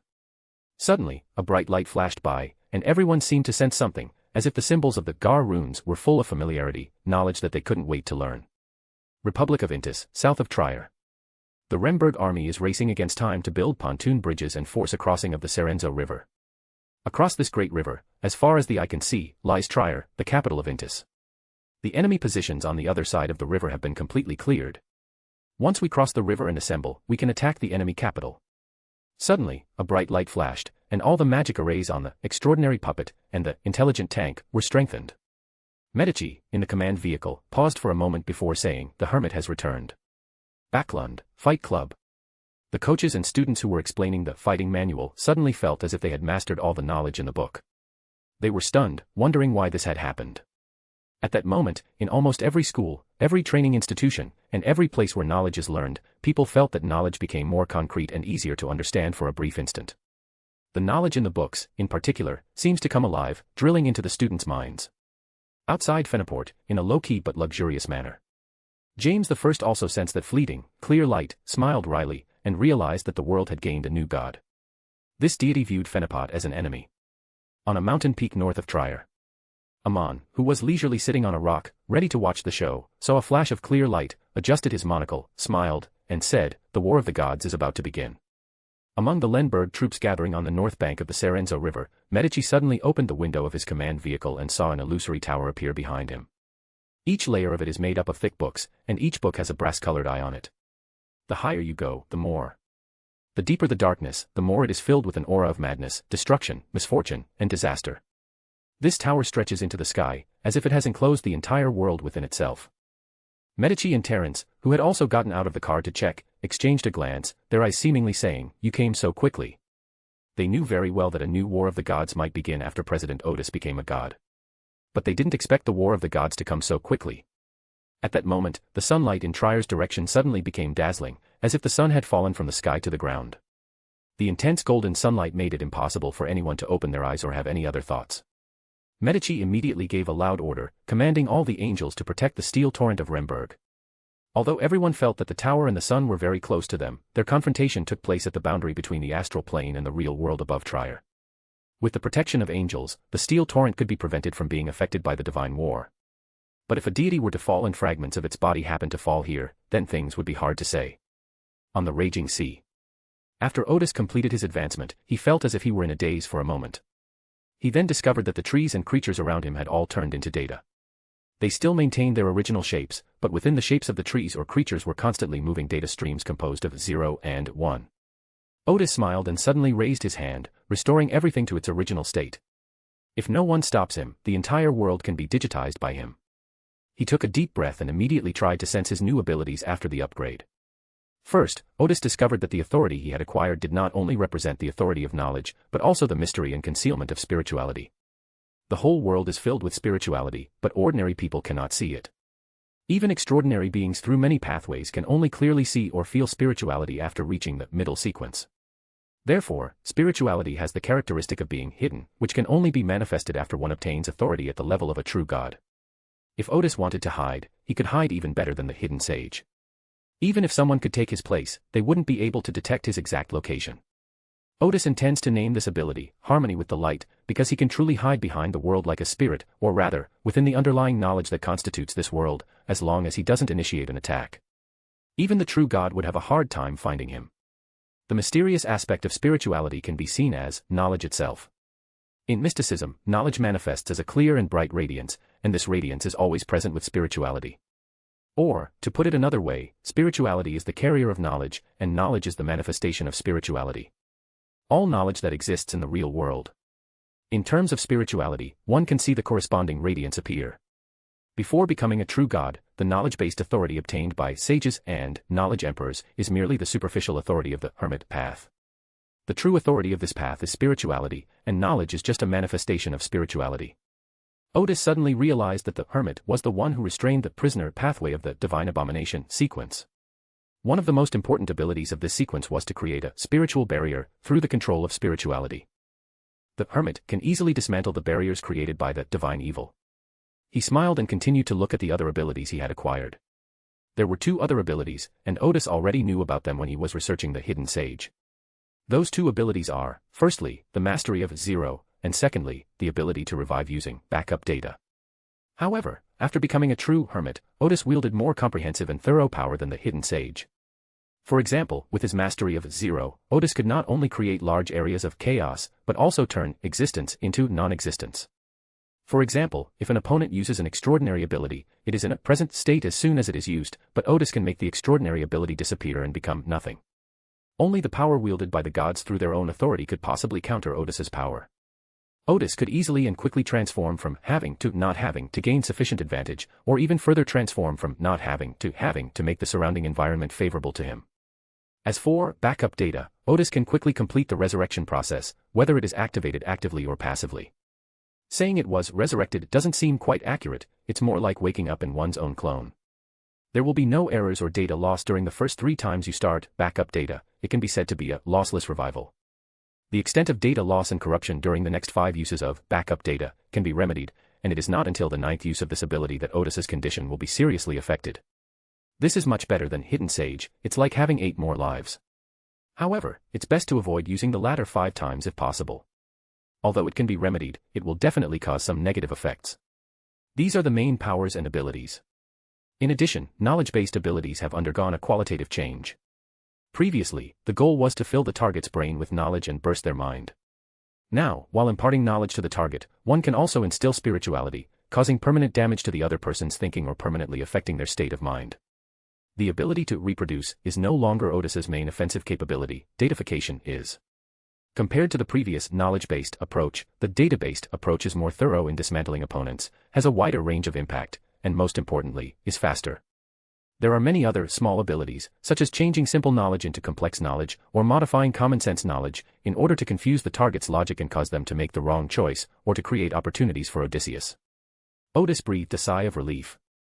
Overall, the qualitative change brought about by this promotion was quite significant. Whether in terms of ability or authority, there has been a comprehensive improvement. The key point is that Odis could clearly feel the changes happening to himself. He felt that he had become supreme in some ways, or rather, connected with the whole world. He is fully aware of any changes that occur in the world regarding spirituality or knowledge. This is the part about Odis's divinity. It seems that the divinity is still within an acceptable range, but it has become more obvious than before. If Odis were to carefully distinguish between spiritual aspects, he could realize that divinity has 2 parts, one part belongs to the original creator, and the other part belongs to the sages. The original part seemed to have no activity, like a complete bystander. Odis knew he was there, but he would not interfere no matter what happened. Although the sage part possesses a certain degree of activity, since his main consciousness has been sealed, the remaining part, which lies in his uniqueness and extraordinary characteristics, can be easily suppressed by Odis without affecting his state. Thinking about this, Odis smiled and felt that his current state was quite good among the gods. At this moment, Odis noticed that a tall tower, which could be vaguely seen even from the raging sea, suddenly appeared in the direction of the northern continent, and the sunlight there became extremely scorching. Immediately afterwards, the sea seemed to suddenly ripple with small waves, and the previously cloudless sky suddenly became covered with dark clouds and a strong wind began to blow. This clearly shows that the Lord of Storms is also unleashing his power. Odis took a deep breath, immediately backed up himself, and put the backup data into the wilderness of knowledge. Then he immediately went to Trier. The skies above Trier. An old man, as tall as a giant, emerged from the tower. He wore a hood, obscuring his face, with only a long beard hanging down his chest. This is a humanoid image of the god of knowledge and wisdom, holding a bronze book in his left hand. It is the book of knowledge, created by the sage, and is said to contain all-encompassing knowledge, making it a perfect match for the White Tower. Behind the God of Knowledge is an ancient and weathered stone slab that looks very high and distant, as if it is connected to some amazing power. The next second, a young man with golden hair, a tall and straight figure, long limbs, and a very sunny, brave, and spirited demeanor emerged from the scorching sunlight. The young man held a ball of pure white light in his hand, which seemed to be able to dispel all evil and coldness. This is the humanoid form of the Eternal Sun. Immediately afterwards, a black curtain appeared from the scorching sunlight, blocking out a large area of sunlight. Behind the curtain, there was a blurry shadow, an inverted cross, on which a giant seemed to lie stiffly. The moment the curtain appeared, the surroundings seemed to be filled with a sense of madness, chaos, and depravity, even the Eternal Sun. Even the sunlight couldn't dispel these negative feelings. This is a humanoid image of the true Creator. The Eternal Sun and the true Creator rushed toward the God of Knowledge, and miniature suns appeared in the sunlight, emitting pure white rays around the God of Knowledge. The ordinary people of Trier, with their weak spirituality, also kept their heads bowed, not looking at the sky, because even a glance at those pure white rays would completely purify their souls, either causing them to mutate or turn them into fools who could only praise the sun. The eyes of the God of Knowledge behind its hood emitted a bronze light, having now completely analyzed the attack of the Eternal Sun. Then the Book of Knowledge, in his hand, floated up and turned its pages on its own. One by one, clear mystical symbols surged out and spun rapidly around the God of Knowledge, then formed illusory mirrors that reflected all the rays back. Almost simultaneously, a black curtain swept over, as if to cover the God of Knowledge and the entire White Tower. The blasphemy slab behind the God of Knowledge flew to the front, emitting an illusory radiance, blocking the true Creator directly in front of him. Then, with the blessing of the blasphemy slab, the God of Knowledge was able to reverse the pure white rays of those miniature suns and shine them onto the black screen, causing violent ripples on the screen. The battle between the three gods caused the space to ripple. At times, the sun shone brightly in the sky, at other times it seemed to be covered by a layer of gauze, and at still other times it emitted a bronze glow. The God of Knowledge used the profaned slate to temporarily hold back the Eternal Sun and the true Creator. Meanwhile, at sea, thick, dark clouds are heading towards Trier. Wherever the Lord of Storms goes, the clouds blot out the sun, as if night has fallen prematurely. Directly ahead of the dark clouds appeared a magnificent and enormous church, with towering black stone pillars. From the outside, one can vaguely see that inside the church, every pillar, every arch, and every dome is inlaid with bones from different races, densely packed together, surrounding a cross that is over 100 meters long. In front of the cross are rows of black, back chairs. Far from being eerie, the atmosphere is filled with a sense of holiness. A priest, dressed in a simple white robe, with a thick, light gold beard covering the lower half of his face, and clear, innocent golden eyes like a baby, and a silver cross pendant hanging on his chest, slowly rose from his chair and looked at the dark clouds in the distance. Adam. And the Church of Bones. As Adam watched, the dark clouds rolled away, and amidst the flashes of lightning and thunder, a rather dignified middle-aged man appeared. Clad in black armor, he stood atop rolling waves amidst dark clouds, surrounded by storms and lightning, wielding a trident. The Lord of Storms was somewhat surprised, not expecting his opponent to be Adam. He then raised his trident, and a silvery white forest instantly enveloped the entire ossuary. At that moment, the walls of the chapel. On the windows and doors, transparent, distorted faces emerged, all staring at the lightning bolts, which, as if alive, avoided the ossuary. Back over Trier. In the battle between the three gods, including the God of Knowledge gradually began to retreat under the attacks of the Eternal Sun and the true Creator. The scorching sun and the black curtain of darkness gradually gained the upper hand, suppressing the brass-colored light. At this moment, Odis finally arrived, and his appearance brought a clear, bright light to the sky. The bright light emanated from the lantern in Odis's hand. After being promoted to Hermit, the form of the lantern in Odis's hand changed. Whenever he held this special lantern, it was as if he were displaying the state of a mythical creature. Or rather, the function of this lantern is similar to that of a monocle on a man's face, serving as his unique external expression. As soon as Odis appeared, a series of dim, unclear, and colorless lights appeared opposite him, seemingly composed of a vast amount of illusory things. In the dim light, one after another seemingly thin scroll appeared, yet it gave people an extremely profound feeling, as if it carried the enlightenment and development of civilization and human society at different classes. The god of steam and machinery rarely appears in this manner. It is clear that Odis has the help of the wilderness of knowledge, and he can only have a chance of winning by giving it his all. In an instant, the clear radiance and the hazy glimmer collided, and both radiance and glimmer returned to their illusory state, spreading outwards in a spiritual way. The next second, a section of the sky suddenly turned black, and night fell early. Then appeared a field with deep sleep flowers and night-blooming herbs, a goddess of the night, wearing a dark dress adorned with stars, holding a black giant scythe, a twilight-colored greatsword, representing the hidden nothingness, and clutching an ancient golden ornament. Beyond the black curtain appeared a woman over 10 meters tall, dressed in a long dress that looked like it was made of white bones. Her eyes were as blue as the ocean, and her black hair was like a poisonous giant snake, long, thick, and slippery. The top of it either has a snake's head growing directly on it, or has rolling black and white eyes, and everything around it turns to stone, releasing all sorts of mystical pathogens. It was actually the primordial witch. The goddess of night immediately engaged the evil god in battle. In response, Eternal Sun sighed, saying that he would never have cooperated with True Creator and Primordial Witch if he hadn't had no other choice. His sense of justice wouldn't allow it. But when it comes to survival, justice has to take a back seat. On Odis's side, a fierce battle broke out right from the start.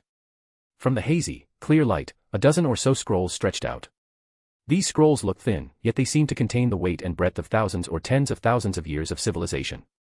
The history left by generations of humankind, numbering in the hundreds of millions, was so vast and magnificent. The scrolls displayed a series of dynamic images, some depicting the struggles of humans against wild beasts and nature in a primitive era, others showing human groups migrating and surviving amidst extraordinary creatures, still others showing people bravely battling extraordinary beings under the guidance of a giant cross, and still others depicting massive factories in the industrial age, billowing thick smoke from their enormous chimneys. These heavy images swept towards Odis, and the lantern in Odis's hand suddenly shone brightly, forming a huge ball of light. The scrolls dared not approach and could only circle around the ball of light. Thus, a strange scene was formed, with Odis acting like a beacon, illuminating the images in the scrolls. Suddenly, some new content was added to the scroll. In a primitive era, a tall, hooded figure appeared, carrying a lamp representing knowledge. He taught everyone how to make fire and how to make tools, illuminating the path for mankind. Among the migrating crowd, a tall, hooded figure appeared and taught everyone how to draw magic circles and how to fight extraordinary creatures with the power of the group. Guided by the enormous cross, a bright lantern illuminated everyone with its clear light, ensuring they remained rational. Those were all things that the sage actually did, but some of them were forgotten because during the Great Cataclysm, a large amount of extraordinary data was destroyed and lost, and people have forgotten the figure who illuminated the way for humanity. Some were deliberately hidden away, as some deities did not want people to remember that guiding light. Under the bright light, the paintings became distorted and moved slowly. The next second, all the images in the scroll turned into streams of data composed of 0 and 1. But the scroll itself remained, with a row of icons resembling file shredders appearing on one side. Data streams were rapidly shredded, leaving the scroll empty, as if nothing had ever been there. The lamp in Odis's hand suddenly transformed, becoming like a projector, projecting constantly changing images onto the surroundings. Some of those images showed a boy using his paintbrush to draw a strongman holding a hammer and smashing an icon of a crusher. Mystery reappears, Ma Liang's magic paintbrush. Some depict the Monkey King wielding a Rui Jingu Bang, a magical staff, wearing a phoenix wing purple gold crown, a golden chainmail, and lotus silk cloud walking boots. He grabs the staff and smashes several document shredder icons, creating a large hole in the scroll. Mysterious reappearance, the Monkey King returns. In addition to these two figures, Odis also recreated 3 other figures, the Black Emperor, the Blood Emperor, and the Night Emperor. In an instant, most of the scroll was torn apart by these figures, becoming fragmented and scattered. For Odis, this experience was somewhat like watching a movie when the screen suddenly ripped apart, even breaking into several pieces. Then, with a poof, all the paintings turned into streams of data, signifying that Odis had won this round of battle. The bright, clear light instantly overwhelmed the hazy, clear light. The light suddenly began to churn, and one of the clusters within it suddenly became even brighter. This bright light seemed to contain infinite knowledge and suddenly became very profound, as if illuminating all the darkest moments in the course of human development. All those who see this light, whether human or divine, unconsciously want to interpret it, eagerly want to understand the rules of civilization's development, and eagerly want to avoid repeating humanity's mistakes. Even Odis was no exception. He was deeply attracted by the light and wanted to decipher its mysteries and find a way to solve all of humanity's current problems. This ability is called Light of Civilization, which is somewhat similar to the knowledge-instilling ability of the Hermit path, but completely different. It mainly attacks the target's logical thinking ability, somewhat like brainwashing people, making them think about problems according to the logic of the god of steam. Just as Odis was contemplating all the problems facing humanity, a phantom book flew in from the hazy, clear light. The book flew to Odis's head, opened on its own, and emitted an illusory light, as if trying to trap Odis inside.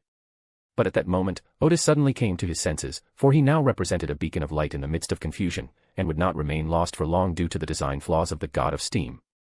But in the next instant, Odis flew into the book on his own. A hand emerged from the hazy, clear light, making a fist. The illusory book immediately closed, and then mysterious symbols emerged from its exterior, forming layer upon layer of ceiling arrays. The next second, the book began to vibrate violently, and a clear light shone through the gaps between the pages. Swell. The ceiling array exploded and scattered, and the fantasy books shattered instantly. Odis, carrying a lantern, stepped out from a page of a book, as if he had stepped from illusion into reality. Sai, the god of steam, sighed, finally realizing that he could not win. Although Odis had not yet absorbed the wilderness of knowledge, he could borrow its power, which made him slightly stronger than the god of steam. The god of steam was not giving up and quickly returned to the astral plane, back to his own divine kingdom. Meanwhile, the divine battle above Trier also changed. Eternal Sun believed that Mother Earth would descend upon Trier to help, God of Knowledge, fight against True Creator. However, the Earth Mother Goddess did not appear for a long time, so the Eternal Sun continued to attack fiercely, trying to wound the God of Knowledge before the Earth Mother Goddess appeared. Just then, Eternal Sun suddenly sensed danger. The True Creator, Wei Mu, suddenly attacked him. Chapter 487, Chapter 486. The War of Gods ends, 3 true gods fall. Eternal Sun never expected that True Creator would launch a sneak attack on him. He certainly couldn't have imagined that, due to a lack of crucial information, that God of Knowledge and Wisdom before him had been switched. However, Eternal Sun reacted quickly, spreading the sunlight around himself to drive away the curtain of darkness that was surrounding him. But the next second, something amazing happened. The God of Knowledge actually threw the blasphemous tablet in his hand to the True Creator. The first blasphemous stone tablet came to the side of the True Creator, and the upside-down giant reached out to catch it. A surge of power suddenly converged on him, and he fell from the huge cross. The cross ignored the scorching sunlight of the Eternal Sun, and floated behind the Eternal Sun. No matter what power the Eternal Sun used to attack the cross remained unmoved and even absorbed a large amount of sunlight's power. The God of Knowledge suddenly removed his hood, and even his long beard was removed, revealing a fair-skinned man underneath. His hair was short, mostly jet black, but the roots had a pale yellowish gold hue. His eyes were pure gold, his skin was fair, his features were deep-set, and his eye sockets were sunken. Eternal Sun, who had followed the ancient sun god for a long time, immediately recognized him, his young face showing surprise, too suddenly. How could that be? That was actually the ancient sun god. The God of Knowledge looked at the Eternal Sun with indifferent eyes. You are guilty. You have betrayed your lord. As if hearing its master's command, the enormous cross instantly nailed the Eternal Sun to the cross and is now desperately absorbing the power from the sun. The originally scorching sunlight dimmed. Eternal Sun stared at ancient sun god for a while before smiling and saying, "Yes, I am guilty. But I don't regret it. There has never been only one sun in the sky." The God of Knowledge said nothing. The Book of Knowledge floated up again, and tiny specks of brass-colored light moved quickly, outlining one mysterious symbol after another. These symbols seemed to be guided by some power, turning into javelins made of symbols, which shot towards the immobile Eternal Sun. Eternal Sun took a deep breath. It was finally coming to an end. Everything was about to end. He believed that those he had once followed would never abandon humanity. One javelin after another pierced the body of Eternal Sun, each javelin striking a weak point in his body, altering key nodes and causing him to rapidly disintegrate. In an instant, the sun in the sky disappeared. A series of meteorites, seemingly glowing, rapidly slid towards the horizon, turning the ground golden in some of the places they fell. It was as if the sun had fallen to the ground, and some meteorites were suspended in midair, forming tiny suns. But soon, as all the meteorites fell, the sky turned pitch black, the kind of pitch black where you couldn't see your hand in front of your face. Those tiny suns, along with the golden light emanating from the ground, could only illuminate a very small area. People seemed to remember something. Those memories are the fear of the long darkness of our ancestors in the distant First Age. Fortunately, the sky brightened up again in the next second, and the sun reappeared. However, the sun seemed smaller than before, and its light was weaker. This is because, at this moment, what hangs in the sky is the unique path of the sun. The celestial master's conjectures were correct. Within the uniqueness of the sun pathway, there is a strong spiritual remnant of the primordial God. The True Creator and the God of Knowledge even confirmed that as long as one ascends to sequence one of this pathway, one can be influenced by the primordial. It seems that the Eternal Sun must spend a lot of energy fighting against the primordial.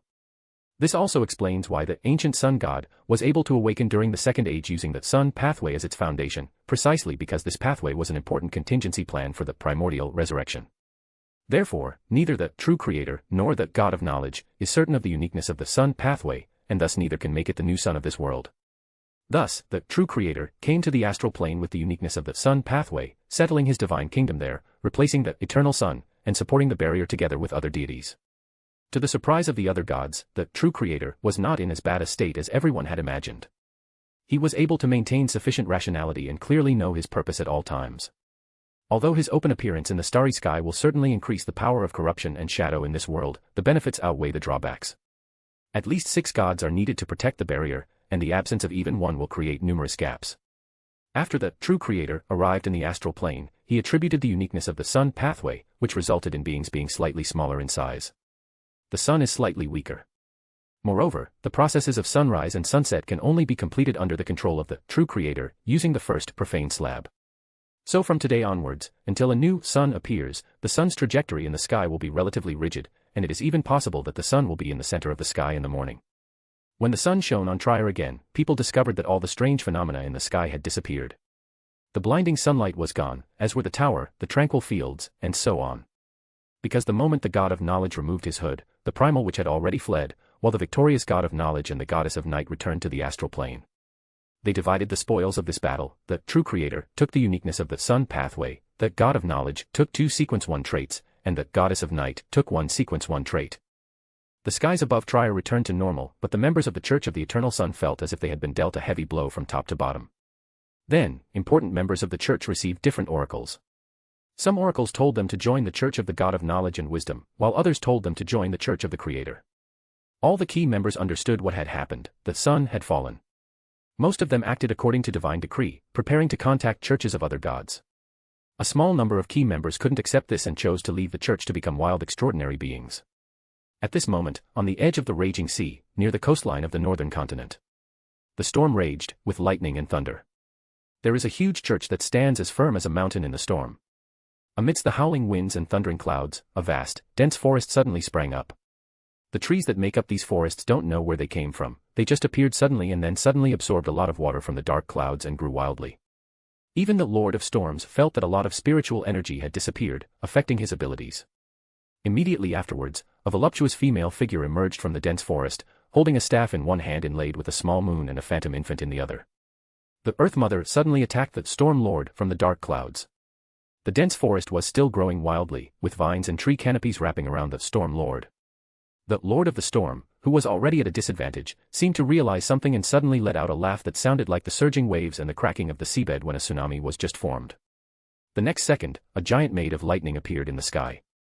Lightning and gale-force winds pounded the dense forest, setting the vines ablaze with white flames, while wind blades sliced through the wildly growing tree canopies.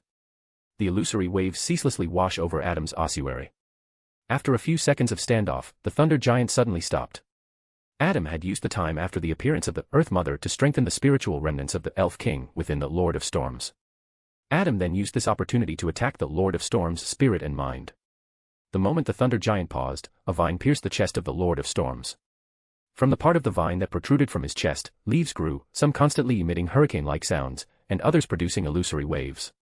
Flowers bloomed on the vines, the flowers were white, and the buds kept flashing with silvery white lightning. This is a plant that grew after the vines absorbed a large amount of life force from the Lord of Storms. In the next instant, the Church of Bones seemed to descend from the sky, enveloping the Lord of the Storm within it. The Lord of Storms had already won the battle of spirit and mind, but was weakened by the influence of the Mother Earth Goddess. Before the huge cross of the church, a man with pure gold eyes, fair skin, deep features and sunken eye sockets appeared. He muttered to himself, "Too sunny."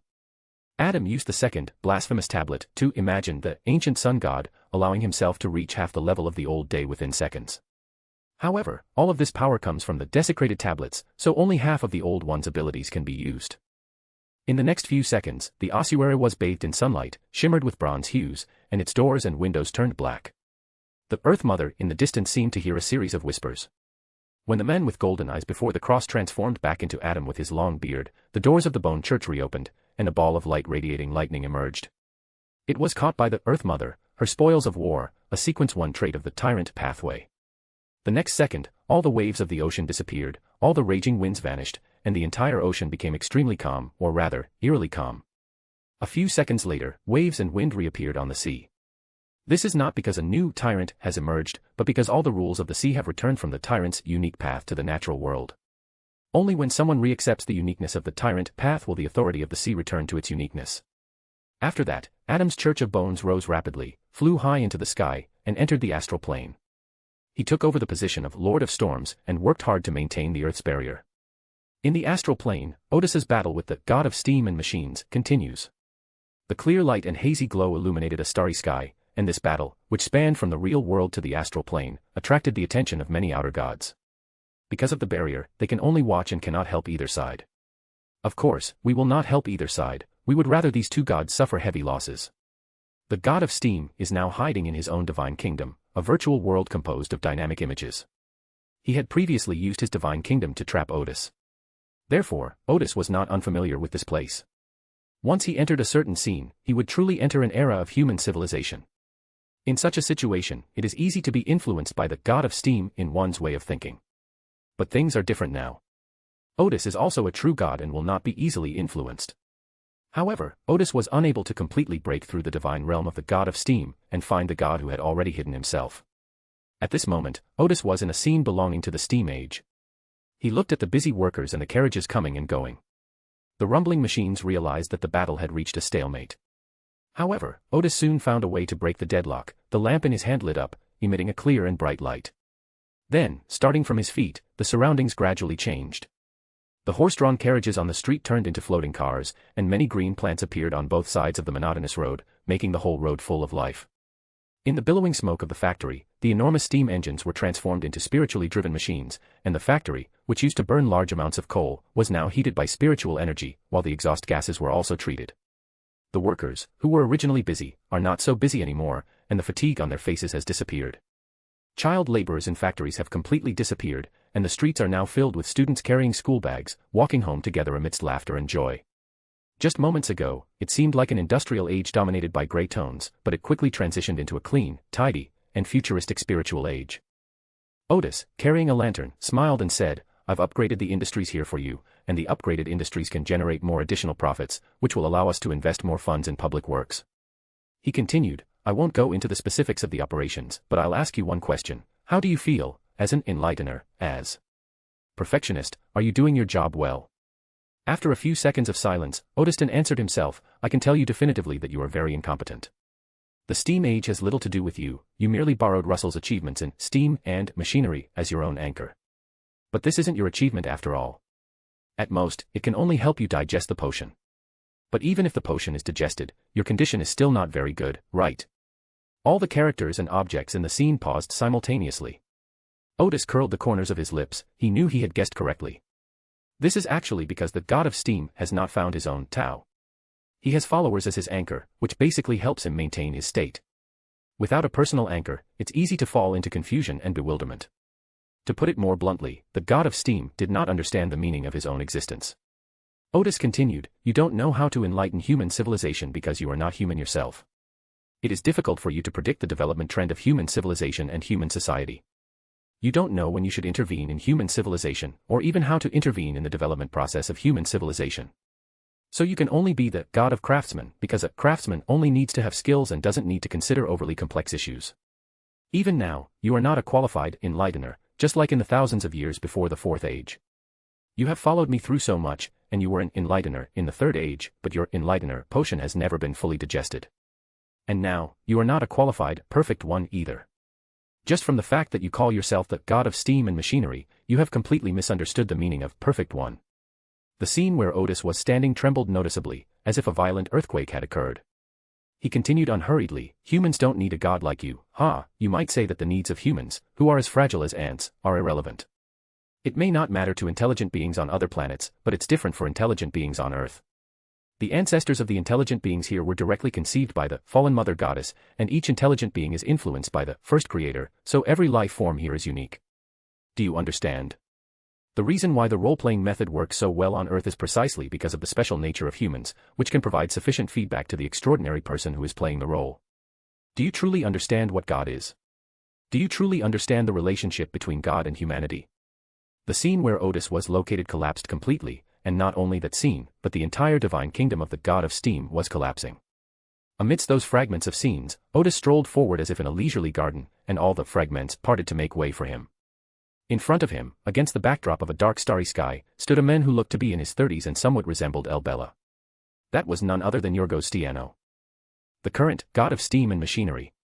In Odis's memory, Yorgos was male, perhaps because the perfect one was biased towards the feminine magic potion, making it somewhat difficult to distinguish his gender. He seemed to possess both masculine strength and feminine grace. "You monster!" Yug screamed, his voice trembling with anguish. Why are you alive again? Why can you always find the root of the problem? Odis smiled gently, you are not suited to be a god. He took a deep breath and said, the end of the world is coming. If we're all just at the level of true gods, we won't be able to do much. Hugo smiled bitterly, so, am I the one who needs to be sacrificed? Yes, Odis said, because I can do it better than you. Why? Odis's expression gradually turned serious, the fact that you asked that question means you've already lost. Hugos laughed loudly and said, you didn't make the rules. Odis pointed to the faces lying on the barrier and asked, did you decide this? All I can tell you is that you haven't even figured out what the rules are. Yugs was clearly taken aback. Odis took a deep breath and raised the lamp in his hand. Come on, let's solve this with a fight. Yugs glanced at Odis, and suddenly, the two attacked simultaneously. The clear light and the hazy radiance merged together again, and they clashed. In the clear, bright light, a huge human figure suddenly appeared, as if the figure was drawing something on the ground. The patterns he drew were very ethereal, octagonal, and used horizontal and vertical lines to represent different symbols. Mystery reappears, Fushi draws the 8 trigrams. The reproduced Fushi drew the last stroke, and the simple Bagua immediately began to rotate, as if the entire starry sky and the entire universe were rotating along with it. To Odis's surprise, Hugos did not dodge or resist his attack at all. Instead, he let himself spin with the Bagua. Yorgos suddenly chuckled, you're right, I might really not be suited to be a god. The 8 trigrams seemed to contain a vast amount of knowledge, leading to new understandings of the entire universe and nature. This knowledge also includes explanations and definitions of deities, sufficient to analyze the god of steam and machinery, which leads to the gradual collapse of YGGS, whose figure then disintegrates. Odis took a deep breath, he hadn't expected Hugos to give up the fight. However, he suddenly remembered what Elbra had once told him, when Hugos felt he had no chance of winning, he would give up faster than you think. In this light, it seems that Elbella understands her brother better. In response, Odis intends to keep his promise to Elbra and will not actively disrupt the arrangements for Hugos' resurrection. At this moment, the Fushi and Bagua that Odis had reappeared disappeared, and only a few bright spots remained in the star realm. That's a characteristic of Hugos' body. Odis collected these points of light into the wilderness of knowledge, and then streams of data appeared around him, forming a simple room. This room arrived beneath the barrier and connected with the magic array set up by the sage during the Fourth Age. It began to continuously channel spiritual energy into the barrier to maintain its protection of the earth. In the starry sky, the outer gods saw that the war of gods had ended and 3 true gods had fallen, but 3 more gods had tacitly taken their places. They all turned their gaze away and waited for the barrier to break. Odis sat cross-legged in the illusory room made of data and, using the uniqueness of the Perfect One, issued a divine oracle to the Church of the God of Steam and Machines, ordering them to immediately surrender to Remberg and accept the reorganization by the 2 angels, Bernadette and Elbra. The extraordinary members of the Church of the God of Steam and Machinery sensed the fall of their god and were thrown into chaos.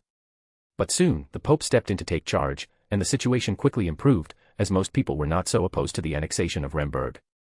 Of course, many extraordinary individuals couldn't accept this and took advantage of the chaos to escape. The 2 angels sent by Odis took over the entire church. They were able to immediately issue a reorganization plan without using the personnel information provided by the Steam Church, and their grasp of the personnel was extremely accurate. This left everyone in the Steam Church in disbelief. They were then amazed by how powerful Remberg's intelligence department was, as if the Steam Church had no secrets from Remberg. What they didn't know was that the demigod in charge of personnel in the church had long been under the surveillance of President Odis of Remberg. Odis did not establish a church, but instead reorganized the Steam Church into 7 research institutes, which, together with the original Remberg Research Institute, made a total of 8 research institutes. The existing churches will be converted into laboratories, and all missionary activities will be stopped. All the bishops and priests who had not taken the potion were also recruited.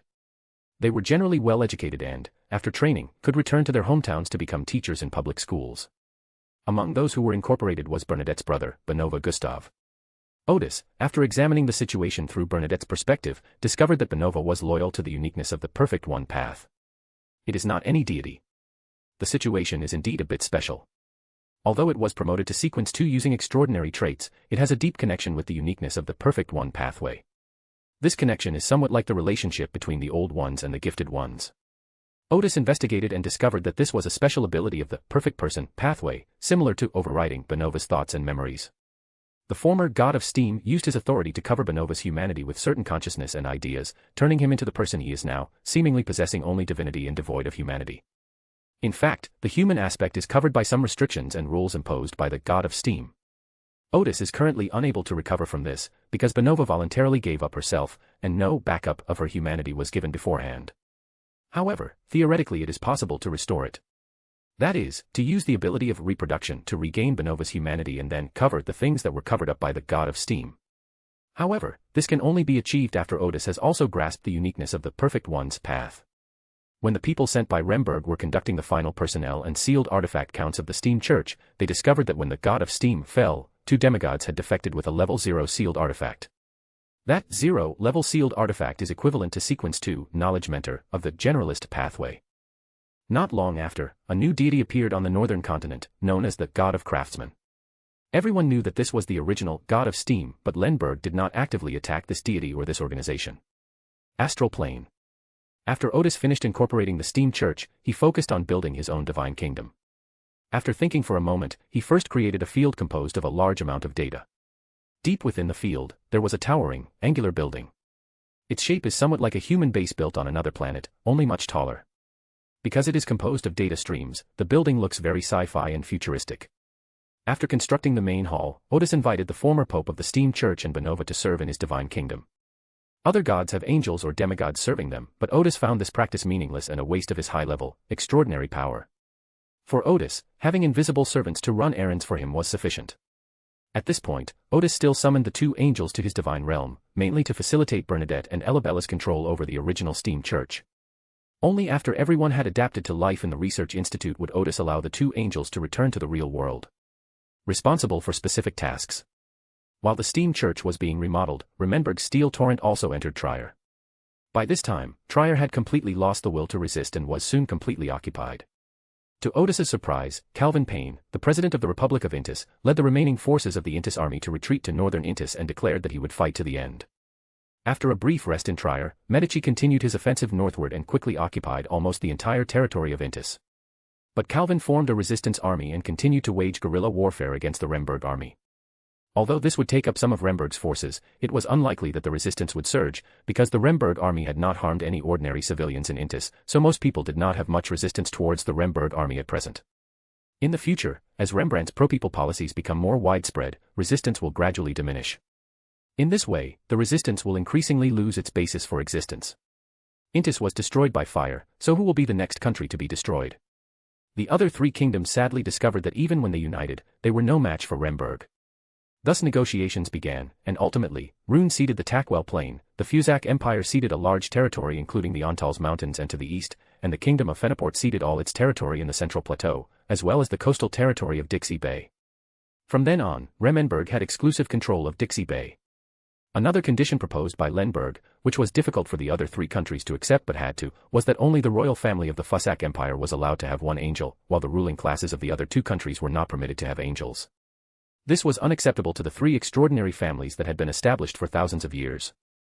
The reason they had no choice but to accept it was that the Lenberg official who presided over the extraordinary negotiations told the royal families of the other 3 countries that if they did not accept it, the Lenberg army would destroy their countries, and the Lord of Mysteries, who was now a true god, would hunt down the angels of the other 3 countries. This was the reason the other 3 kingdoms had to accept it, because at least in this way, the royal families of Rune and Fenaport could survive. The reason the Fussak Empire can still retain an angel, in fact, they only have 1 angel now, is entirely due to the preferential treatment given by Odis out of consideration for Medici. After 2 months of negotiations, Lundberg became a country occupying 2/3 of the northern continent, while the other 3 countries became vassals.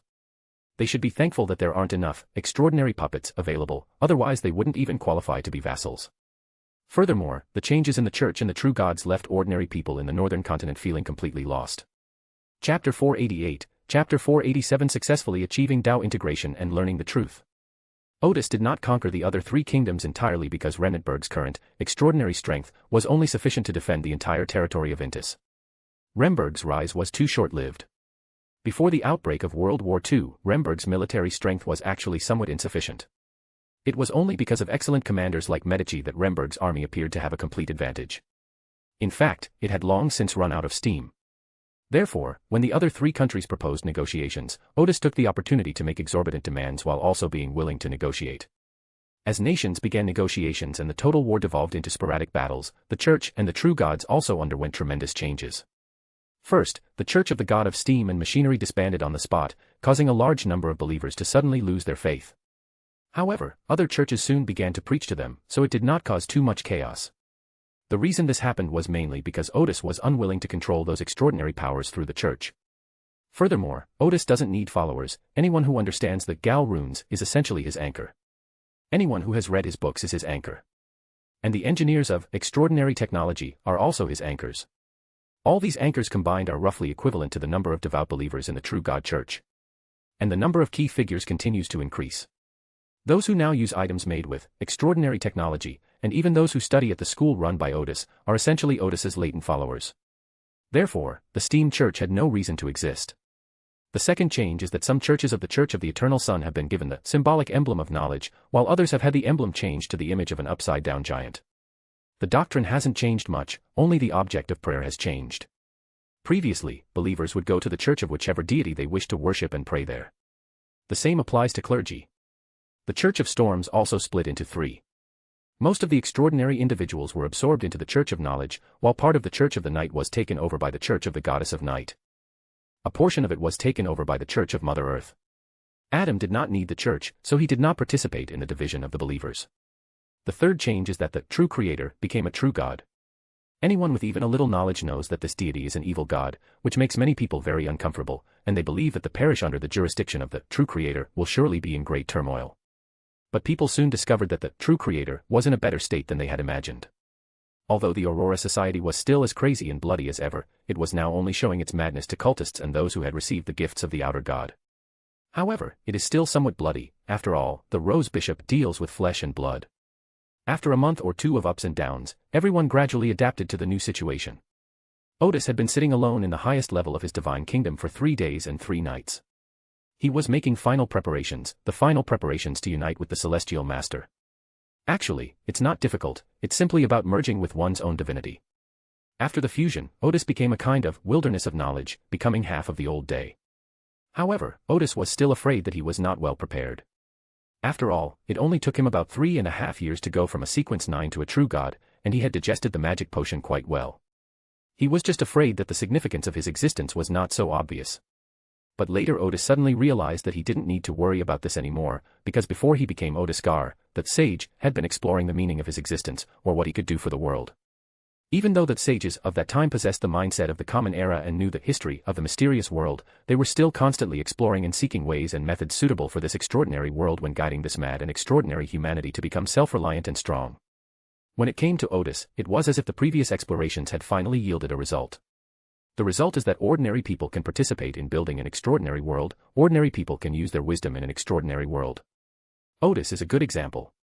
After he traveled through time, he had no memory of the sages, but he created the Gal rune and continued to study spirituality, exploring the underlying logic of this extraordinary society. This is something that extraordinary people and gods would not do. They rely more on their authority and extraordinary abilities, believing that this is something they are born with and that it is an inexplicable, backroom deal.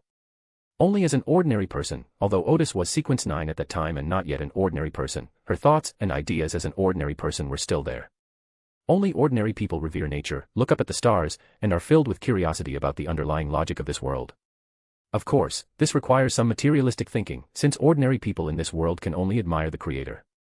Therefore, Odis believed that his current experience, along with the experience of the sage, together constituted his way. With this in mind, Odis entered the wilderness of knowledge. Currently, the minimum number of deities required to guard the barrier is 6. However, deities don't need to stay in their divine kingdoms all the time. They are on guard in the astral realm every moment. Theoretically, each deity has 3 hours of rest time each day, and as long as they don't rest together, the barrier shouldn't be a big problem. We must once again thank the fallen Mother Goddess for the continuous power she provided to the barrier. Even during the intense divine war that broke out earlier, the barrier did not develop any vulnerabilities. At least until the barrier reaches the end of its lifespan, there is no need to worry too much about the outer god's encroachment on the real world.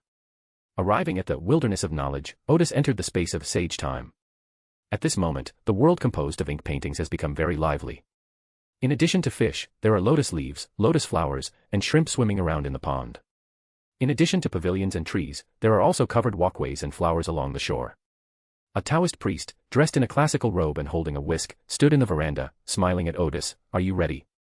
Odis nodded. "I'm ready." The Celestial Master looked at Odis and smiled. "I know that even now, you still have reservations, thinking that your experience was a scheme orchestrated by this old monster of mine. Odis paused for a moment, but did not deny it. Yes. Then why did you come? From the moment you and Adam devised the plan to use the fallen mother goddess as a barrier for energy, I stopped fighting internally. Odis said solemnly, I am neither a selfless nor a noble person, but I will never let the earth fall into the hands of the outer gods. I feel that you are more experienced than me in the battle against the outer gods, and you can definitely do better than me, so it doesn't matter who does this main consciousness. The only regret is that he has not yet held a wedding with Bernadette. Odis originally planned to hold the wedding after the victory in the war before ascending to the status of a true god. But with the war of the gods about to break out, Odis realized he could not wait any longer, so he immediately completed his ascension. The subsequent process is beyond his control, especially the path to enlightenment. Once the time is right, he cannot wait any longer. The Celestial Master scrutinized Odis before saying, I am relieved to see your determination. He waved his whisk, let's begin. Odis took a deep breath, good. Suddenly, the entire inkwash painting world of Wise Man's Time was stirred up and turned into a huge vortex. Odis felt herself being rapidly stretched and spinning with the vortex. At this moment, a cold consciousness was stirring with his consciousness, sometimes trying to cover it up, and sometimes trying to merge with it. The feeling was strange, as if several pieces of ice had suddenly appeared in his head, the kind that his body temperature couldn't melt. The Celestial Master's voice suddenly entered his ears, hold fast to your own, Tao. Feeling that his thinking was somewhat rigid, Odis tried hard to recall his original intention for studying the extraordinary. He found a memory, a rare, sunny afternoon in Backlund. He sat by the window, studying the calculations of the Gar runes. Because the formulas he had come up with were all a little bit off, and he didn't have a better idea for the moment, he looked out the window. In the yard were some herbs he had planted, the green leaves and colorful flowers seemed to glow in the sunlight. Odis smiled at that moment. In this city, the sun doesn't shine for a third of the year, and for the remaining third, the sunlight is barely brighter than a kerosene lamp. This is not a very friendly environment for most plants. Even so, when these herbs finally got some sun, they immediately showed their best side. While marveling at the power of life, Odis's thoughts seemed to wander freely. He wanted to build a beautiful city with inexhaustible clean energy, a city that represented the highest level of technology and cultural aesthetics for all mankind. This idea came to Odis after he began studying spirituality, because at that time he had already realized that spirituality was an inexhaustible source of clean energy. Many technologies that are difficult to achieve scientifically can be achieved relatively easily by utilizing the extraordinary and mystical. For a moment, Odis was lost in dreams of the future. At that moment, Odis recalled that sunny afternoon and suddenly laughed, I was still presumptuous enough to want to change the world. The surrounding vortex suddenly erupted, and Odis felt her brain undergoing a storm, with voices echoing in her ears. Before my eyes were one scene after another playing on repeat. Suddenly, the storm vanished, the speech ceased, the images shattered, and everything fell silent. Odis found himself in a starry sky, where the Celestial Master stood smiling before him. Congratulations, fellow Taoist. Odis quickly asked, did the harmony with the Tao succeed? It's a success. The Celestial Master smiled and said, the result of merging with the Tao is even better than my original design. He put his hands behind his back and invited Odis, let's talk one last time. Good. So the two of them chatted as they walked through the starry sky. The Celestial Master said, I am about to leave. I don't know if we will meet again. I entrust everything here to you. I will leave behind all my memories, my experience, and my magical items. Only then did Odis become certain that he was the master of consciousness.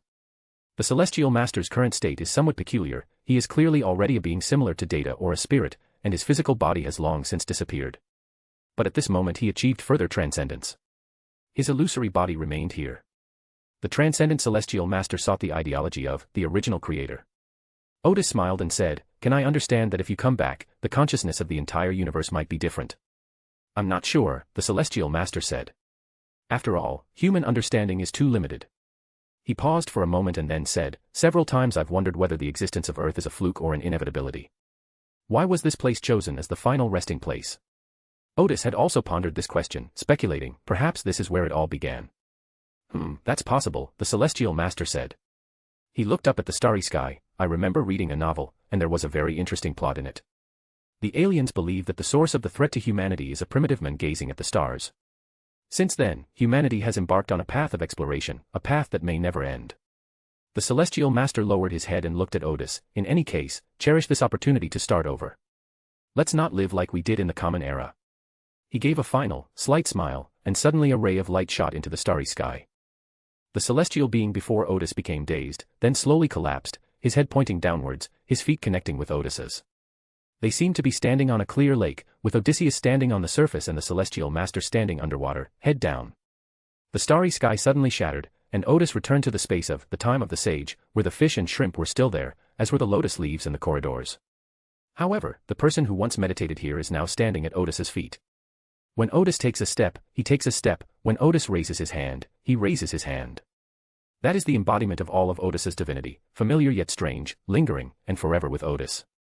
Just as the celestial master said, this process of achieving enlightenment was even more perfect than planned. Even though Odys felt that some parts of her consciousness were completely unable to merge with other consciousnesses, it did not have a significant impact on her state. Immediately afterwards, Odys felt many more memories flooding her mind.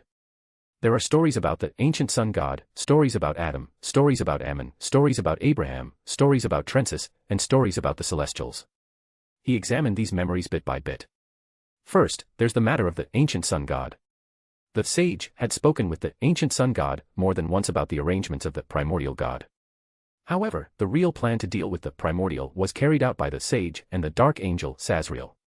At this moment, Odys's memories were filled with images of the two gods discussing countermeasures.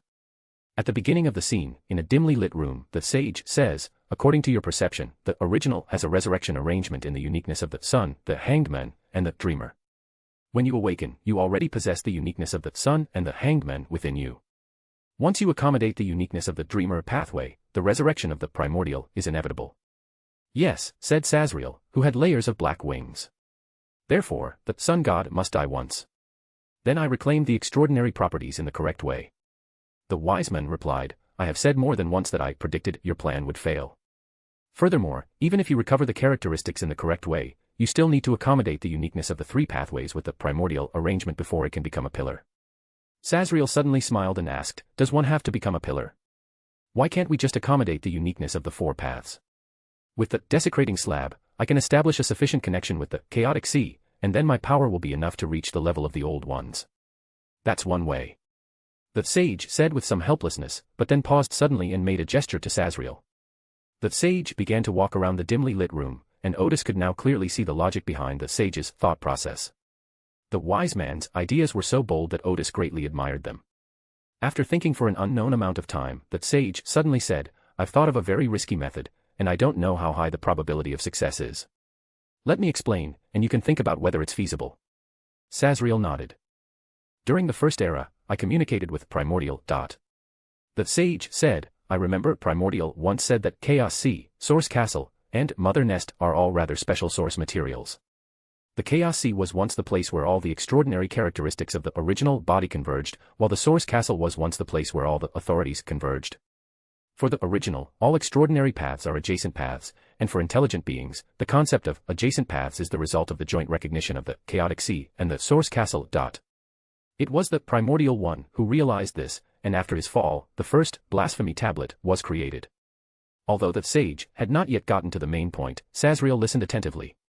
The sage continued, then, could we utilize this characteristic of the Chaos Sea and the Source Castle to remove the sun pathway from your 5 adjacent pathways? And then incorporate a new pathway. Sazriel opened his mouth, the idea was indeed very bold. Then he asked, through what means should it be included? Halfway through his sentence, he understood the meaning of sage, superstar overlord. The sage slowly nodded and then said, based on the information we have obtained about the outer gods. The pathways to which the outer gods belong also have names similar to potions, at least each outer god should have at least one complete potion name. This is information we obtained during the Second Age. The sage and the ancient sun god believed that this was a way for the outer gods to distinguish their subordinate ranks, inspired by the first profane tablet. This design also aims to gradually bestow power upon those who are favored, otherwise, if too much power were given at once during the bestowal of blessings, it would. It's like skipping a grade for promotion. The sage continued, the path corresponding to Superstar Overlord has a sequence number called Star Dragon. And the path corresponding to Decaying King is called Time Giant in sequence 2. I believe that every name, like a number, has its own unique spirituality, and this should not be a coincidence. Upon seeing this, Odys had another concept of adjacent symbolism come to mind. At the level of the true god, adjacent authorities represent adjacent pathways. In the old days, there was also the concept of adjacent, which mainly represented similarity in symbolic meaning. The concept of adjacent symbols was given by the sage and the ancient sun god. They first discovered that the symbolic meanings of the fallen mother goddess and the mother tree of desire are similar, so these two ancient beings are contradictory. Later, when they roughly understood what kind of source matter or authority those ancient beings outside the barrier might want to obtain from Earth, the concept of neighboring symbol came about. The Creator, Lord of the astral planes, is the pillar that contains the Chaos Sea. There are no adjacent outer gods, but one can find adjacent outer gods along every path of this pillar.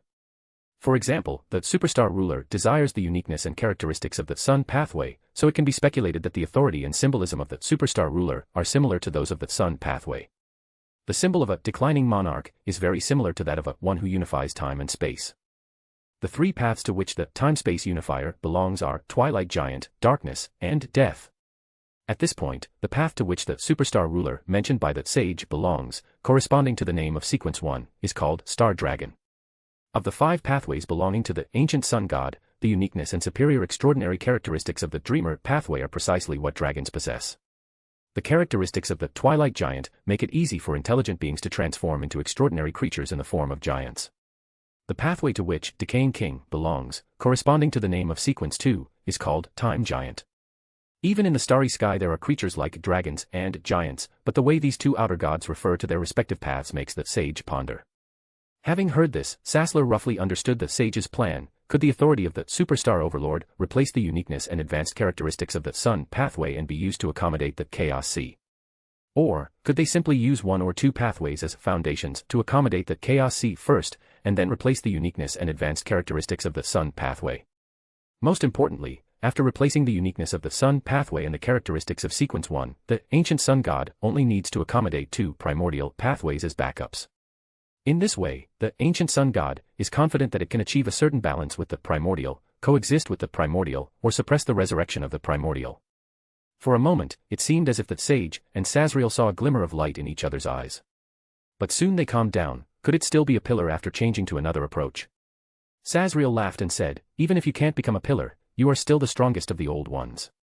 The mother tree of desire is known as the strongest ancient one, possessing 4 pathways within it during its prime. If the sage and Sazriel's plan succeeds, the ancient sun god will have 5 pathways. It will definitely earn the title of strongest ancient one. Moreover, Sazriel was confident that he could become a pillar, because the key to becoming a pillar was first the chaotic sea, and then the uniqueness of the 5 pathways and the sequence 1 characteristic. As long as it can contain the chaotic sea, the probability of it becoming a pillar is very high. With this goal in mind, the two began to discuss specific plans. The sun god must die once. According to the prophecy of the sage, the sun god will be betrayed during this process, and his divinity and humanity will respectively possess the characteristics of daydreamer and hanged man. The remnants of the primordial spirit remain strong and dangerous in both of these paths, but they have also split into 3, so we can try to defeat them one by one. Thus, in Grosser's Travels, there is the scene where the wise man's alter ego meets Adam. This plan came about during the 4th age when the wise men were also in a bad situation and had to die once to drive away the autonomous consciousness of the wilderness of knowledge. After sealing that part of the original consciousness within the travels of Grosser, only the remnant of the original spirit remained within the body of the true creator. This was entirely within a controllable range. As long as the ancient sun god successfully became a pillar, the powerful spirit of that pillar could completely suppress the resurrection of the original. Another challenge of the plan is how to get the relevant information about it passed down. Adam and the true creator cannot know the full picture of the plan, because if they do, it would be the same as the original being knowing it, and the original being would definitely try his best to obstruct it, regardless of whether it succeeds or not. The sage was a very good messenger, but by the 3rd age, the sage was in very poor condition, and he foresaw that this time it was a true prophecy. The sage foresaw that he would make a similar choice to the ancient sun god in the future, so it would be too risky to let him pass on this information.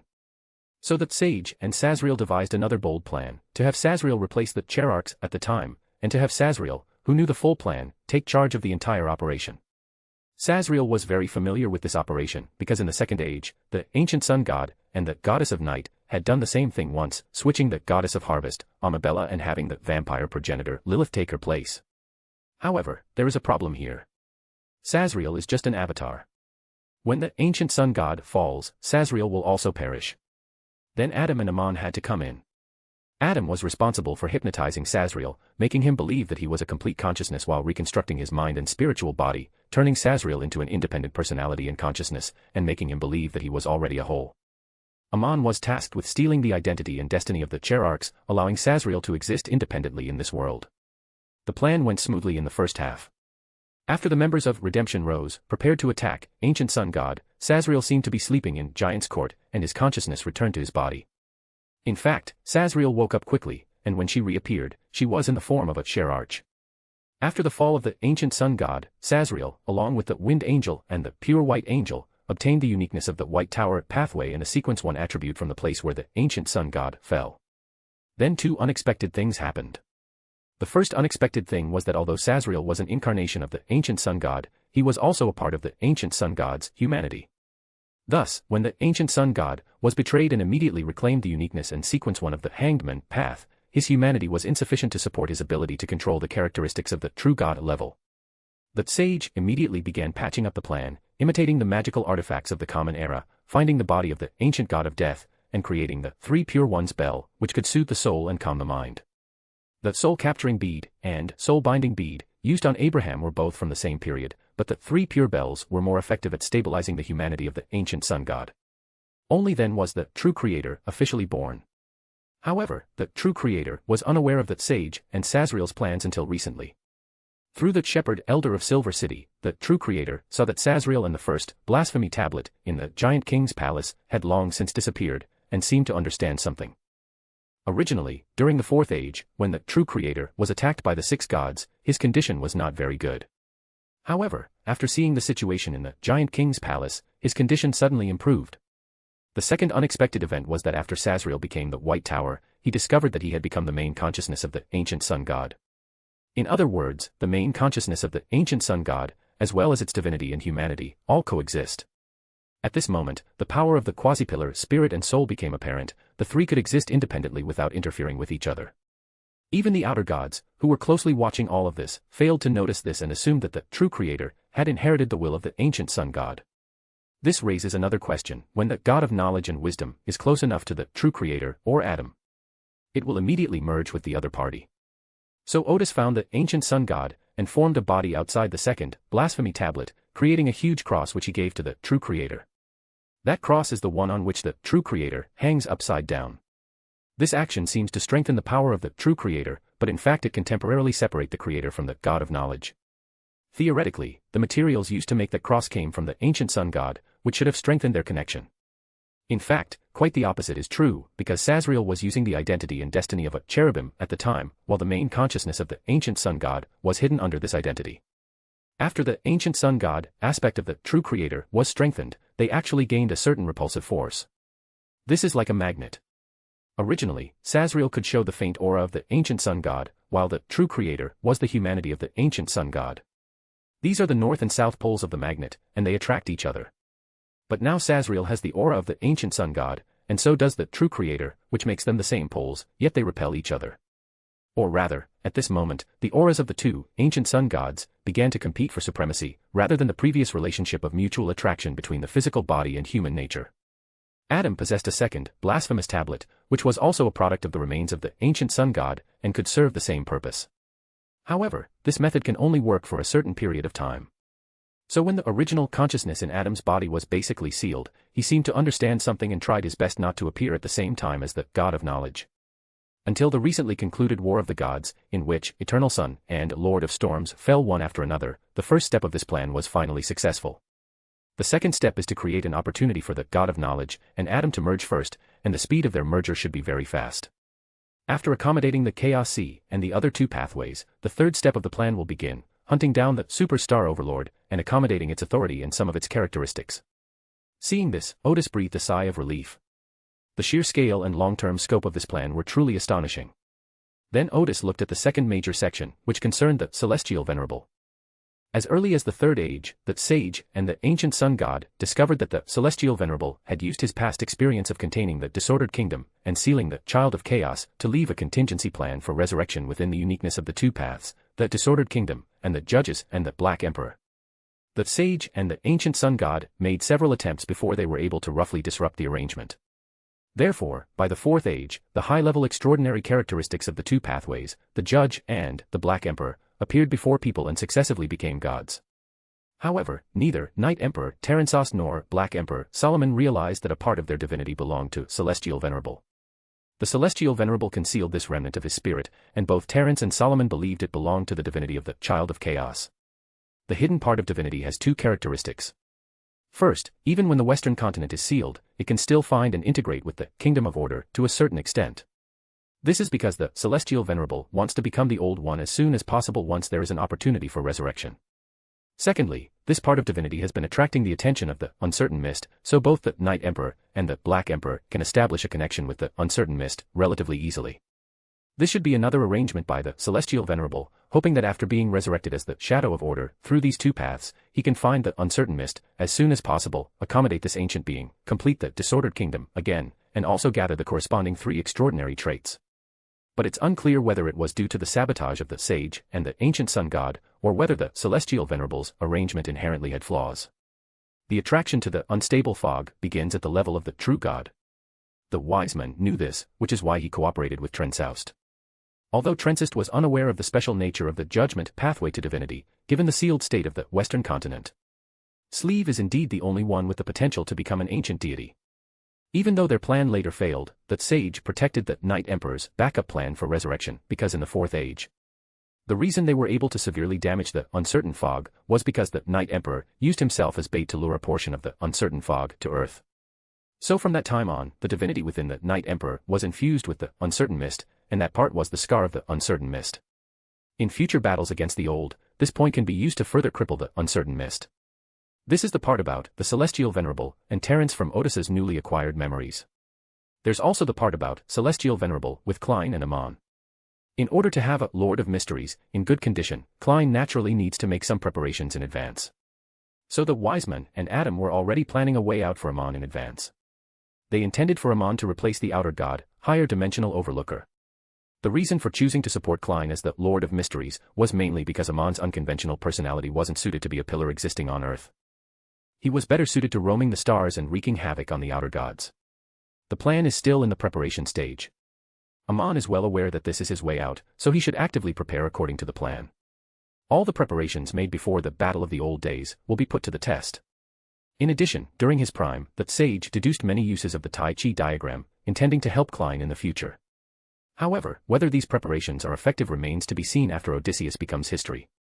The wise men always treated Adam as Adam, not as the divine part of the ancient sun god. Because Odys knew very well that the primordial spirit within Adam was still very strong, and he could not reveal the ancient sun god's plan to him. Fortunately, both the ancient sun god and the primordial one were happy to disrupt the celestial venerable's arrangements and to strike at the power of the outer gods. So during the Fifth Age, the sage worked with Adam on many occasions, but never mentioned anything about Sazriel. The last important part of the memory is about Abraham. Odys had no idea that the process by which Abraham was sealed away by the goddess of night and the Lord of Storms contained many hidden secrets. After working with Abraham for some time, the wise men told Abraham that the pollution in his body was incurable and that he would soon be sealed away. However, the wise men gave Abraham another option. Although he would still be sealed away, he could do something great. However, it is extremely dangerous, and success is not guaranteed. Soon Abraham decided to secretly cooperate with the sage. Even though it was dangerous, he was willing to take on the task, to record the fallen mother goddess, and to secretly place a seed representing masculinity next to the fallen mother goddess, preferably inside her body. The so-called yang seed is a piece of yang of extremely high level from ancient times. Some say it is the skeleton of the sun that was shot down from the sky.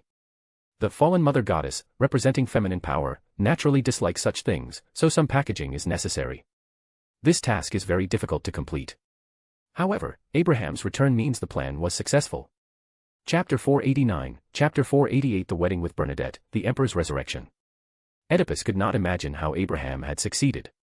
But since he returned, and that sunlight was not found on his person after returning to Earth, then he must have succeeded.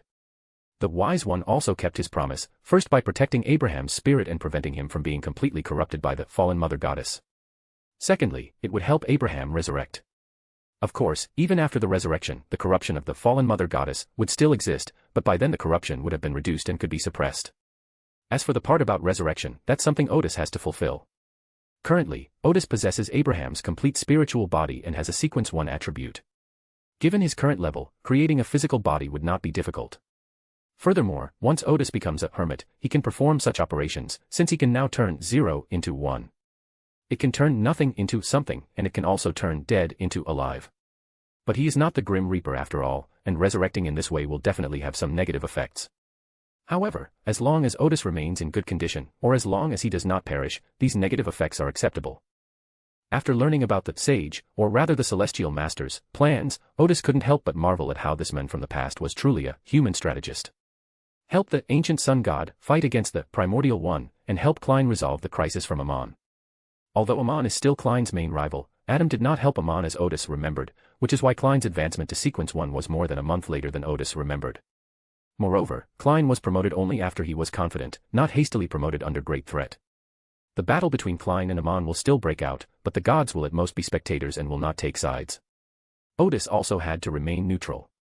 Although he had a good relationship with Klein, the sage always regarded Amon as a mischievous nephew, and it would not be good to take too much of either side's side. Therefore, it would be better not to help either side, but to leave them both with sufficient options for retreat. The sage and the ancient sun god have already prepared a way out for Amon, but Klein's way out needs to be prepared by Odis. At this moment, Odis remembered that the Celestial Master had left him 2 magical items. He quickly waved towards the direction of the Celestial Master at his feet. 2 things flew out from the Celestial Master's sleeve. One was a Tai Chi diagram with the yin-yang fish slowly rotating, and the other was a Bagua diagram marked by short or long horizontal lines. Odis's spirituality has gained some insight. After he has become a complete knowledge demon by embracing the uniqueness of the Perfect One's path and the characteristics of Sequence 1, his authority will not only be 0 and 1 but will also include 2, he can define yin and yang for all things. As for the 8 trigrams diagram, it was something the Celestial Master found in the Western continent. Odis strongly suspected that Fushi might have been the previous knowledge demon or the consciousness of the knowledge wilderness. Regardless, these are 2 ancient-level magical items. There was originally another such magical item, the dust-avoiding pearl, but the Celestial Master had already used the sealing artifact twice, so he had to give it to Adam to continue its function. Thinking of this, Odis smiled and lamented that he had been too greedy. At this moment, he looked at the Tai Chi diagram, and recalled the sage's thoughts on his own authority and the innovations in its usage. Suddenly, he thought of a way to help Klein. After several rehearsals to confirm its effectiveness, Odis calmed himself down and immediately extended invitations to the other gods, indicating that he wanted to preach. In addition to the main gods receiving the invitation, Odis also specially invited Fabdi and Medici to listen to the teachings. Odis wasn't entirely unprepared for the upcoming Battle of the Old Days, besides diligently maintaining his physical condition. They also helped Fabdi escape the pollution of the Mother Tree of Desire. And they planned to support Russell and Medici to also become part of the past. Just now, Odis thought of a way to seal the remnants of the primordial spirit within the uniqueness of the Abyss pathway. Therefore, Fabudi became a key figure in the training program for the next period of time, with the aim of getting him to contribute in the final battle. What Odis wants to talk about is the Tao that he had realized before.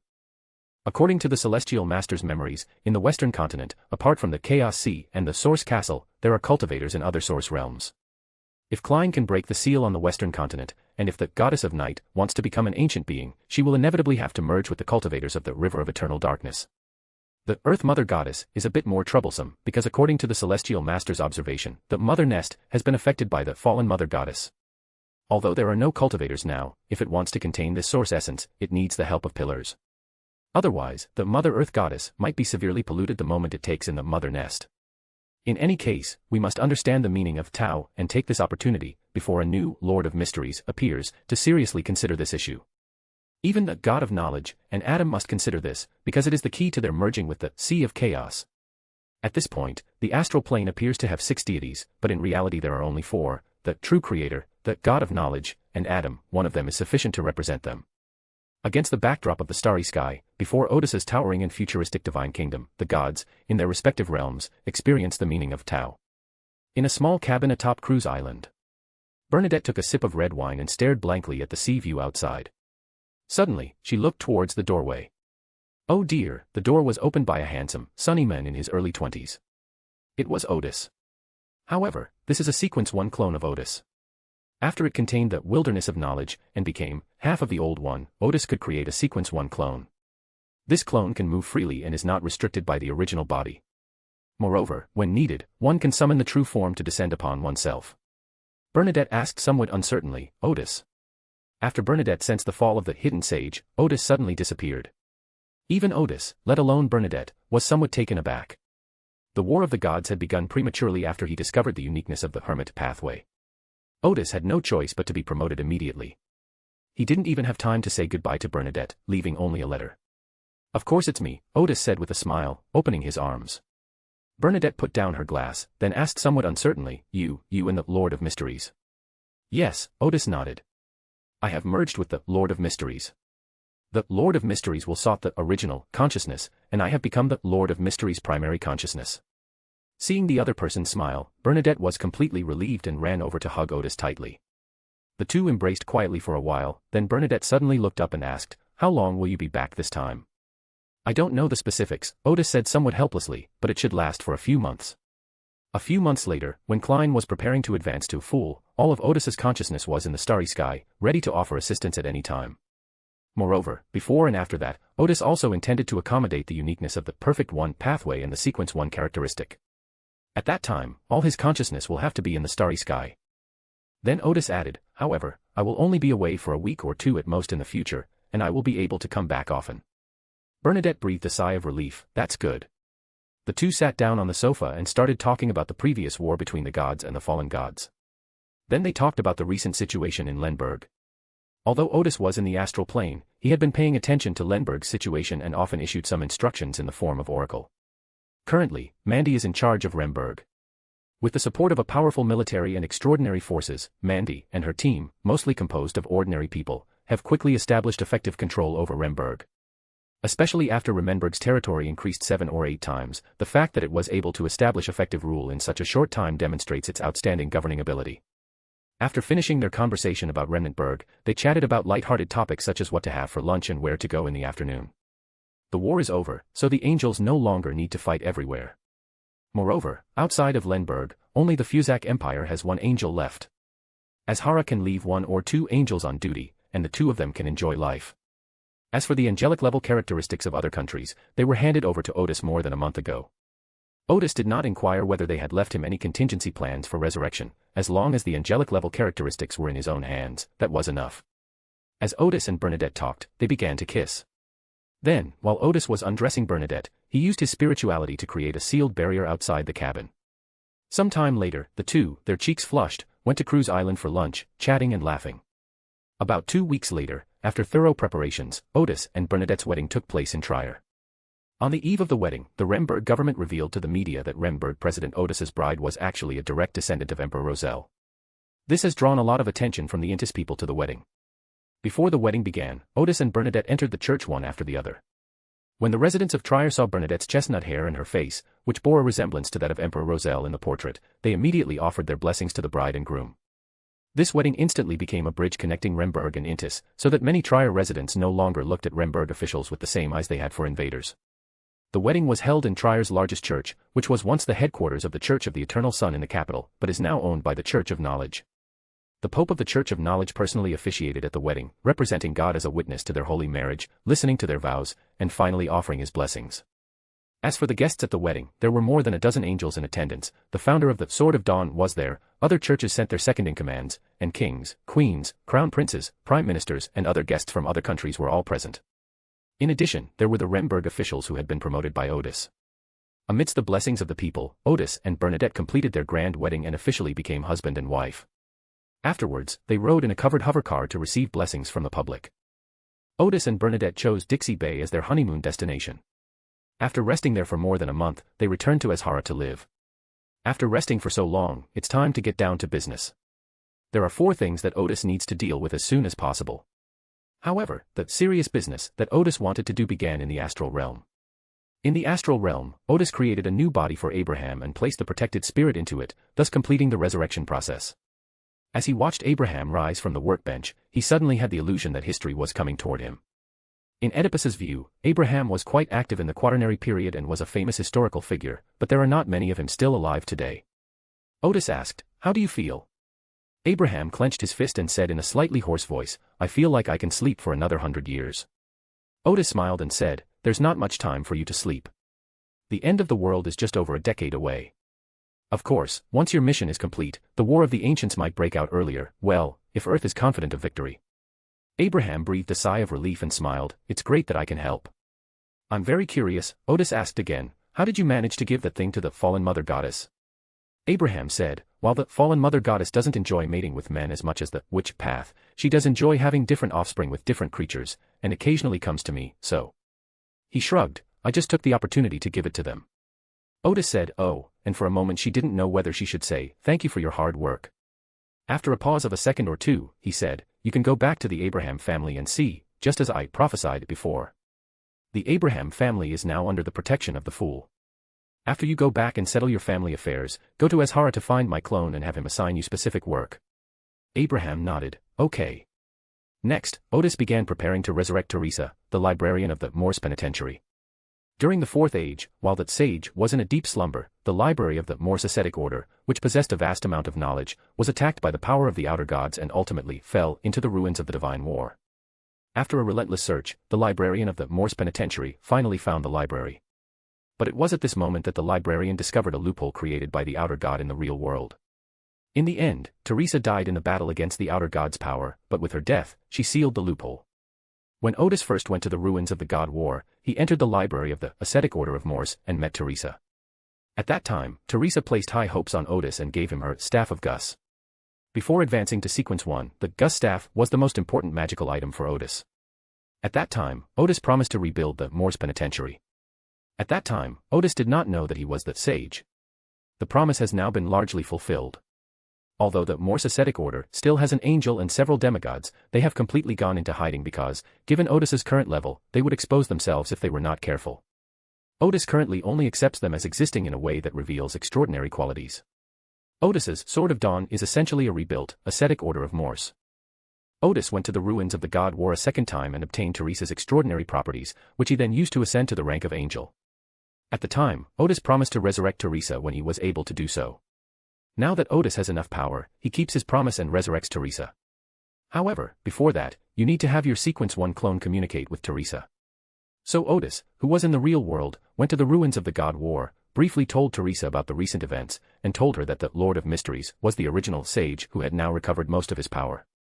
Teresa was not surprised by this, and simply smiled and said, I knew it. The sage would not fall. The two then began to discuss how to resurrect Teresa. Teresa's original body was obviously unusable, since it had been there for over 1,000 years. This is now a very easy problem to solve. In Odis of the astral plane, it is relatively easy to create a body. Although this ability is only available through the Perfect One path, because it has already incorporated the wilderness of knowledge and mastered the ability to craft dolls, it can not only create mechanical dolls but also dolls made of flesh and blood. In the very beginning, the dolls created through the general knowledge method were made using human bodies as components. Even if it only used human bodies and not living beings, this method seemed like something that only an evil secret organization could do. Later, after the craftsman's church became the church of the true god, it forbade the demigods of the church from making dolls from human bodies.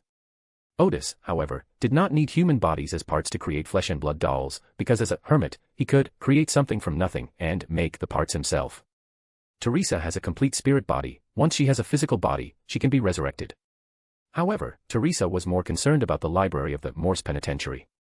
Odis had long had this idea and planned to move the library of the Moor's Ascetic to the new city of Azhara. After exchanging greetings, Odis first revived Teresa, and then Odis from the starry sky descended her power into the real world, rescuing the library from the ruins of the Divine War and reshaping its appearance, making it look similar to the style of the new city district, but with a touch of antiquity. Next, the library needs to be reorganized, and books should be placed in different areas to determine which books are suitable for ordinary people and which are suitable for extraordinary people. After more than a month of turmoil, the library, now renamed Hall of Knowledge, has reopened.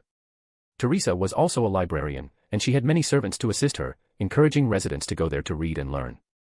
Anyone can read the books in this huge library and learn knowledge that is either profound or practical. After this was accomplished, Odis gave orders to all the angels to seek and search for the bound god and to search for the power of all the outer gods. During the previous battle against the dark side of the universe, the power of the outer gods had supported the dark side of the universe, which is how Odis learned that the outer gods still retain some angelic level power on Earth. These forces were secretly deployed to Earth at some unknown time. They had been well hidden until then. Even with several angels searching, it wouldn't be a quick process. Fortunately, there is still time, so we can take our time looking. Of course, this task is not one of Odis's 4 things. The third thing Odis had to deal with was to try to resurrect Roselle. So, after the Hall of Knowledge opened to the public and the angels began searching the world for the minions of the outer gods, Odis's avatar and Bernadette once again arrived at the island deep in the Sea of Mist.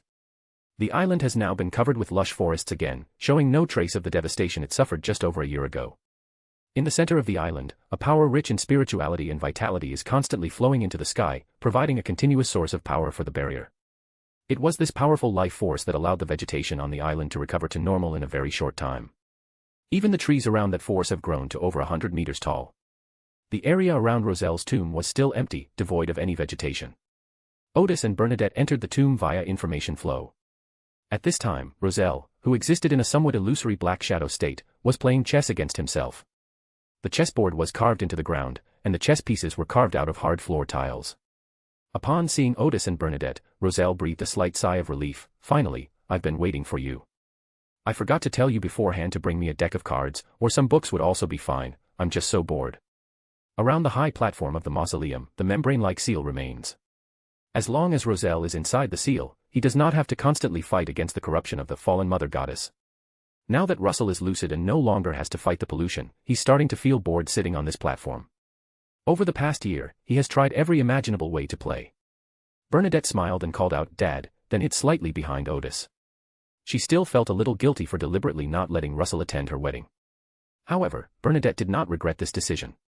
When she learned that her father might be saved and would become a god immediately after his resurrection, she decided to do so to prevent him from interfering with her marriage after becoming a god. Odis, of course, had no objection to this, and he was well aware that this was actually a true reflection of most fathers and daughters. When her father is in danger, the daughter is very concerned, but when her father tries to interfere in her life, she immediately runs away. Odis stepped forward and laughed, "You don't need to bring cards or books. If everything goes well, you can come with us for seafood and beer tonight." Roselle was taken aback, then abruptly stood up. "There's a way to completely remove the pollution from my body." "Completely eradicating it is unlikely," Odis said. "However, I can help you suppress the corruption of the fallen mother goddess to the greatest extent possible. It will allow you to complete the resurrection process. After you are resurrected, it will be relatively easy to suppress the pollution at the level of a true god. And I also made you a magical item so that you won't have to work too hard when fighting pollution." Russell sighed, "Those damned old days, how come their pollution is even harder to deal with than chewing gum?" Odis smiled again and said, "I have more good news. I have found the uniqueness of the adjacent path and a sequence 1 characteristic for you. Once the seal on the western continent is lifted, you can try to become the old one. Once you become the past, you will be able to further suppress such pollution." Roselle was visibly taken aback for a moment, then exclaimed, "You are more prudent than I am, and you think further ahead than I do." He had never dared to think about becoming part of the old ones before, partly because the knowledge he had acquired limited his imagination. After all, Adam hadn't shown him the second, blasphemy tablet, containing information about the old ones. Roselle looked at Odis and said, "I'll follow your arrangements." Odis nodded, "All right, then you must remain calm when I say what I'm about to say." Roselle smiled and said, "I've become indifferent to life and death, so what is there that I can't let go of? I am married to Bernadette." "What?" Roselle nearly jumped up, "You're already married." Bernadette smiled and hid behind Odis again. Calm down, calm down." Odis quickly lied, "I was going to wait until you got out, until you were resurrected before we got married, but it's too late now. I just destroyed Intis, and I desperately need Princess of Intis to help me stabilize the situation." "What? You wiped out my Intis Republic?" Calm down, Odis said. "You have no idea what those good-for-nothing successors have done to Intis. I couldn't stand it anymore, so I destroyed it." These 2 pieces of bad news left Roselle momentarily speechless. He waved to Odis, sat in the chair for a while, and then asked Bernadette, "Was the wedding grand?" "It was a grand affair." Bernadette quickly stepped forward and said, "Moreover, Odis used the latest camera technology to record the entire process. Once you are resurrected, I will immediately play it for you using an extraordinary projector." Russell sighed, "This reminds me of a saying from my hometown, a daughter is like a tree that grows up and leaves home." Bernadette knelt down and took Roselle's hand. "Dad, we are both advanced extraordinary beings, and we are not bound by the restrictions of the real world. We can meet whenever we want. And even though I'm married, I'm still your daughter." Although Roselle was just a shadowy figure and his expression was not visible, Odis could sense that Roselle looked much better. After Bernadette coaxed him for a while, Roselle turned to Odis and asked, "What happened to Intis?" Odis quickly stepped forward and told Roselle about the First and Second World Wars. Roselle was somewhat shocked by this. 4 of the 7 gods were gone, and the international situation had changed so drastically. The key issue is that those guys from Intis were really disappointing, they squandered a winning hand. Roselle didn't know what to say. After more than half an hour, Roselle finally sighed and said, "The situation has really changed a lot." Odis quickly replied, yes, there have been quite a few changes. Roselle glanced at Odis, wanting to utter a few words of curse, but couldn't find the words. Odis smiled and said, how about it? Don't you feel that your humanity has been strengthened a lot? Roselle slapped his forehead, never mind, I missed your wedding, I don't blame you. Then he added, let me prepare a little, and then we'll begin. But if I feel that the corruption of the fallen mother goddess has intensified during my resurrection process, I will stop the resurrection again. Odis nodded, no problem. So he and Bernadette left the mausoleum, giving Roselle time to make final preparations. Odis instructed Bernadette to wait on a distant mountain while he returned to the astral plane, merging with his original form, and then gazed upon the interior of the mausoleum, ready to unleash his power at any moment. About 10 minutes later, Roselle said to Odis in the direction of his true vision, all right, let's begin. Odis waved his hand, and the Tai Chi diagram appeared in the sky above the mausoleum, with two yin-yang fish, one black and one white, slowly rotating. The Tai Chi diagram has many functions. In addition to determining yin and yang and sealing, it can also conceal the secrets of heaven. Roselle suddenly felt that the pollution within him had completely lost contact with its source. This feeling was very subtle. His spirituality clearly realized that under such circumstances, the fallen mother goddess did not know about his resurrection and could not detect that his pollution had been sealed away in the short term. Taking a deep breath, Roselle resumed the resurrection process that had been interrupted for over 100 years. A thick, dark mist immediately billowed out from the mausoleum, enveloping Roselle's dark shadow within it. The civil code carved on the mausoleum gate, each letter shimmering with a faint black light, flowed and converged, rushing towards Roselle and exploding around him. The laws that Russell once established are still in use in Intis.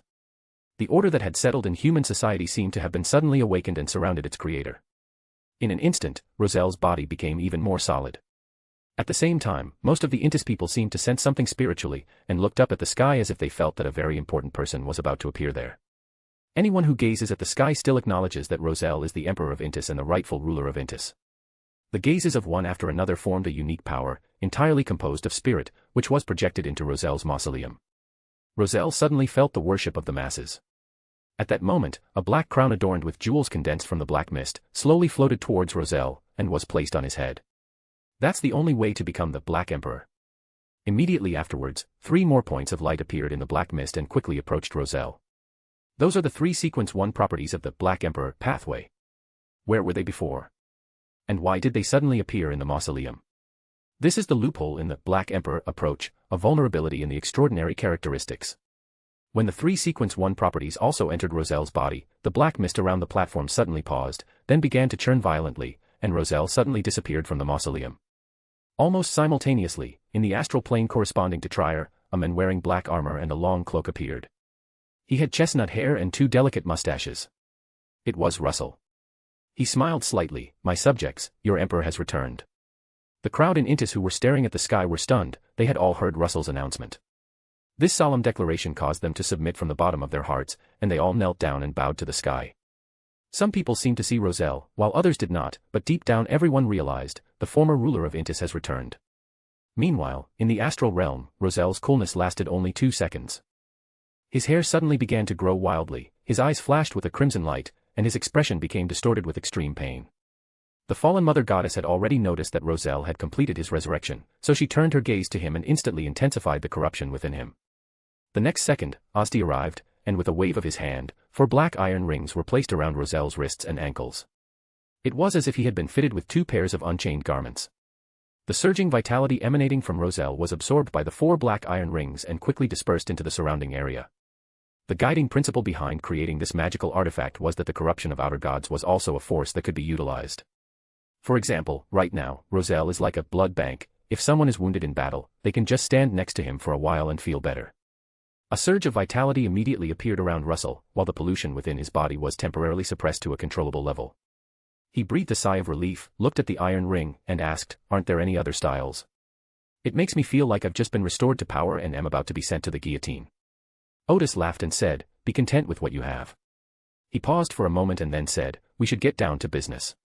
The starry sky is in dire need of deities to protect the barrier. So after you have rested in the real world for a while, you will come to the astral plane and join the ranks of those protecting the barrier. Roselle paused for a moment before saying, but my potion has already determined that I am the emperor of the real world. Being in the astral plane won't prevent you from being emperor, Odis said. You can issue commands via oracle, which will make you seem even more mysterious.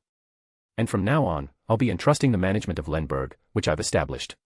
It's a great power with 2/3 of the territory of the northern continent, Roselle smiled. Is that so? I might as well give it a try. After discussing the details for a while, the two picked up Bernadette and went to Cruise Island for seafood.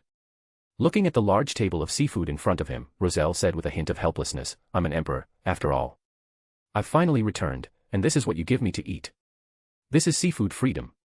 Odis laughed. It's the kind of treatment I've always dreamed of before I transmigrated.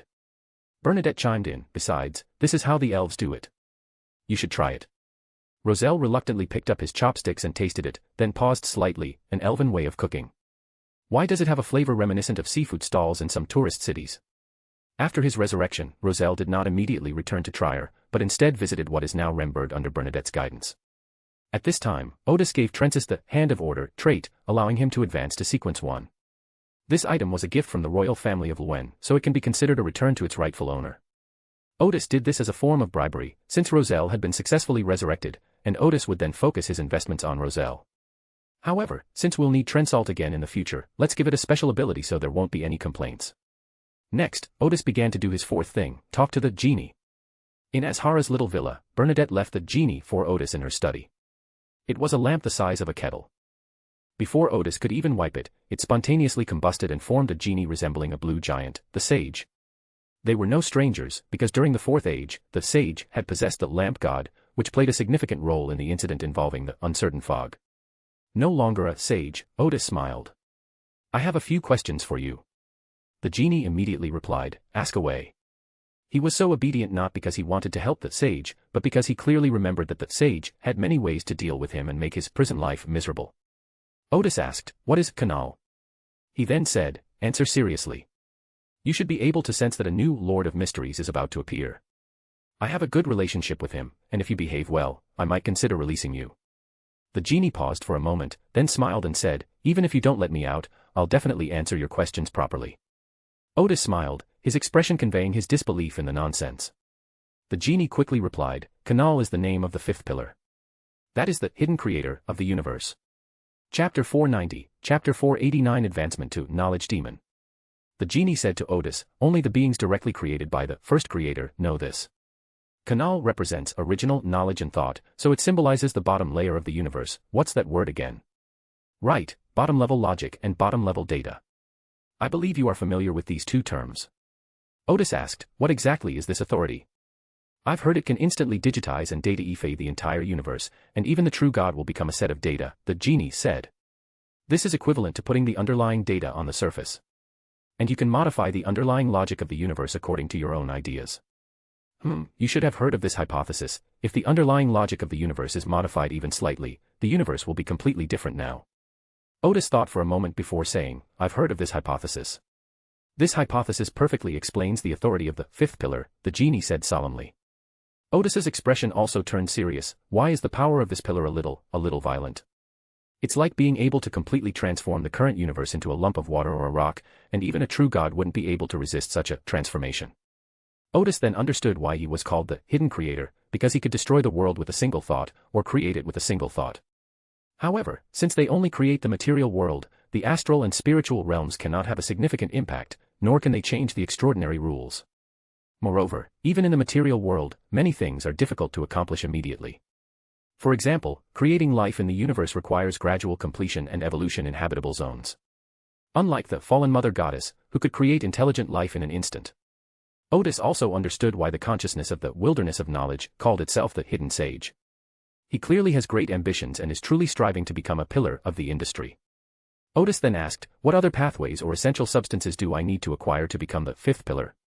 The knowledge demon symbolizes wisdom and thought. It already possesses the main authority, but it needs further strengthening, and it also lacks a symbol of expression, the genie honestly replied. The unquenchable language symbolizes consciousness and spirit, which can reinforce the demon of knowledge, and also represents the expression mode of language, making it the best choice. The high-dimensional observer is also a barely acceptable term. He represents the original imagination and creation, and has a visual expression. The genie paused for a moment, then continued, the wilderness of knowledge is too weak to directly contain their source matter. We need to find Canner first, and only after containing Canner can it become a pillar. Otherwise, it will only become a slightly stronger ancient. Odis asked, how can we find Canal? The genie shook his head. I don't know either. Odis took a deep breath. All right, I understand. Then he added, after the Doomsday War ends, if we win, I will help you return to the stars. The genie showed no sign of solemnity or arrogance in front of Bernadette, and smiled, saying, thank you. Then he obediently returned to the lamp. Odis sat in the chair and took a deep breath. How can we find Canal? Roselle was quite resentful that the capital of Remberg was in Asala and believed that the capital should be moved back to Trier. Even after seeing Ashara's new city district, he still had this thought. After strolling around the new town for a while, as Russell and Bernadette were having drinks, he pointed to the sky and asked, what's that? There seemed to be a large leaf floating in midair. Bernadette glanced at it and smiled. That's a new urban area under construction. Roselle paused for a moment. Built in the sky. Would you like to go take a look? Bernadette offered. Russell glanced at it again. Is it safe? At least those large weapons in Remmenberg haven't had any problems so far, Bernadette smiled. It said that the prototype of this levitation array was obtained by Odis from the ruins of the War of the Gods. If this magic array is large enough and precise enough, it could even make an island float. Russell felt like a clueless elementary school student in the face of so-called extraordinary technology, completely unable to understand how it worked. After a long pause, he finally said, going to take a look is fine too. So the two of them, carrying drinks, instantly appeared on the platform where they were working at height. Russell looked down and saw the mountains, cities, and industrial areas on the ground clearly visible. Even an ordinary person looking down from here would feel like they're the master of this world. Because it was so high up, strong winds howled around it, but when they reached Russell, there was only a gentle breeze. Bernadette, who was standing nearby, explained, because the wind is too strong, it will affect the stability of the building, so there is a windproof array. Russell turned his head and looked at the steel frame structures under construction. The buildings here clearly had a futuristic feel, and their designs were even more sci-fi than the new urban area below. He took a deep breath before saying, it's nice here, but it's too small. It doesn't have the grandeur that a national capital should have. This is only 1/3, Bernadette said. The ground beneath our feet is a modular building that rises into the air in 3 stages and then connects together. It is said that there will be further expansion in the future. She paused for a moment, then smiled and said, the key is that after it is built, it will be able to tour the vast territory, allowing everyone in Remmenberg to admire the capital. Roselle nodded. In that case, it would be barely acceptable as the capital. Then he pointed to the residential building under construction, that has the best view. Reserve an apartment for me there. Bernadette smiled and said, no problem. More than half a month later. In the astral realm, Odis, the divine ruler of the Lord of Mysteries, has reclaimed his avatar, intending to incorporate the uniqueness and sequence 1 characteristics of the Perfect One pathway today. Ever since Odis learned the exact information about Canal, he felt that he should become Old Days as soon as possible and then prepare to become Pillars. Although the hope is slim, we definitely have to try. If he can become a Pillar, then the outcome of the Battle of the Old Days will be pretty much a foregone conclusion. Actually, the odds of winning are already quite good, but knowing that you can also become a Pillar, who wouldn't want to give it a try? Thus, after Odis's main consciousness had made full preparations, it began the final step of becoming the old self. Still in the space of sage time, Odis sat in the place where the Celestial Master had meditated, letting the uniqueness of the Perfect One path and a characteristic of the Enlightener float before him. The unique form of the Perfect One is an illusory book that constantly emits a faint light. Within this uniqueness, there was originally a remnant of the wilderness of knowledge, consciousness, but Odis pulled it out using the Tai Chi diagram, and sealed that remnant of consciousness into the supercomputer. As for how to accommodate the uniqueness of adjacent paths, Odis had previously discussed this with the ancient sun god, who believed that it was best to prepare for or experience the godhood ritual of adjacent paths. This way it can be accommodated faster and without much discomfort. The sage had carefully examined the second profane slab, so he knew the way to become the Perfect One. Sequence 0, Perfect One's main material, the uniqueness of the Perfect One pathway, 2 Sequence 1 properties other than itself. Auxiliary materials, reshape your own body to approach perfection. The ritual, in a great technological revolution in human society, the Ascendant makes significant guidance and contributions, and drinks the magic potion as this revolution draws to a close. The wider the scope of this revolution, the greater the technological breakthroughs, and the better the results. After learning about this ritual, Odis realized just how bad the God of Craftsmen had been. When he became a god, not only had he not properly digested the Sequence 1 potion, but he had also not performed the ritual at all. If Roselle hadn't arrived in time, the God of Craftsmen might have even self-destructed. Odis's extraordinary technology system, which he had been deploying, was a major technological revolution, which basically met the requirements of the ceremony. As for not drinking the potion when the curtain was about to fall, that shouldn't be a big problem. For Odis, the important thing about this awareness should be making important guidance and contributions. Moreover, auxiliary materials can be ignored. He felt that refining himself seemed a bit abnormal. Furthermore, after becoming a hermit, Odis underwent another qualitative change, a change that transcended that of a biological being, bringing him closer to perfection than if he had shaped himself. As his thoughts swirled, Odis beckoned towards the uniqueness of the perfect one pathway and the sequence one characteristic. He held the illusory book in his hands, and the enlightener characteristic, which was in the form of an illusory ball of light, slowly rotated around the book. The illusory books began to turn slowly on their own, emitting a faint light, and Odis's consciousness instantly entered the books. A question suddenly popped into his mind: what is a perfectionist? Odis believed that the original should be the perfect one, so the perfect one should be close to the original one. But soon, he shook his head, rejecting the answer. Because the hermit path is more abstract, while the perfect person path is more realistic, the perfect person path has always been closely connected with human development and advancement, and with human science. This is strange. Why would a true god who follows such a path be called the perfect one? Odis then had an idea: the perfect one is pursuing perfection. Whether it's human development or technological progress, the goal is always to become more perfect. Thinking of this, the light before Odis's eyes suddenly exploded, the intense light disappeared, and Odis saw the illusory book in his hand quickly fade and disappear into his palm. The enlightener properties of the illusory light orb also dissolved and entered Odis's body. In an instant, Odis felt herself become light and weightless. But with every gesture he makes, he already represents the order of a certain area of the entire universe. After so many years of effort, he has finally become a complete old one. A old one in good condition. Thousands of years have passed since Odis first merged with the consciousness of the wilderness of knowledge. Although the sages were also from the past, they shared a common consciousness, with Odis merely holding the upper hand in most aspects. Later, in the Fourth Age, the sages began to make arrangements to create an independent old day, and this plan was finally realized after more than 2,000 years of effort. Odis glanced at the starry sky and felt as if he could see through the entire universe. He was also the first ancient being to ascend to a state of well-being. Before this, the gods of the past were the original direct creators or the original progenitors. After the ascension, Odis did not feel the chaotic spirituality he had experienced during the previous ascension, because at this moment he represented the essence of all spirituality. Immediately afterwards, Odis felt the repulsion between the extraordinary characteristics. In the blink of an eye, he had expelled 2 portions of the extraordinary characteristics of the Knowledge Emperor, and immediately felt refreshed. With a slight smile, Odis raised his hand, and a large amount of pure spiritual energy flowed into the barrier, equaling the amount of spiritual energy that 3 gods had previously provided for the barrier. In an emergency, he could even support the entire barrier on his own and launch a counterattack against the outer gods. The other gods seemed to realize something and all turned their gazes toward Odis's divine kingdom. They saw that the Lord of Mysteries' kingdom was more sacred and more futuristic than before. They also breathed a quiet sigh of relief. Finally, there was an old day on Earth. The sage has finally recovered to his best condition. After some preparation, the kingdom of the God of Knowledge and Wisdom, and Adam's ossuary began to approach each other. Now that there is finally some free time, the ancient sun god should also begin to merge as soon as possible. This time, he chose to use Dreamer as the foundation, first integrating the White Tower approach to grasp the power of omniscience. After merging with the White Tower, we can try to merge with the Tyrant pathway, or try to accommodate the Chaos Sea. The Hanged Man is ranked last because this path still contains remnants of the primordial spirit. Moreover, even if all the remnants are cleared away, the primordial consciousness will certainly awaken further. The spirit of the original is not so easily eliminated. Nor is the arrangement of the original so easily changed. The Goddess of Night and the Mother Earth are also constantly watching their condition, and will try to find and accommodate their respective source matter whenever the opportunity arises. The Goddess of Night is doing a little better, having already asked Klein to help her retrieve the water from the River of Eternal Darkness, while the Mother Goddess of the Earth still has no clue about the Mother Nest.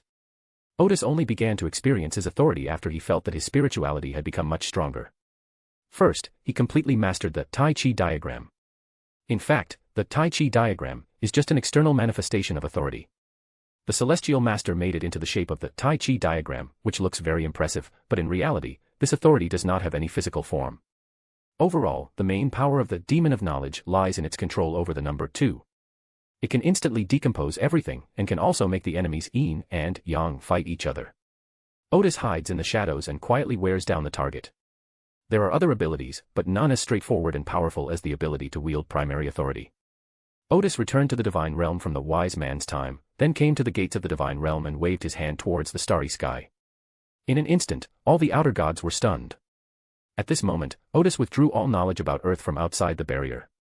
Even though the other party was from the past, they suddenly fell into confusion, becoming completely ignorant of Earth, only remembering that Earth was important, but not knowing why it was important. The fallen mother goddess was also affected to some extent, but she quickly found a way to restore the corresponding knowledge. However, even though the other party still had the authority that belonged to the pillars, she could not restore all of the knowledge. It will take some time to reconnect with the forces that once infiltrated the Earth. The other ancient entities will gradually regain the knowledge they lost, but for the time being, they will not have the ability to infiltrate Earth, nor will they be able to contact the extraordinary powers that previously infiltrated them. For the next 2 or 3 years, the power of the outer gods on Earth will not receive any assistance from them. Odis smiled and looked up at the starry sky, saying, "If Ko can go, so can I." With the old days, Earth's extraordinary power truly gained the ability to fight back. Having understood his approximate abilities and authority, Odis then looked at the 8 trigrams diagram left behind by the Celestial Master. At first, Odis thought it was a magical object similar to the Tai Chi symbol. At that moment, his spirituality suddenly realized that the Bagua diagram should be an important item for finding Canal. Odis didn't know where the Celestial Master came from. According to the records in the Wilderness of Knowledge, he only knew that he was found in the Western continent. The Celestial Master must have sensed the importance of this magical item, but he probably didn't realize at the time that it was related to Canner.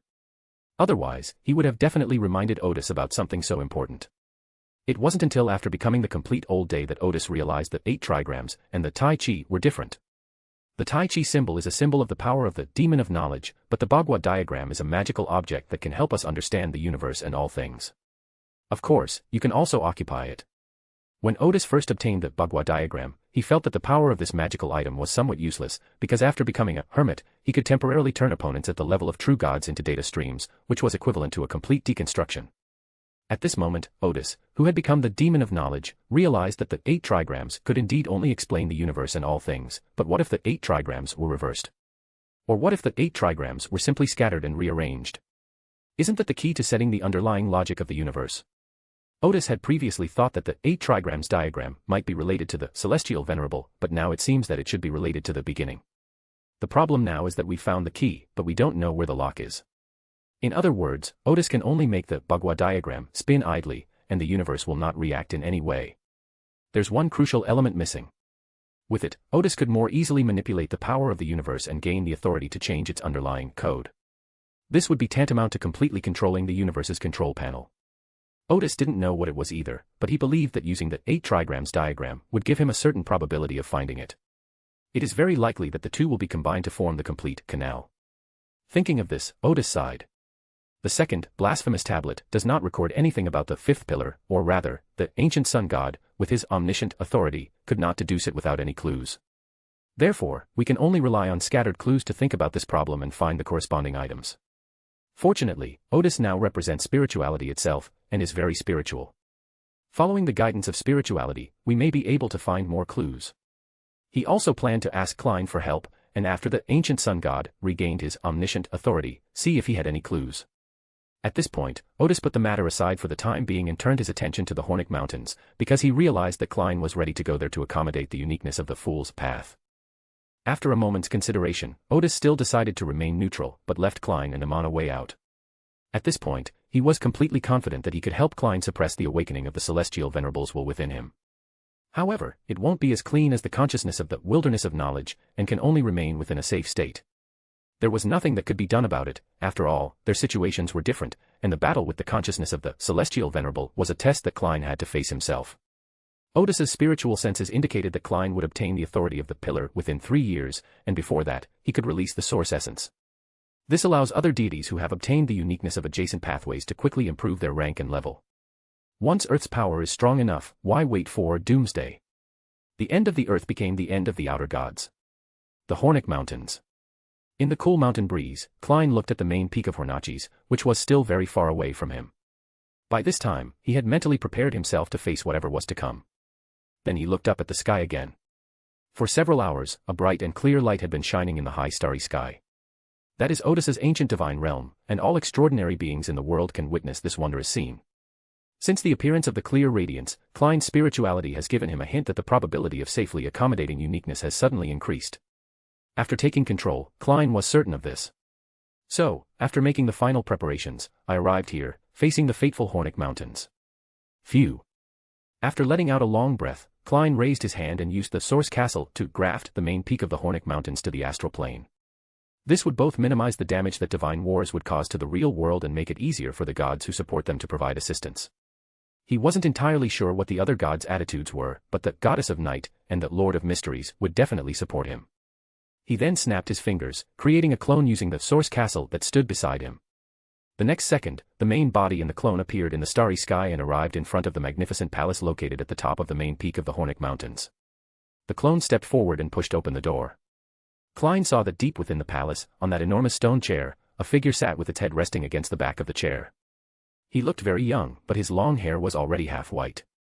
His features were quite good, with tufts of coarse black hair on his cheeks, like wolf hair. It gives people a sense of contradiction, being both old and young, rational and crazy.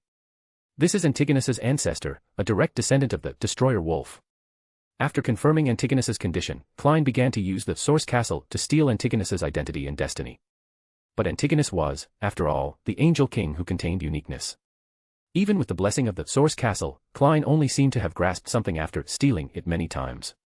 He immediately held his breath, closed his 5 fingers, and gently pulled.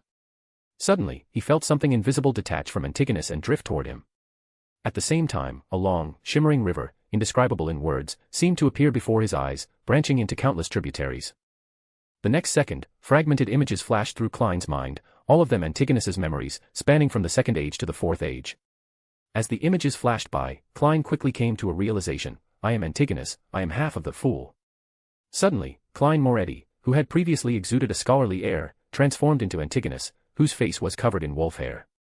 At this moment, Klein's thoughts were in utter chaos, and he could barely maintain a certain level of self-awareness. Within Klein's body, which was already in a state of semi-collapse, slippery tentacles with strange patterns extended out. They mobilized the power of the source castle and began to steal the uniqueness of the fool within Antigonus's body. The reason for doing this was that Klein knew very well that the Celestial Venerable had been placed within the fool pathway, and if he directly became the fool, the Celestial Venerable risked awakening directly within his body. So he stole Antigonus's identity and destiny, and made Antigonus bear the burden of the Celestial's resurrection. After embracing the uniqueness of the fool's path, Antigonus had essentially become a spiritual stitched together with the Celestial One. In addition, this is a requirement of the ritual of promoting a fool is to fool fate once.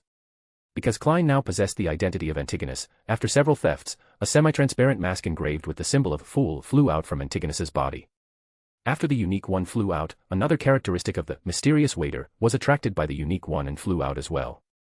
Klein breathed a slight sigh of relief and began the final stage of becoming the fool.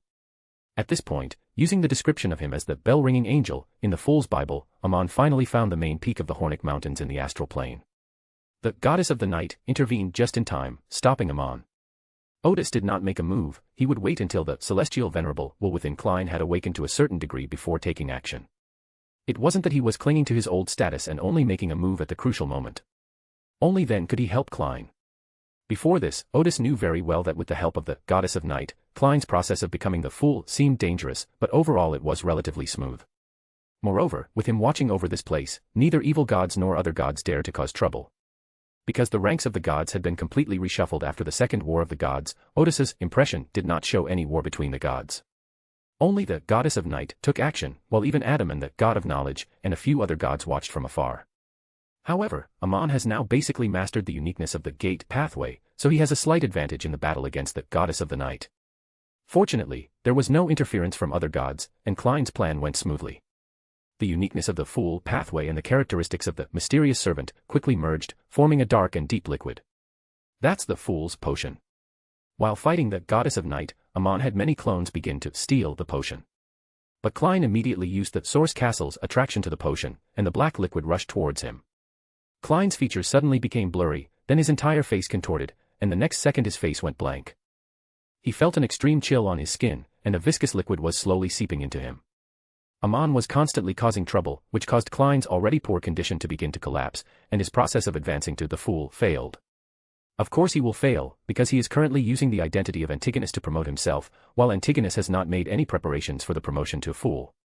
Klein then immediately ended the theft, returning Antigonus's identity and fate to him, thus fulfilling the requirements of the Ascension ceremony. Suddenly, Klein's body split apart, dissolving into a thin gray mist and a dark black liquid. The gray mist and black liquid blended together, forming a semi-transparent, dark cloak. Beneath the cloak, there was no body, only darkness. The next second, a blank, illusory mask appeared beneath the cloak. The mask instantly revealed Klein's appearance, and the surrounding Amon clones became chaotic, as if their intelligence had been forcibly reduced. A fool has been born. For a moment, people all over the world seemed to pause, or become stupid, or just stand there, not knowing what to do. Even the goddess of the night and Amon were slightly stunned for a moment, but soon, Amon opened the doors without any hesitation and quickly left. Klein took a deep breath, his brow furrowing in pain, the mad words and roars echoing in his ears. Having become the fool, the consciousness of the celestial venerable within him had further awakened. Dingling Odis recreated the 3 pure bells she had made before and shook it. The crisp ringing of the bell instantly lifted Klein's spirits. The figure of the goddess of the night appeared and said to Klein, "Your most important task now is to try to maintain your condition." After saying this, his figure disappeared inch by inch, returning to the divine kingdom in the astral realm. Odis then said, "After you have completed your final battle with Amon and the will of the celestial venerable has been further awakened, come to my divine kingdom as soon as possible." He paused for a moment and then said, "For now, let's not try to accommodate the uniqueness of other approaches." After saying this, Odis returned to his divine kingdom. Klein paused for a moment, but he certainly understood the deeper meaning behind Odis's words. And he instantly took control, realizing that it was Odis who predicted that Amon would challenge him soon, which was why he was being reminded. In the upcoming battle, the consciousness of the celestial venerable within him is very likely to awaken further. After Odis returned to the kingdom of the gods, he waited quietly. He certainly remembered what happened next. After Klein returned to Source Castle, before he could even settle down, Amon came knocking on his door. He awakened a portion of the consciousness of the celestial venerable within him, thereby gaining access to the Source Castle. At this point, they really couldn't wait any longer. If Odis were Amon, he would also be willing to launch a further attack on the target, even at a certain cost. Otherwise, once Klein fully absorbs the Source Castle, Amon will be at a certain disadvantage. So, Amon, who had already incorporated the uniqueness of the gate, path and the dual path, deity, engaged in a final, deadly battle with Klein, who had initially incorporated the Source Castle. Although Klein won, it was a Pyrrhic victory, as the consciousness of the celestial venerable had awakened to the point of being almost uncontrollable. Therefore, the patient had to fall into a deep sleep. About half an hour later, Klein, using a method of fooling distance, instantly arrived before Odis's divine kingdom. He glanced at the towering, futuristic-looking divine kingdom and immediately felt that his experience in this mysterious world was like a dream. "Come in." Odis gestured, and Klein appeared in the living room he had prepared. Odis sized up Klein. He had a strong retro vibe that made him seem very aloof, but it also made him look very cold. Odis laughed and said, "Were you looking for the doorbell just now?" Klein laughed too. "I can tell you're in pretty good shape, you even have the energy to joke around." "After all, the Lord of Mysteries has been planning this for over 2,000 years, Odis smiled. "While the Celestial Venerable has been plotting how to resurrect the famous one, it's normal that my condition is better than yours." Then Odis said seriously, "Next, I need to turn you into a data stream, and even your spirit and mental body will have to be turned into a data stream. This requires Klein's complete trust. If there is any resistance, the effect will be greatly reduced." Klein nodded, "No problem." Although he appeared calm on the surface, in his spiritual world he was wholeheartedly fighting against the Celestial Venerable. Klein knew very well that if he wasn't careful, he would be replaced by Celestial Venerable. Actually, he came to Odis with the idea of giving it a try. After all, the Celestial Venerable was the pillar of his will, and had already awakened to such an extent that even the old level would find it difficult to suppress him. "There's no way to completely solve your problem," Odis continued. "But your will should be able to prevail. At least if you're careful, the will of the Celestial Venerable shouldn't prevail before you become the Lord of Mysteries. Once you become a pillar, your spirit will be strong enough. At that time, it will be much easier to fight against the Celestial Venerable than it is now." Klein breathed a sigh of relief. "Hopefully we can get to that point." "Have confidence in yourself," Odis said. "Let's begin." As he spoke, Odis suddenly waved towards the real world. His unique abyss pathway, which he had previously sealed in northern Azhara, drifted in like a shooting star. After this unique item was released from its seal, Odis and Klein both heard its roar. The roar made Klein take a step forward. This shows that the Celestial Venerable has a strong desire to step forward and destroy the uniqueness of the abyss. Seeing that their anger is still so great, Odis felt relieved. Odis heard that the Celestial Being and the Primordial One became enemies not only because of their extraordinary union. They all seem to want to be the original main consciousness, so they spare no effort to sabotage each other's resurrection methods. Although Klein didn't know how Odis was going to solve his problem, he could feel that the attention of the Celestial Venerable within him had shifted from him to the dark, viscous liquid. Odis once again reproduced the power of Pangu creating the world. Now that he has become the demon of knowledge, he can reproduce a sufficiently solid image of Pangu. The towering Pangu swung his giant axe, slashing at the uniqueness of the abyss path, instantly splitting the dark, viscous liquid in two, and simultaneously cleaving the uniqueness and the primordial will apart. In the next few seconds, the consciousness of the original exists relatively independently. This operation is intended to ensure a smoother initial process, allowing a large amount of primordial consciousness to be sealed into the Tai Chi diagram at once. Before Pangu's figure had even faded away, Odis had already summoned the Tai Chi diagram, and at the same time, turned the uniqueness of Klein and the abyss pathway into a data stream. Klein immediately understood Odis's intention because the sage had demonstrated this operation in Grosser's travels. The two yin-yang fish of the Tai Chi diagram began to rotate, and under Odis's manipulation, they each drew out a wisp of data from Klein and the uniqueness of the abyss pathway. Odis then focused on manipulating the Tai Chi diagram, using the power that the celestial venerable wanted to return to Klein's body to pull the primordial. At the same time, he used the power that the primordial wanted to use to return to the abyss through its unique path to pull the celestial venerable. Soon, the separation between origin and uniqueness ended, but he had been pulled out far enough and had already begun to fight with celestial venerable, so he could not extricate himself. As the Tai Chi diagram rotated slowly, a data face with constantly changing expressions was quickly pulled out from Klein's body. At the same time, a phantom data cluster with multiple colors was pulled out from the uniqueness of the abyss path. Although Odis kept using the Tai Chi diagram to make them pull each other, he was still struggling against their struggles. The Tai Chi diagram was also operating at full power for the first time, emitting both bright and dim light. As the two beams of light intersected, they were finally sealed inside the Tai Chi diagram. Odis breathed a sigh of relief and restored the uniqueness of Klein and the abyss pathway to its original state. Klein laughed heartily. I feel as if the celestial venerable has completely vanished. The current situation seems similar to when we were first promoted to Sequence 2, which is much, much better than expected. Chapter 491, Chapter 490 Preparations for the Final Battle. The Taiji diagram, which successfully sealed the consciousness of Celestial Venerable and God, did not disappear immediately but continued to slowly rotate in midair. Odis then needs to infuse spiritual energy into the Tai Chi diagram, and the entire sealing process takes several minutes to complete. This is different from when the sage clone sealed parts of the consciousness of the primordial and the sage. At that time, the consciousness of either the sage or the primordial was not very strong. At least it's not like it is now, which is close to being resurrected. However, all that's needed from now on is to keep inputting spirituality. There's no need to keep staring at it. So Odis and Klein discussed their next plans. Klein plans to fully incorporate the Source Castle upon returning, a process that will inevitably cause the Celestial Venerable to awaken once more. Odis told him to come back and withdraw from her again, because within the true creator, there was still a part of the primordial consciousness. In other words, today's operation can be repeated. However, we can't wait until it gets that serious before doing it again, because if we do, the balance will be disrupted, and Odis will have to get involved and fight the stronger one. Before Odis became a pillar, this was the only way to seal the consciousness of the pillar.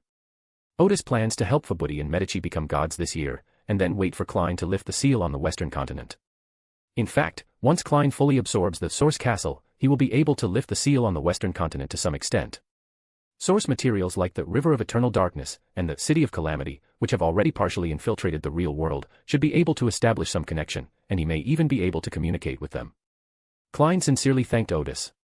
He had even thought that he would spend the rest of his life in madness and screaming, but he never expected that his consciousness would be restored to such a clear state. Odis then solemnly said to Klein, "You must adhere to your own way. While the anchor point of a believer is important, the anchor point of oneself is equally important. The former is the fool in one's eyes, and the latter is the fool in one's own eyes." When Klein was in Sequence 2, Odis had discussed this issue with him, and Klein had already given it considerable thought. His way is protection. Protect humanity, protect the earth, protect your friends and family, and protect the gods and people who have always supported you. After a brief exchange about the concept of Tao, Klein took his leave. Odis put away the uniqueness of the abyss path and was about to summon Fabudi to the divine realm when he suddenly discovered that the yin and yang fish of the Tai Chi diagram were spinning rapidly again. He was stunned for a moment, then quickly infused spiritual energy into the Tai Chi diagram. He knew that the Celestial Venerable and the Primordial Consciousness, which were about to be resurrected, were not so easy to seal. But Odis hadn't expected it to be so difficult to seal. The two yin-yang fish were moving so fast that they were practically sparking. With Odis exerting all his strength, the rotation speed of the two yin-yang fish finally slowed down and soon came to a complete stop. But this made Odis frown slightly. He was confident that he could complete the seal, but he did not expect that they had struggled so fiercely just now, but now he could no longer feel their struggle. Odis covered the Tai Chi diagram with his spirituality and felt what was inside. As a result, he felt a cold gaze, a gaze that was familiar. After a moment's thought, he remembered that it was the gaze of the original creator. In Odis's divinity, the original is the most important part, and that part of divinity, as it is now, quietly watches over Odis. Odis was startled and broke out in a cold sweat. How could there be original consciousness in the Tai Chi diagram? A second or two later, he realized, I understand, the consciousness of celestial venerable plus primordial becomes the consciousness of original. Then Odis felt a little excited, because the original consciousness remained so indifferent, showing no sign of waking up. This is a very rare thing, because you have to know that the original consciousness in divinity cannot be separated. Even the pillar cannot be separated, and tricks like those of Odis won't work, because there is no being on the same level as the original, so they cannot be separated from each other. Finally, there's the question of how to preserve the original consciousness. After thinking for a long time, Odis decided that it was safer to store the other party's consciousness in the Tai Chi diagram. After all, this vessel is of ancient origin, and other things are not very reassuring. So Odis hung the Tai Chi diagram on the wall and kept a part of his consciousness monitoring it at all times. This will not affect Odis's ability to use the Tai Chi diagram. It is currently displayed here, and Odis can simply summon another one. If Odis had just received the Tai Chi diagram from the Celestial Master, he wouldn't have been able to do this. At that time, he only had one Tai Chi diagram. Odis now holds the corresponding authority, and the Tai Chi diagram in his hands can be copied infinitely. After confirming that there was no sign of the original consciousness awakening, Odis went to Adam's Church of Bones again, and sure enough, he found Amon there, who had now fallen to sequence 2. Amon did not shed tears, because the wise men and Adam had already prepared a way out for him. At this point, Amon is not only the Trojan horse of fate but also the Shadow of Dimensions, a dual path sequence 2. Shadow of Dimensions is the name of a potion used by one of the pathways of higher dimensional overlookers. During the Fourth Age, Amon hunted down an outer god angel who descended into the real world and has been using this angel's identity for over 1,000 years without being discovered by higher dimensional overlookers. There are 2 paths for the higher dimensional observer, and Amon now needs a sequence 2 property from the other path. Another approach is primarily mental, utilizing the power to create illusions and imaginations. However, higher dimensional observers have not bestowed similar abilities upon Earth. Or perhaps, that path doesn't even have the concept of potions. Most of the characteristics of that path may reside within the body of the higher dimensional observer. Fortunately, the goddess of the night has found an extraterrestrial being of angelic caliber in the universe. Clearly, this requires Odis, an ancient being, to strike swiftly and decisively defeat the opponent and reclaim her special ability. Odis readily agreed, but said he would wait a while before making a move, because at this time, suddenly going to great lengths to attack an angelic subordinate of an outer god would surely arouse suspicion from the higher dimensional observer. So Odis planned to prepare by pretending to devour the higher dimensional observer in order to find a way to improve his own level, and then secretly kill the opponent's angel in the battle. The reason for doing this is that the old cannot be killed. Even if the pillar takes action, it is almost impossible to pull the opponent out of the source matter and kill him. However, when the ancient sun god still held the uniqueness of error, a loophole was discovered. It could not kill the old, but it could replace it. The replaced old one is somewhat like the uncertain mist and the genius. The replacement gains source matter and extraordinary characteristics, while the original old one becomes an immortal and indestructible ghost. The success rate of substitution is higher if the other party is completely unaware. Odis and the others are unsure whether the outer gods know they will be replaced, but they must be careful. If the outer gods do know, then before Amon meets the conditions for replacing them, they must keep them completely from thinking about this. Of course, if the other party realizes this, the plan can still continue, but it will require the support of the pillar to violently replace them. After discussing Amon's matter, Odis returned to his divine kingdom. He summoned Fabti and gave him the uniqueness of the Abyss pathway and the 2 sequence 1 properties. For Fabuti, ascending to the status of a true god is not too difficult. Then Odis split off another clone with the dual pathways of Secret Seeker and Perfect One at sequence 1 level, and came to Trier to help Medici retrieve the extraordinary properties of the Conqueror. By this time, Medici had reorganized the Sorin family and, based on clues provided by this former royal family, roughly knew the location and status of Ramonda Champagne Sorin. Medici had already made 2 explorations, and the Trier underground world was more complex and dangerous than he had imagined. Both explorations ended in failure. Odis had previously discussed this matter with Roselle, who observed that the dangers of the underworld primarily came from the original creator. It seems that the primordial witch, who utilizes the mirror world, is in a state where she can awaken at any time. Odis also obtained some information from other places, as well as from the materials left by the Church of the Eternal Sun and the Church of Steam. During the fourth epoch, the Blood Emperor's madness exceeded everyone's imagination. This guy actually wanted to merge with the Primordial Witch to give himself some of the original characteristics and then attract the source matter in the Western continent to destroy the entire world. Their paths, Red Priest and Witch, are also quite special, representing the original masculine and feminine realms, respectively. In theory, their fusion could, to some extent, awaken the original state. However, this awakening process is uncontrollable, and it is very likely that the initial one will be fully awakened, and the world will face its end again, a true end, a cataclysmic event of the scale of the Common Era to the Mysterious Era. It is said that even the Primordial Witch could not stand by and watch, and when the Emperor of the Underworld attacked the Blood Emperor, the Primordial Witch delivered a fatal blow to the Blood Emperor. However, the Blood Emperor's plan has already begun. Initial was not awakened, but Primordial almost did. Because of the fall of the Blood Emperor, the Primordial lost its basis for existence in the real world, so it could only hide in the mirror world. The Primal Witch, who squeezed out or merged with the mirror world, created a vast mirror world and became the female form of the Primal Creator. This is the reason why the Primal Witch's condition has always been poor. Thinking of this, Odis raised his hand and took out the Celestial Maiden jade tablet that he had previously obtained from the treasures of the Tudor Empire. This jade pendant features Oriental-style carvings, including elements such as fire and swords, but the carving is rather crude and lacks any lively charm.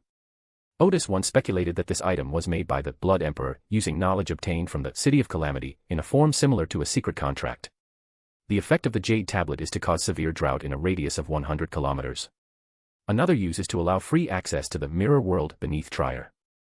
Odis's figure flashed, and he arrived at an unusually spiritual space in the Trier underworld. The next second, he easily entered the mirror world with the help of the jade token. The underground world was somewhat dark, and one couldn't see very far, but Odis could sense that the space of this mirror world was vast. Moreover, in the dim light, it seemed as if pairs of malicious eyes were watching him. Those are mirror figures who, given the chance, will kill the part of themselves that exists in the real world, then leave the mirror world and replace their real world selves. Odis hadn't expected them to be so bold, daring to look directly at even a being of the Angel King level. However, Odis knew that business was more important now.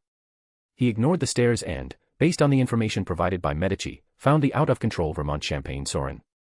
At this moment, he was like a giant engulfed in flames, wandering through Trier's underworld, constantly emitting painful cries.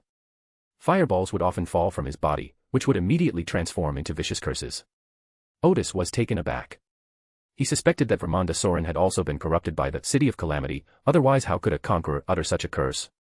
Thinking of this, Odis looked around at the ruins of Trier from the Quaternary period and suddenly felt that it was normal for them to be contaminated, or rather, it would be strange if they weren't contaminated in the territory of the Blood Emperor. Fomunda had lost all reason, but he also sensed the threat from Odis. He twisted his head, whose features were no longer visible, and turned towards Odis. Just as this mad conqueror was about to launch an attack, Odis had already produced a sphere composed of data streams in his hand. Although his clone is only at the level of King of Angels, the clone can borrow power from the main body and reach the level of a true god in a short period of time. In an instant, the surroundings became a sea of data, and even the irrational Vermont was no exception. After a brief struggle, he too became part of this sea of data. If he still had any sense, he should have summoned his blood-red and rusty longsword at this moment, and while slashing at the surrounding sea of data, he should also have continuously released walls of fire. That way we can hold on a little longer.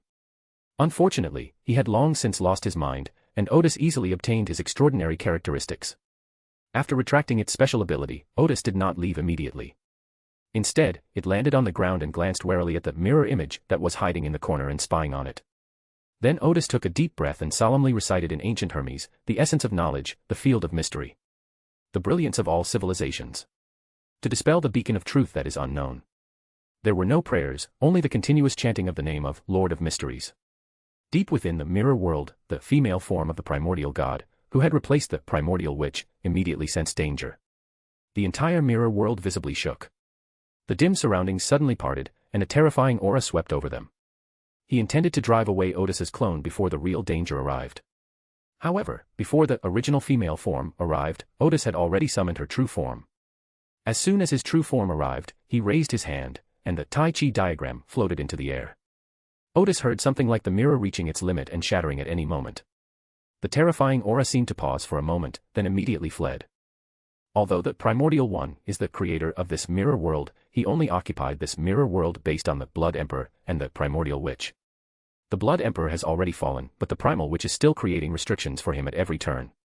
The moment she saw the Tai Chi diagram, He knew he was no match for Odysseus. Or rather, Odis has no rivals on Earth now. At this moment, the yin and yang fish of the Tai Chi diagram began to rotate, and the surrounding world immediately became chaotic. With a crash, the surrounding world finally couldn't hold on any longer and began to crumble. Almost simultaneously, many of the mirrors in Trier shattered without warning. Many people were startled, and many felt they had received ominous signs.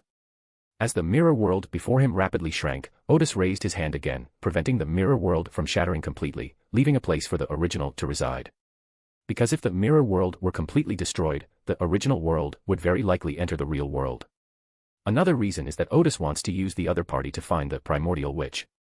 After Odis entered the mirror world, he discovered the connection between this place and the primal witch. There is a thin data stream connecting to a distant place, and on the other side of the data stream should be the place where the primordial witch is located. Only after reaching the old days can one see the data stream, even a true god might not be able to see it. So Odis immediately decided to hunt down the primal witch and quickly followed the data stream. The next second, Odis appeared in the mountains north of Intis, where there was a noble manor that looked perfectly normal. But Odis knew very well that the primal witch was in the mountains inside the manor. The Tai Chi diagram reappeared, the mountain peak in the manor turned into chaos, and everything disappeared instantly. Only after the mountain disappeared could one discover that the entire mountain had long been hollowed out. In the huge space, there was a large stone statue. This statue was exceptionally beautiful, seemingly conforming to every human aesthetic. Its hair was made of slippery, venomous snakes, stretching out in all directions with bared fangs. Moreover, the tunnel has been dug very deep, revealing a vast underground area. This is the headquarters built by the witch cult during the Fourth Age. Because of the protection of the primordial witch, no extraordinary being has ever discovered this place. The sudden disappearance of the mountain gave the witches inside a bad feeling, causing them some panic. At their level, they could not see Odis, who possessed hidden authority, nor could they see the Tai Chi diagram. Of course, this is for the best, at least they won't die in despair. The Tai Chi diagram rotated again, and the huge stone statue, along with the witches around it, vanished instantly, turning into elementary particles, their extraordinary properties scattering all over the ground. Immediately afterwards, the part dug underground suddenly turned dark, and the next second, all the people and things inside became chaotic. After the Tai Chi diagram completed its rotation, the headquarters of the entire witch cult disappeared from the world. As for the resurrection of the ageless witch, because she died too quickly and too thoroughly, she didn't even reach the point of resurrection. Her extraordinary characteristics had already been extracted instantly. Even if their spirits reach the mirror world and find themselves there, the resurrection process immediately stops because they lack the support of extraordinary abilities. Only one disaster witch managed to escape the headquarters of the witch cult somewhat like a wolf, but in the next second, she was also instantly swallowed up by a stream of data. Even after the opponent's extraordinary characteristics were revealed, they still didn't know who the enemy was or where the enemy was. Odis did not find the primordial witch in the giant pit of the witch cult. The next second, a lamp emitting a clear light appeared in midair. The bright light instantly covered the surrounding hundreds of kilometers. In the area covered by the clear, bright light, all humans entered at wise time, with one piece of knowledge after another flashing through their minds as they reflected on their past and contemplated their future. But because Odis's target was not them, the knowledge only flashed through their minds and did not linger. Some animals, out of panic or ignorance of the danger, actively scratched at the clear, radiant light. Suddenly, the world had many more rabbits who knew how to brew wine, many more tigers who knew how to operate steam engines, and many more mice who knew how to build skyscrapers. Odis ignored these strange phenomena and, under the bright and clear light, immediately found the primordial witch, who was using her invisibility to escape. The primordial witch could sense that an ancient one had appeared on Earth, but she didn't know how this ancient one had found her. Realizing he had been discovered, his snake-like hair floated up and began to flick its tongue at Odis. In an instant, the primordial witch spread her wings like a peacock, with venomous snakes floating up and forming a fan shape. However, this screen-opening scene is not beautiful, on the contrary, it is terrifying and deadly. Everything around him was petrified, patches of mold grew on the stones, or the stones festered and oozed thick yellow sap. This is the ability to petrify, and the ability of an extraordinary pathogen that can even cause serious illness in stones. The primordial witch's primary target was Odis. In an instant, Odis felt that the air around her was filled with deadly viruses, and even the microorganisms in the air seemed to have turned to stone. Odis smiled slightly, and the Tai Chi diagram rotated again, causing the attacks to vanish without a trace. No matter how powerful the primordial witch's attacks are, Odis can turn an attack that exists into an attack that does not exist. The Tai Chi symbol continued to rotate, and the primordial witch felt her spirituality surging within her. He is the symbol of the original feminine, and one of the important abilities of the Tai Chi diagram is to determine the balance between yin and yang. At this moment, the yin energy in the primordial witch's body was too heavy, so Odis immediately caused the yin energy to collapse. Then, he extracted a large amount of yang energy from the unique pathway of the sun hanging in the sky and poured it into the primordial witch's body. The sun in the sky suddenly dimmed, as if a total solar eclipse had occurred. What is a balance of yin and yang for a normal person caused immense suffering to the primordial witch. He realized with disbelief that because of the excessive yang energy in his body, his authority as a god had vanished, and his power had suddenly been greatly reduced.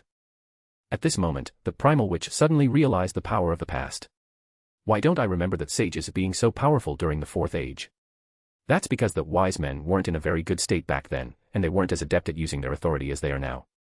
The next second, the Tai Chi diagram began to reverse, which represented the reversal of yin and yang. The yin power within the primordial witch instantly transformed into yang power. The masculine power obtained from the sun pathway instantly transforms into feminine power, but this feminine power is beyond the control of the primal witch. In an instant, the primordial witch felt that she didn't dare to move at all. He realized that he was no match for the demon of knowledge. He had not realized that the difference between the true god and the old god was so great. In fact, the gap between other true gods and the old ones may not be that great, and Odis's condition is rare even among the old ones. Even those naturally gifted individuals might not be in such good condition as him. Odis raised his hand, and a rain of fire fell from the sky. These fires had an eerie color, and the surrounding temperature rose instantly, as if the world had become a giant furnace. The primal witch sensed the danger and immediately entered the mirror world. However, the moment the mirror world was opened, the primal witch immediately retreated, because the surrounding mirror world had been filled with data streams. If his authority were not restricted, he could create a new mirror world, but he cannot do that now. At this moment, the surrounding flames had completely engulfed the primordial witch, and several snake-like strands of hair were instantly burned to ashes. These flames were strange, unlike flames in the real world. The primal witch tried to cover them with her own black flames, but found that she could not control them at all. This is certainly not an ordinary flame, but a flame created by Odis using the Tai Chi diagram, which Odis calls the flame of chaos. Not to mention true gods, even the bodies of the past can be refined by these flames. The primordial witch, whose authority and abilities were now greatly limited, suddenly gave Odis a resentful look. A bewitching charm, at the level of a true god. This was his last stand. All the creatures within hundreds of kilometers stopped what they were doing and smiled happily, as if they had seen the most beautiful thing in life. But Odis remained expressionless. He had long been on guard against the primal witch's ability, so a spiritual barrier had been erected between them, and they were hardly affected by the ability. Then Odis raised her hand, and the surrounding flames converged on the primordial witch. The primordial witch immediately let out a sharp scream and began to struggle and roll around, showing no trace of divine demeanor. In just a few seconds, this god-level body was burned to ashes and returned to chaos. At the same time, his spirit and mental body were digitized by Odis. Because the surrounding spirit world and the mirror world were blocked by Odis with data, the primordial witch was unable to carry out the resurrection process at all. Only after the other party's uniqueness and extraordinary characteristics began to emerge did Odis allow those data to dissipate into the surrounding environment. The next second, a roaring face appeared in the air. It was the spirit and mental form of the primal witch. Even though Odis took away the uniqueness and characteristics, and even though the other party's spirit and mental body had been dealt with before, as a true god, a part of the other party's spirit would still be reintegrated and exist in this world. However, Odis casually sealed it in the underground rock layer several hundred meters below the surface, and used the properties of a demigod-level item to continuously provide power to the sealing array. From that moment on, the primal witch's main consciousness disappeared, and many mirrors around the world suddenly shattered. The demigod-level members of the witch cult were terrified, realizing that their god had fallen. After the fall of the primal witch, the primal female body beneath Trill also lost its foundation for existence and collapsed instantly. The entire mirror world was as if it had been hit by a destructive storm, becoming fragmented. But soon the original consciousness reappeared in a mirror world. The part of the original witch in his body had basically disappeared. Fortunately, he still had the identity of the original female body, which formed the basis for his continued existence. However, Odis followed the spiritual guidance and found it, sealing it with an angelic-level item. This was to clear obstacles for Medici, so that after Medici absorbed the uniqueness of the witch pathway, he would be affected by the primordial and return to Trier. Odis gave Medici the conqueror characteristic so that he could quickly familiarize himself with the state of Sequence 1, and promised him the uniqueness of the Red Priest pathway and 2 other Sequence 1 characteristics within 3 months. The uniqueness of this path lies with the Church of the God of Knowledge and Wisdom. Today, Odis obtained a Sequence 1 attribute from the primordial witch, and another attribute is in Amon's hands. Not long after Odis returned to her divine realm, Klein returned, having easily and completely merged with the Source Castle.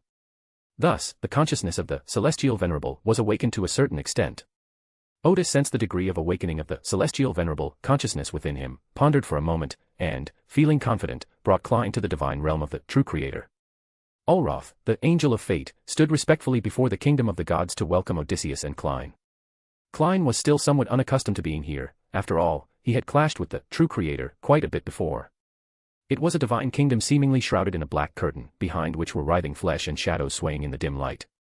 Odis laughed. Although the true Creator is now a righteous god, the divine realm we've arrived in looks more like the realm of an evil god. Klein was momentarily at a loss for words. Brother, when I'm complaining, I usually just think about it in my head. He glanced at the Angel of Fate, and seeing that the other's expression remained unchanged, he continued walking into the divine kingdom of the true Creator.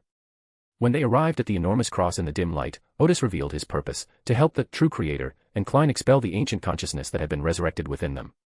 This operation is slightly different from the last one because the degree to which Primordial has awakened within the true Creator is more severe than the degree to which Celestial has awakened within Klein. However, Odis was also very confident about this operation. After obtaining the approval of the true Creator, the operation officially began. Similar to the previous sealing method, Klein and the true Creator were digitized, and the Tai Chi diagram was used to make the awakened consciousnesses of the Primordial and the Celestial Venerable fight each other, thereby pulling them out of the bodies of the two gods and then sealing them. Unlike last time, this time the Celestial Venerable's will is weaker, so Odis needs to help the Celestial Venerable deal with the Primordial one. They were eventually sealed away relatively smoothly, but this time the original consciousness did not reform within the Tai Chi diagram. Odis guessed that it might be because neither side had awakened to the same degree as last time, and they were not evenly matched. After bidding farewell to the true Creator, and returning to Odis's divine realm, Klein revealed the second purpose of his trip. He wanted Odis to seal him away for 3 years. Klein's next step is to accommodate the uniqueness of adjacent pathways and the characteristics of Sequence 1. When he returns to the real world from the seal, he will have essentially completed the process of universally ascending the gate. This will make the process of accommodating the food much smoother. As for the uniqueness of the wrong path and the Sequence 1 characteristic, Klein couldn't think of a way to replace it in anyone's ascension ceremony, so he had to force it to be accepted. Odis smiled and said, "Of course, that's no problem." He then said, "I just learned that there is still a part of the original consciousness in the mirror world, so, it can come to me again to be extracted. We can do it again." Klein then laughed. "From now on, I should call you my old savior." Odis lamented, "This can't be done indefinitely. As you've seen, I can only extract them and then seal them in my divine kingdom, or seal them with an angelic quality. So, if you see too many of those Tai Chi diagrams hanging on the wall, it will become a huge burden for me." Klein nodded, indicating that he understood. But this is already pretty good, otherwise he probably would already be a mental hybrid of the Celestial Venerable. Klein then asked Odis how he should express his gratitude. By this time, he had reached the level of half of the old one, and was able to help Odis. Odis pondered for a moment and said, "When you become the Lord of Mysteries, do me a favor. Well, actually, do Amon a favor. Don't worry, it won't harm you at all, on the contrary, it will eliminate an enemy. The most suitable person to help with the matter of replacing the outer god is Klein, who has the authority of the Lord of Mysteries." Okay. Klein agreed without hesitation. Now that he had become the Lord of Mysteries, Amon was no longer a threat to him. Then he added, "I'll be holding a tarot session later, would you like to come?" At this moment, it was no longer possible to hide the fact that the fool was Klein from Odis. Although Odis didn't ask, Klein guessed that she already knew. However, the two of them kept it to themselves, and Klein didn't intend to bring it up himself. Odis said, "My clone will go." In previous tarot gatherings, Odis participated using clones. If you use your original body to participate in a tarot gathering, it's tantamount to causing trouble. A few minutes after Klein left, Odis indeed received a notice to convene a tarot meeting on short notice, so he sent a Sequence 1 clone to Source Castle. This impromptu meeting was not as sorrowful as Odis remembered. The fool told everyone that he had important matters to attend to in the next few years, and the tarot readings would be temporarily hosted by the world. The other members were quite surprised to hear the news, but no one seemed to have any objections to having the world chair the subsequent meetings. Odis thought to himself, the appearance of the wise man has once again changed history. In fact, Odis could not completely seal Klein because he could not seal the Source Castle. As long as the Source Castle cannot be sealed, the Tarot Conference can proceed as normal, and Klein's clones can continue to operate normally in the outside world. Upon returning from the Tarot Society, Odis first sealed Klein in the astral plane as promised. However, before sealing it, Klein did his best to tear a hole in the seal of the western continent. Although the seal has not been completely broken, illusory and symbolic things like source matter can already establish contact with the outside world through that hole. Odis then sealed him away, giving Klein some hints and leaving a backdoor in the seal so that he could find a way to break free. If Klein is still unable to break free of the seal after 3 years, Odis will loosen the seal a little more. Immediately afterwards, Odis began to plan another thing, to completely eradicate the power of the outer gods from the earth while they were still unable to influence the real world. Every time Odis thought about the few angels of the outer gods still on earth, he felt uncomfortable all over. So Odis informed the gods of the celestial realm that he wanted to find out the outer gods' arrangements on earth, and his method of finding them was to format the earth. The gods, of course, would not object. So Odis stood at the gates of his divine kingdom, raised his hand, and sent a lamp emitting a bright, clear light into the air. Immediately afterwards, all places except the western continent became streams of data. The perspective of the gods in the astral plane is similar to the perspective of looking at Earth from space. At this moment, the Earth before Odis's eyes was a planet composed entirely of zeros and ones. In this way, he could grasp all the information about the entire Earth. The reason for doing this now is that the outer gods' knowledge of Earth has been temporarily taken away by Odis, and they are unable to protect the power on Earth. Without the protection of the past, the outer gods and angels who descended to Earth, as well as the gifted ones, would be completely exposed in the face of data-driven capabilities. The Earth as a whole still retains its original appearance, mountains are still mountains, trees are still trees, and humans are still humans. However, at this point they only possess a virtual shell, and their interior is composed of streams of data. At this moment, everyone on Earth stopped in their tracks, stunned and frozen in place. In the starry sky, Odis's divine sense swept through every stream of information and quickly found those foreign angels, including even bound God. Although she was an angel with uniqueness, she was not a true god after all, and Odis easily obtained her uniqueness and sequence 1 characteristics. Odis also found out the other angels who did not belong to Earth and immediately turned them into dust. Next were the gifters on Earth, and the sealed objects with the aura of outer gods. They too instantly transformed into elementary particles, and the ancient pollution within them was gathered by Odis and sealed away. The corruption of the fallen mother goddess was somewhat difficult to deal with, so Odis sealed it separately. The entire Earth has never been this clean in a long time. Odis then got busy with some personal matters, and he successfully located the headquarters of the Moor's penitentiary. At this time, the Ascetic Order of Moors consisted of only one angel. Normally, they kept a low profile and could hide themselves, but at this moment, one angel was certainly not enough to fight against Odis. All members of the Ascetic Order of Moors were dealt with by Odis, and their essence floated into the starry sky. In the next second, the entire Earth changed from its original illusory, digital state back to the real world. People resumed their previous actions. The recent encounter had left them in a daze, and of course, they wouldn't remember that their surroundings had become digitized. Odis once again sent 2 angels from his kingdom to inform the other gods of the success of the operation. At the same time, this datafication process also allowed Odis to learn about many legendary cities and things in the mysterious world. For example, Odis knew the exact location of the Transist Empire, but the ship was no longer of much significance to him, he only needed to know its general situation. For example, Odis found the legendary holy city of Adro, the capital of Solomon's first empire, which was destroyed by fire during the battle between the 6 gods' camp and the Black Emperor Solomon's camp. At that time, because the war between the gods was too intense, some cities were affected by the war and entered a space that resembled the realm between the spirit world and the real world. There were many monsters left over from the ancient war of gods, but to Odis, they were all extraordinary characteristics. Odis, of course, did not hold back and took all the extraordinary characteristics. Odis, carrying the characteristics of the angel sent to Earth by the superstar ruler, arrived in the kingdom of the god of knowledge and wisdom. At this time, Adam and the god of knowledge were preparing to merge, so they were both in the kingdom of the god of wisdom. Odis gave the properties to Adam and briefly inquired about their preparations for fusion. This property was a reward that Odis promised Adam when he was an archangel, and now he can finally give it to him. After a brief chat, Odis left with 0-01 and went back to help Medici temporarily subdue the uniqueness of the Red Priest pathway. Then, Odis turned her gaze to the starry sky. More than a month later, in a galaxy adjacent to our solar system. This galaxy has 3 stars, forming a somewhat unstable galaxy. Many outer gods have chosen to settle here, making it a veritable outpost for those heading towards the Earth's surroundings. At this time, the outer gods who have been staying in the solar system are basically the powerful ones such as Fallen Mother Goddess, Mother Tree of Desire, Goddess of Fate, and Ring of Destiny, while the slightly weaker outer gods such as Uncertain Mist and Unquenchable Word are basically waiting in neighboring star systems. In the real world, the distance from here to Earth is quite far, but if you start from the astral plane, you can reach Earth quickly. The outer gods in the galaxy did not gather together, but instead hid in various parts of the galaxy, each with its own taboos. On the far side of an asteroid at the edge of the galaxy, a bright, clear light suddenly emerged, followed by a surging stream of data that enveloped the asteroid and immediately sealed off the surrounding spirit and astral realms. Then, Odis's phantom appeared inside the data stream. "Hey buddy, come out and discuss philosophy again." Using her authority, the goddess of the night roughly determined that the unquenchable words were hidden nearby.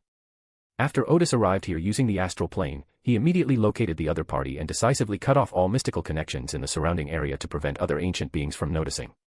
Sure enough, a mass of transparent, liquid-like substance emerged from the asteroid. This being, who had no physical form in the past, appeared before Odis in a state of highly concentrated spirit and consciousness. Immediately afterwards, Odis heard a harsh, grating voice. The gist of the voice was, "There are several outer gods of the ancient level nearby. Although the ancients cannot die, we can seal you away, but we can also take away the unique characteristics within you." Odis smiled and said, "I didn't expect to hurt you anyway. I came here to have you cut me." As he spoke, the Tai Chi diagram appeared on the top of the asteroid, and the yin and yang fish began to rotate rapidly. The asteroid instantly transformed into elementary particles, and the space where the unquenchable language was located suddenly shattered, plunging the asteroid into a state of chaos. But in the next instant, an invisible sound wave spread out, opening a hole in the chaos, from which the undying language immediately emerged. Back in the real world, just as he was about to launch a mental offensive against Odis, he suddenly realized that Odis was nowhere to be found. At this moment, the unquenchable language completely entered a state without physical form, and even the illusory spiritual body from before disappeared. But Odis disappeared even more completely, leaving no trace whatsoever. However, in the next second, a surge of data rushed towards unquenchable language, threatening to completely overwhelm it. The surroundings were immediately filled with harsh words, which made even the lifeless data stream feel slightly bewildered. Just then, several gazes were cast in their direction. In fact, Odis could have kept their battle hidden for a while longer, but he came out not to fight the old days, but to put on a show. Therefore, the data flow here was cleverly and proactively exposed. Soon, a gigantic female figure with wings appeared, seemingly haphazardly stacked from various reproductive organs. That was the special spectator, the fallen mother goddess. Upon seeing the other party appear, Odis immediately withdrew the surrounding data streams and left without lingering. The unending words didn't linger and immediately left the battlefield. The fallen mother goddess gazed thoughtfully at the battlefield from before. A few days later, Odis attacked the High Dimension Observer again. This led those in the past who knew some of the inside story to conclude that Odis wanted to devour the other ancient beings in order to ascend to a higher level. The fallen mother goddess, who knows the complete information, has confirmed that Odis knows what Canner is. Chapter 492, Chapter 491. The final chapter, The War of the Old Days. Earth wins a great victory. After that, Odis would regularly attack the unquenchable language or the high-dimensional overlooker every few days. Later, the scope of the attacks broadened, and they also targeted the angels who served the Old Ones, and occasionally other Old Ones as well. However, he never attacks the more powerful ancient beings such as the fallen mother goddess or the mother tree of desire. During one of the attacks, Odis took the opportunity to kill one of the high-dimensional overlord's subordinates. This was not the first angel he had killed, nor would it be the last. After returning to Earth, Odis secretly passed on the characteristics of this angel with the power of imagination to Amon. He also obtained the third conqueror trait from Amon. The uniqueness and sequence 1 attribute of the Red Priest were given to Medici, and he promised to provide some assistance when the other party prepared to accommodate the City of Calamity. Meanwhile, the other gods were either busy merging with each other or trying to accommodate the corresponding source matter. The Goddess of the Night made the fastest progress because he obtained a sealed artifact from the subordinates of the Decaying King. That sealed artifact can effectively resist the erosion of death and decay. With a crack torn in the seal of the Western continent, the Goddess of Night can easily enter the River of Eternal Darkness to communicate with cultivators of that source quality and seek an opportunity to merge with the Tao. Medici and Fabdi quickly became gods, and together with Roselle, the three of them, under the guidance of Odis, sought their respective source essences. Although they all made progress, the first result was that the God of Wisdom and Adam successfully merged in just over a month. Besides the fact that they are one entity, a very important reason is their high degree of alignment with the Tao, that is, they have the same self-awareness, so they progress very quickly. Odis came to offer his congratulations and inquired whether the consciousness of the primordial had awakened further. After receiving the answer that it had not, they all breathed a sigh of relief. Since the tertiary period, they have been plotting together how to deal with the primordial one. The best-case scenario I could imagine was coexisting with the primordial consciousness. I never imagined that the primordial consciousness would be suppressed so severely. Overall, it was only because the sages made a certain breakthrough in utilizing the power of the knowledge demon during the Fourth Age that we were able to achieve the results we have today. Before the sages, Avatar used the Tai Chi diagram to seal the consciousness of the past and the primordial together. There was no way to seal the ancient consciousness within the body. At that time, there was no other way but to fight against each other and merge with each other. Then Odis asked what to call God of Wisdom and Adam. Obviously, we can no longer call the other person Sun God or Sazriel, and calling them Adam is also inappropriate. Call me Grisha, the other person said with a smile. This is the name of the researcher who awoke from underground during the second period. Odis nodded, okay. Now that the other party had regained his omniscient authority, Odis talked to him about Canal and asked him if he could deduce anything from these clues. The knowledge in the so-called omniscient authority is not the knowledge of knowledge, but the knowledge of knowing. Grisha could find the corresponding truth or clues about anything that had ever happened in this universe through the ocean of collective consciousness and the spirit world. And these clues can be used to make certain deductions to arrive at a result that is close to the truth, which is why it is called omniscient. Grisha's gaze suddenly became deep and dark. He looked into the distance for a while, then pondered for a moment before saying, the fallen mother goddess did not lie. Kanner was uttered by the first syllable in the universe. It has no specific meaning, but it has an irreplaceable symbolic meaning. As you might expect, the Bhagwa diagram is key. It represents the mindset and ideas that were originally constructed for this universe. It can be used to interpret the entire universe, and at the same time, it can also reconstruct the universe. But our will is insufficient to drive the Bhagwa diagram. Only the original will can be used, not even the primordial will. Therefore, you urgently need a wisp of original consciousness. Consciousness within divinity will not suffice, it must be independent. Then he sighed and added, but it's almost impossible to get. Do you have it? As a deity who serves as both reader and viewer, Grisha deduced from Odis's expression that the other party actually possessed the original consciousness. Odis smiled and said, that's right, I do have it. Isn't that a coincidence? As he recounted the origin of that wisp of consciousness, he summoned the Tai Chi diagram that sealed the original consciousness. After listening to Odis's description, Grisha smiled and said, human experience is 10,000 times more fascinating than any deliberate design. Without delay, Odis immediately summoned the 8 trigrams diagram. Looking at this magical octagonal object composed of illusory horizontal bars of varying lengths, Odis held her breath and poured her original consciousness onto it. Suddenly, the Bhagwa diagram emitted a bright light, and the simple horizontal bar became sacred under the light. Then, on the inner side of the 8 trigrams, a series of trigrams emitting a dark black light were formed. Compared with the trigrams on the outer side, the trigrams on the inner side were exactly the opposite. The hexagram slowly rotates, as if it could give birth to infinite possibilities. Odis took a deep breath, his spiritual senses confirming that this was what was known as Kanner. The 8 trigrams diagram slowly approached Odis and eventually merged into Odis's body. For a moment, Odis's pupils turned into 2 constantly rotating 8 trigrams, but then the 8 trigrams disappeared, and everything returned to normal. Odis took a deep breath, his intuition told him that he had already met the prerequisites to become a pillar. This time, we can truly seek out the weaknesses of the unquenchable language and, if given the opportunity, seize its characteristics and essence. It's called seizing, but it's actually more like merging or devouring. Odis and Grisha chatted for a while longer about containing the source matter, then each prepared for their own further plans. Odis continued to attack the outer gods, and whenever he had the chance, he helped Roselle and others to contain the source matter. There seems to be enough time. After all, there are still more than 10 years before the end of the world arrives. However, the timeline seems insufficient, and even a slight mishap could affect future battles of the past. 3 years later, the Proxima Centauri system still has 3 stars. Of the 3 stars, 1 was large and 2 were small. Suddenly, one of the stars disappeared as if it had never existed, and the surrounding ancient and outer gods seemed not to notice it for a moment. This star has entered a hidden world. Everything appears normal in the real world, but in the hidden world, a fierce battle has already taken place. A woman clad in tattered armor, wielding a massive black scythe, her face obscured, charged at the forefront. She was the goddess of night, who had become the eternal darkness. His process of becoming an outer god was the smoothest. If it weren't for waiting for other gods to become outer gods, this battle would have already broken out last year. The goddess of night charged forward, causing the surrounding space to tremble. She arrived before the star, raised her giant scythe, and the star seemed to sense the call of death, trembling violently.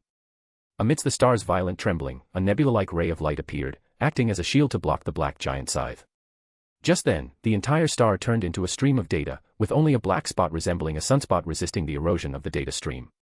That was the superstar overlord, hiding inside this star, a data stream like a vast ocean, with several tentacles reaching out to entangle the superstar overlord. The superstar overlord suddenly expanded, surging forth a large number of shimmering star clusters to fight against the data streams. While desperately defending itself, the superstar overlord released a star that would fly out of the hidden world and eventually explode, drawing the attention of the other ancients. But just as the star was released, a middle-aged man in a priest's robe appeared before the superstar overlord. It's truly right before our eyes, there's no escaping it. He came with Odis and the goddess of night, but he used an old-fashioned level of psychological invisibility, so no one noticed him. That was Grisha, who had successfully absorbed the Chaos Sea, the Hanged Men, and the Tyrant Pathways. He seemed to be calmly picking up the cross hanging around his neck. The cross transformed into a silver longsword, and Grisha gently thrust it forward. The stab looked slow and not very damaging, but it was unavoidable and pierced through the superstar overlord in an instant. Then the starlight shattered, and the giant scythe in the hands of the goddess of night tore through the twinkling star cluster, causing it to collapse immediately and develop towards a singularity of infinitesimal size. Instead of continuing its attack on the superstar overlord, the data ocean devoured the star it had released, preventing other ancients from discovering the area too early. The next second, a thin curtain covered the collapsing surface of the superstar overlord. Superstar overlord struggled, trying to emerge from the curtain, when suddenly the cross in Grisha's hand flew out and stuck directly above the curtain, and superstar overlord's struggle ceased. Next, Grisha heard the superstar overlord.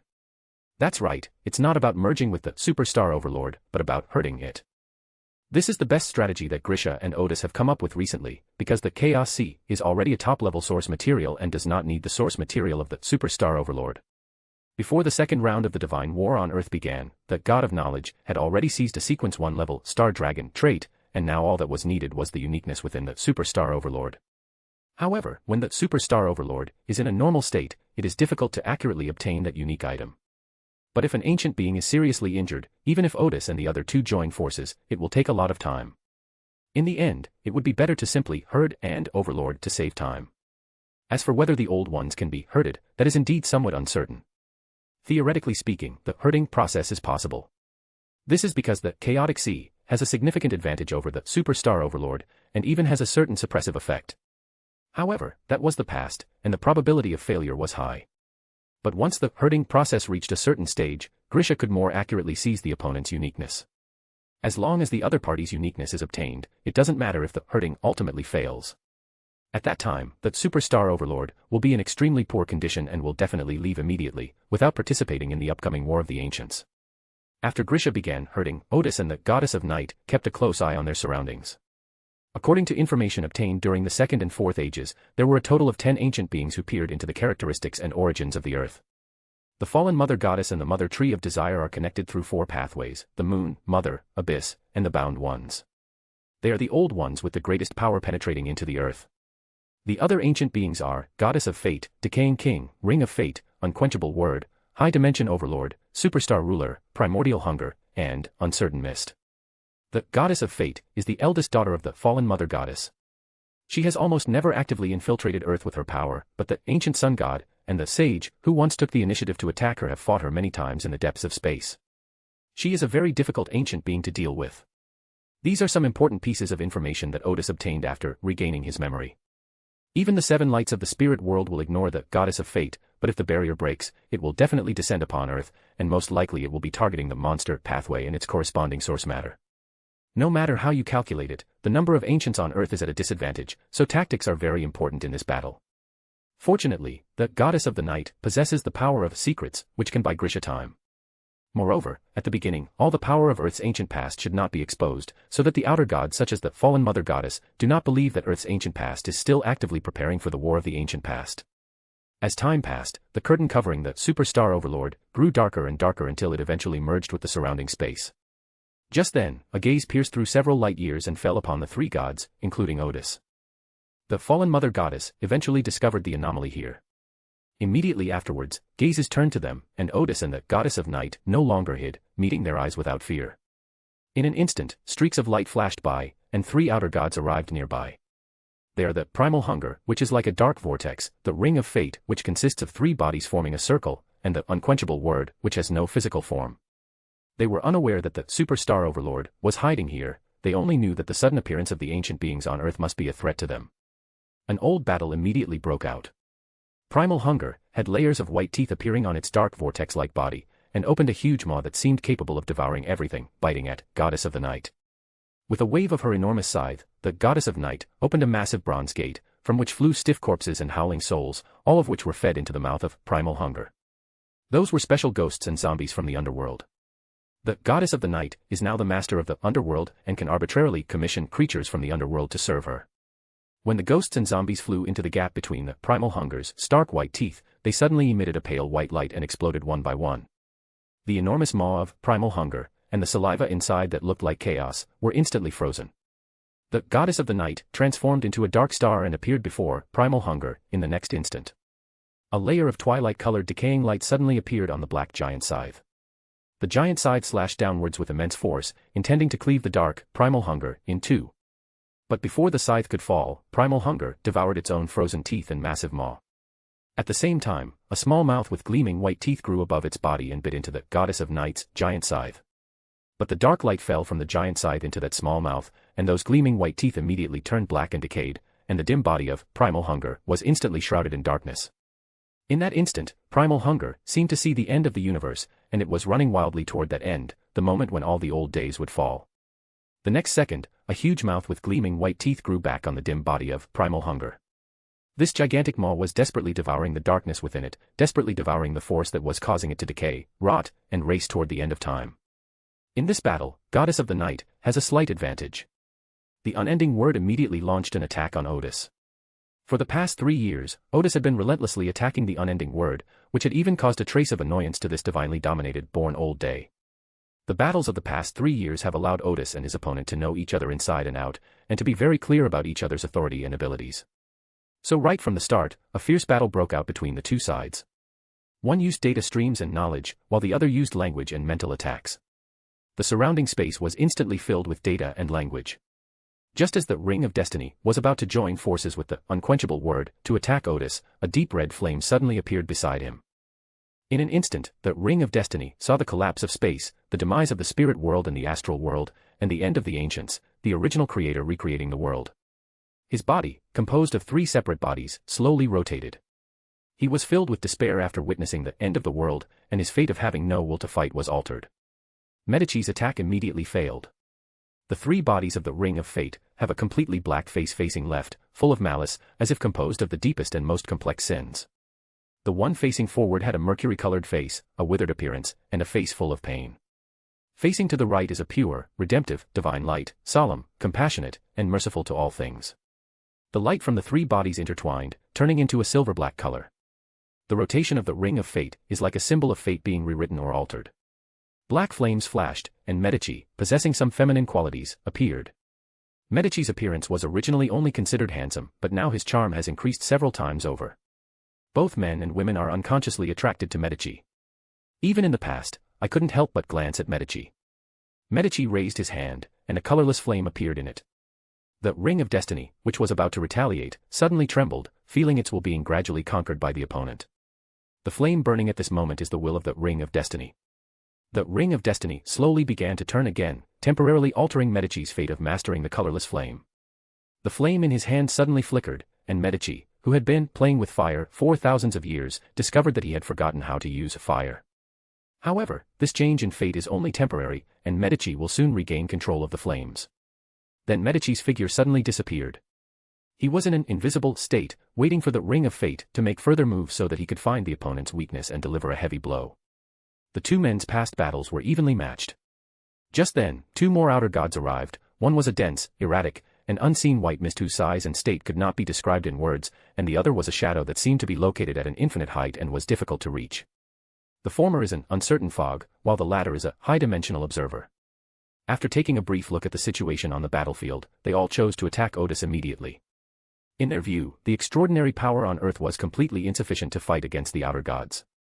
Adam and the true creator are deeply influenced by the original and cannot actively merge in a short period of time.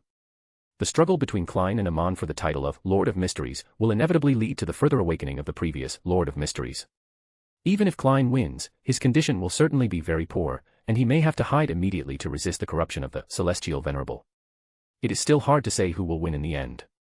The other deities, Goddess of Night and Mother Earth, could only watch helplessly because their primal essence was sealed in the Western continent. However, before and after Odis became a true god, he began to make plans for the ancient beings on Earth. Although the knowledge demon was not the most powerful of the old ones, its strategic planning skills were first-rate. In 3 years, Medici went from being an angel to an old one, and the goddess of night also easily completed the process of merging with the Tao because she had discussed the understanding of Tao with the cultivators of the eternal dark river many times. Moreover, the consciousness of the goddess of the night ultimately became the dominant consciousness. It can be said that in the last 2 or 3 years, the situation has suddenly changed quite a bit, and the disadvantages on Earth are no longer so great. Therefore, the old Earth that the outer gods most wanted to eliminate was the knowledge demon. But as the uncertain mist approached the battlefield between Odis and the unquenchable words, space suddenly distorted, and a solemn voice rang out, "The power of the ancient days of heaven here has been weakened, while the power of the ancient days of earth has been strengthened." Roselle, sporting 2 mustaches, appeared. He was no longer the emperor in armor, but the shadow of order dressed in magnificent noble attire. He has 2 pathways within his body, while the uncertain mist has only one. Although both have the old levels and status, Roselle has a slight advantage. Meanwhile, the higher dimensional observer disappeared from space, preparing to attack Odis from an even higher dimension. However, a dense spiritual barrier suddenly appeared between Odis and the higher dimensional observer, blocking the higher dimensional observer, who was in a higher dimension, from entering. The next second, Fabuti appeared with a sinister smile and thoughtfully delivered a curse to the higher dimensional observer. Suddenly, sharp tongues and ugly, pained faces sprouted from the shadowy, high-dimensional observer. But in the next instant, the figure of the higher dimensional observer disappeared, and when he reappeared, the curse on his body had been left in a higher dimension. Immediately afterwards, mirrors seemed to appear around and on Fabuti, as if 3-dimensional space was falling into 2 dimensions, and the original 3 dimensions became flat mirrors. Fabdi glanced at the mirrors, and they were instantly covered with a layer of black liquid. Even the fall of space had collapsed. Not controlled by the higher dimensional observers. When the fallen mother goddess, radiating maternal brilliance, arrived, she witnessed the 10 ancient beings battling in a 5-on-5 fight. Although this pillar of the universe has never experienced significant emotional fluctuations, he still felt a touch of joy in his heart at this moment. Of the old ones on Earth, only Grisha has not yet appeared. All the others who are capable have already made their moves. Although the Earth Mother Goddess has now accepted the uniqueness of the moon pathway and established a certain connection with the mother nest. However, they dared not enter the mother nest to try to contain this source matter. On the outer god's side, 4 ancient beings, the fallen mother goddess, the goddess of fate, the mother tree of desire, and the decaying king, have yet to make their move.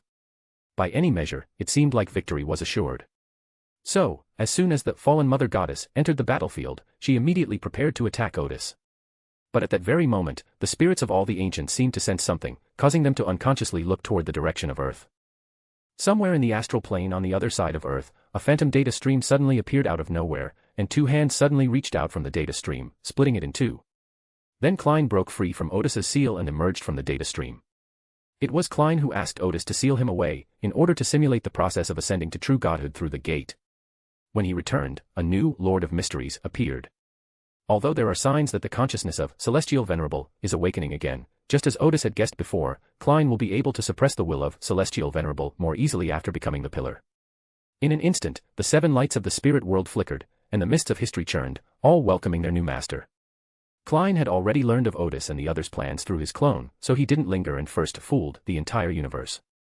3 seconds were skipped. Time in the entire universe stopped for 3 seconds, but during those 3 seconds, Klein was free to move around. He did not join the battle of the old, because even if he were a pillar, it would be impossible for him to kill an old in 3 seconds. Klein instantly teleported to the depths of the misty sea, and sure enough, he found the Earth Mother Goddess and the Mother Nest amidst the thick mist. Klein immediately used the pillar's position to seal the contamination of the Mother Nest. It can be said that no one understands sealing better than the Lord of Mysteries. In Klein's view, all that is needed is to close a few doors to complete the sealing. Moreover, the sealing effect is at the pillar level. So in an instant, the contamination of the Mother Nest was completely sealed off to a level that the Earth Mother Goddess could accept. Then Klein teleported to the Proxima Centauri system, 4 light-years away, to join the ancient war. Just then, after the 3 seconds of being fooled had passed, the fallen Mother Goddess and the other ancient beings finally realized what was happening. At this moment, Klein has a certain advantage over the fallen Mother Goddess. After all, he is a complete pillar, while the fallen Mother Goddess has the status of a pillar, but because she has 2 paths, and more importantly, the lack of uniqueness of those 2 paths, he is slightly inferior in terms of power. Fortunately, the Goddess of Fate arrived in time and joined forces with the fallen Mother Goddess to fight Klein. Even though the Lord of Mysteries had some influence over the River of Destiny, Klein could only barely withstand their attacks at this moment. At this moment, the Mother Tree of Desire and the Decaying King finally arrived. In fact, they had arrived earlier, but had been observing from the sidelines. Now they realized that they should act immediately and severely injure one or two of the Old Ones on Earth in order to maintain the Outer Gods' advantage. So the giant trees, laden with tempting fruits and alluring flowers, all turned toward Fabudi. Fabudi suddenly felt a cold sweat break out all over his body. Although he was now at the old level, the source essence and characteristics within Fabudi's body all came from the Mother Tree of Desire. Therefore, the Mother Tree of Desire had a certain suppressive effect on him. In a moment of carelessness, half of Fabudi's head was sent into the fourth dimension by the higher dimensional overlooker, while the remaining half of his head was as if it had been cut off by some extremely sharp knife, with a perfectly intact cross-section. You can even see the brain moving. Meanwhile, the Decaying King, covered in gold and resembling an unconventional mummy, charged towards the Goddess of the Night. He had long coveted the essence and characteristics of the Goddess of the Night. The Goddess of the Night suddenly felt that the surrounding space and time were decaying, and yellow spots appeared on the black giant scythe in her hand, as if it would rot in the next second. In an instant, the Goddess of the Night was also in grave danger under the siege of the two old enemies. The situation suddenly became very unfavorable for the Old Ones on Earth, but everyone gritted their teeth and persevered, buying time for Grisha. Grisha's hurting had been going on for a while, and whether it succeeded or not was just a matter of a few seconds. So they gritted their teeth and persevered, even though Fabudi was already injured under the siege of the Mother Tree of Desire, and the high-dimensional overlooker, they had no intention of escaping. Grisha didn't keep them waiting long. Just 2 seconds later, his voice echoed from the hidden world, "I need authorization." It seems that Grisha has successfully obtained the uniqueness of the Superstar Overlord, but transforming an unfamiliar uniqueness and extraordinary characteristic into an adjacent path requires the consent of the Chaos Sea and the Source Castle, or what Grisha calls authorization. Because those two source substances were the places where all characteristics and all authority were originally held. Without such authorization, it is equivalent to accommodating the characteristics and uniqueness of non-adjacent paths, which will affect the state after accommodating uniqueness. Grisha could complete the authorization of the Chaotic Sea on his own, but the authorization mentioned here requires Klein's authorization. However, Klein is currently tied up with the Fallen Mother Goddess and the Goddess of Fate, and has no time to use his authority to help Grisha. Just then, Odis, who had been locked in a fierce battle with the unquenchable language, suddenly raised his hand, and the Tai Chi diagram instantly appeared in front of Klein. In an instant, the Fallen Mother Goddess used her power to impregnate the Lord of Mysteries with an evil offspring and suddenly attacked the Goddess of Fate. Meanwhile, the Goddess of Fate is using her ability to weave destiny for the Lord of Mysteries to attack the Fallen Mother Goddess. They quickly defended themselves against each other's abilities and simultaneously tried to dismantle the Tai Chi diagram in front of them. However, they were a step too slow. Lord of Mysteries, Klein had already taken advantage of this gap to complete the corresponding authorization, and then continue to fight alongside the two outer gods. The next second, a solemn voice said, "Let there be light." The surging light broke through the hidden world of the Goddess of the Night, illuminating the entire galaxy. Even many surrounding galaxies, including our solar system, saw the expansion of light in this direction. That was the light produced by a supernova explosion.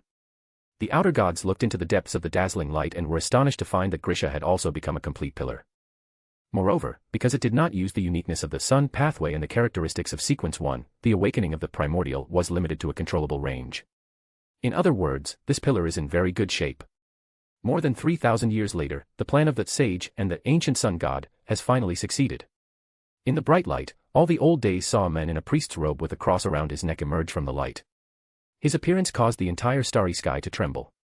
Because of his dreamer-like nature, Grisha's appearance was like a mental storm in the hearts of the other ancients, leaving them stunned. Grisha glanced at the battlefield, tightened his grip on the cross around his neck, and said to the Mother Tree of Desire, "You are guilty." In the starry sky, a huge cross, shimmering with starlight, appeared. The Mother Tree of Desire suddenly seemed to be gripped by some force, and obediently lay on the cross. Having temporarily gained control of the Mother Tree of Desire, Grisha then turned his attention to the Decaying King. At this moment, the other ancient beings seemed to realize what was happening and continued their previous battle. Decadent King was no match for Grisha. He had barely unleashed his defensive ability when Grisha saw through it, and the ability transformed into a series of illusory mystical symbols that swirled around him. Then, swords formed of lightning, and swords formed of bright light from a supernova explosion, pierced towards the decaying monarch. With a series of thuds, the golden armor on the Decaying King's body was pierced with large holes, revealing blue patterns, rotting flesh, yellowish-green blood vessels, and wrinkled skin. At this moment, the skin was also ruptured, and greenish-yellow pus flowed out, constantly radiating a watery hue. Fortunately, the Mother Tree of Desire broke free from the cross in time, and the two outer gods worked together to deal with Grisha, managing to temporarily withstand the attack of this pillar. Even now, the outer gods still hold a certain advantage, while Klein, another pillar on Earth's side, is completely tied down and at a disadvantage. Fabudi was already seriously injured, and the reason he was still gritting his teeth and persevering was because he knew very well that the demon of knowledge had other methods. Meanwhile, the unquenchable words that was fighting Odis became cautious, because Odis had just used the Tai Chi diagram to temporarily resist the abilities of the fallen mother goddess and the goddess of fate, something he had never done in the past 3 years. In other words, he hadn't used his full strength in any of Odis's previous attacks. Just then, Odis, the demon of knowledge, shouted to Roselle, "Now." Of course, no sound can be made in space, but the participants in this battlefield are all from the past, and they can communicate spiritually. Roselle, who already held a slight advantage, immediately launched a full-scale attack on the uncertain mist after hearing Odis's words. At the same time, Odis released a data cluster. The data cluster broke apart, and Terence, who was now at the level of King of Angels, appeared. Then the data cluster transformed into a lamp that appeared to be made of white jade, and the light emitted by this lamp pierced through Turnsold's body. His spirit and mental body were projected onto the uncertain mist not far away. It's a bit like a movie projector, projecting the image onto the film. While desperately defending against the attack, Uncertain Mist seemed to suddenly realize upon seeing Trence's spiritual body and spirit that it was not complete and that its main consciousness had long been sealed by Celestial Venerable. In an instant, the fog, which was impervious to all sight, began to churn and was on the verge of collapse. This was discovered by the sage back then, and it was the arrangement left by the Celestial Venerable on the Uncertain Mist. In fact, the Celestial Venerable's resurrection plan, which utilized both the Black Emperor and the judges, was meticulously crafted and highly effective. But despite all his calculations, he never anticipated the appearance of the ancient sun god. With the help of that sage, the ancient sun god completely destroyed the Celestial Venerable's resurrection methods. Later, in the Fourth Age, the sage took advantage of the arrangements made by the Celestial Venerable to completely outmaneuver the Uncertain Mist. This was the last arrangement left by the Celestial Venerable, which was sealed by the sage within the body of the former Judge Terensost. When the arrangement was exposed, the uncertain fog fell into deep self-doubt, and its anchor point immediately collapsed. Roselle, who was already prepared, produced a long black sword and plunged it deep into the body of the Uncertain Mist. Next, Roselle used the allure of his disordered kingdom to vie for the uniqueness and sequence 1 properties within the uncertain fog. This process had been simulated several times before, and Russell was already very familiar with it. He quickly extracted the uniqueness of the chaotic fog path and the characteristics of a sequence 1. Even if other ancient beings have an absolute advantage when dealing with other ancient beings, it is difficult for them to obtain the other's characteristics. However, Roselle's situation is different from that of the Uncertain Mist. Odis and Roselle are now using arrangements left behind by the celestial being back then. This arrangement was made to quickly obtain the source material and extraordinary properties of the Uncertain Mist.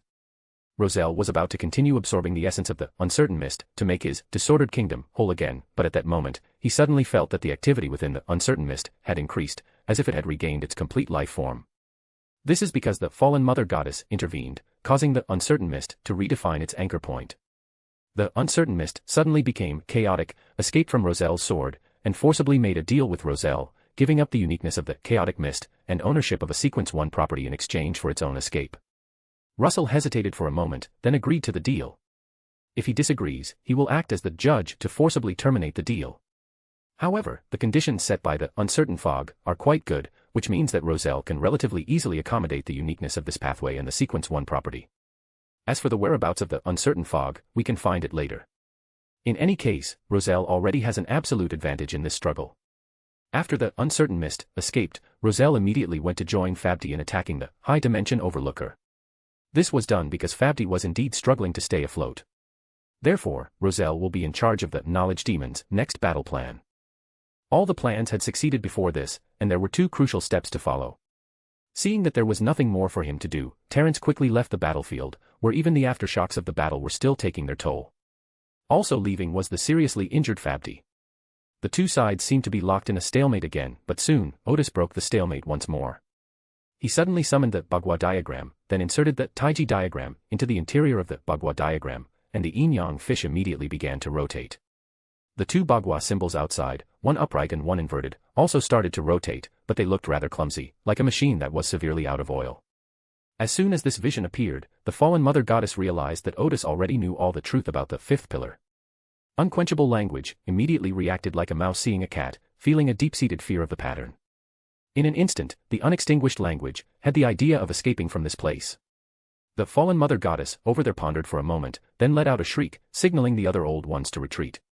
Realizing that Odis had been planning this battle for a long time and that there must be many more arrangements to make, they should leave immediately before any further losses occurred and wait for the Earth's barrier to break before engaging in further combat. But now they can't just retreat whenever they want. The High Dimension Overlooker, the Ring of Fate, and the Primordial Hunger are being held back by Roselle, Medici, and the Goddess of Night, respectively. It was impossible for Grisha to escape with the Decaying King and the Mother Tree of Desire, and Klein had no intention of stopping the fallen Mother Goddess. But the Goddess of Fortune can't leave. As for the unextinguished language, just as it was about to leave, the 8 trigrams and Tai Chi diagram shot out one sparse beam of light after another.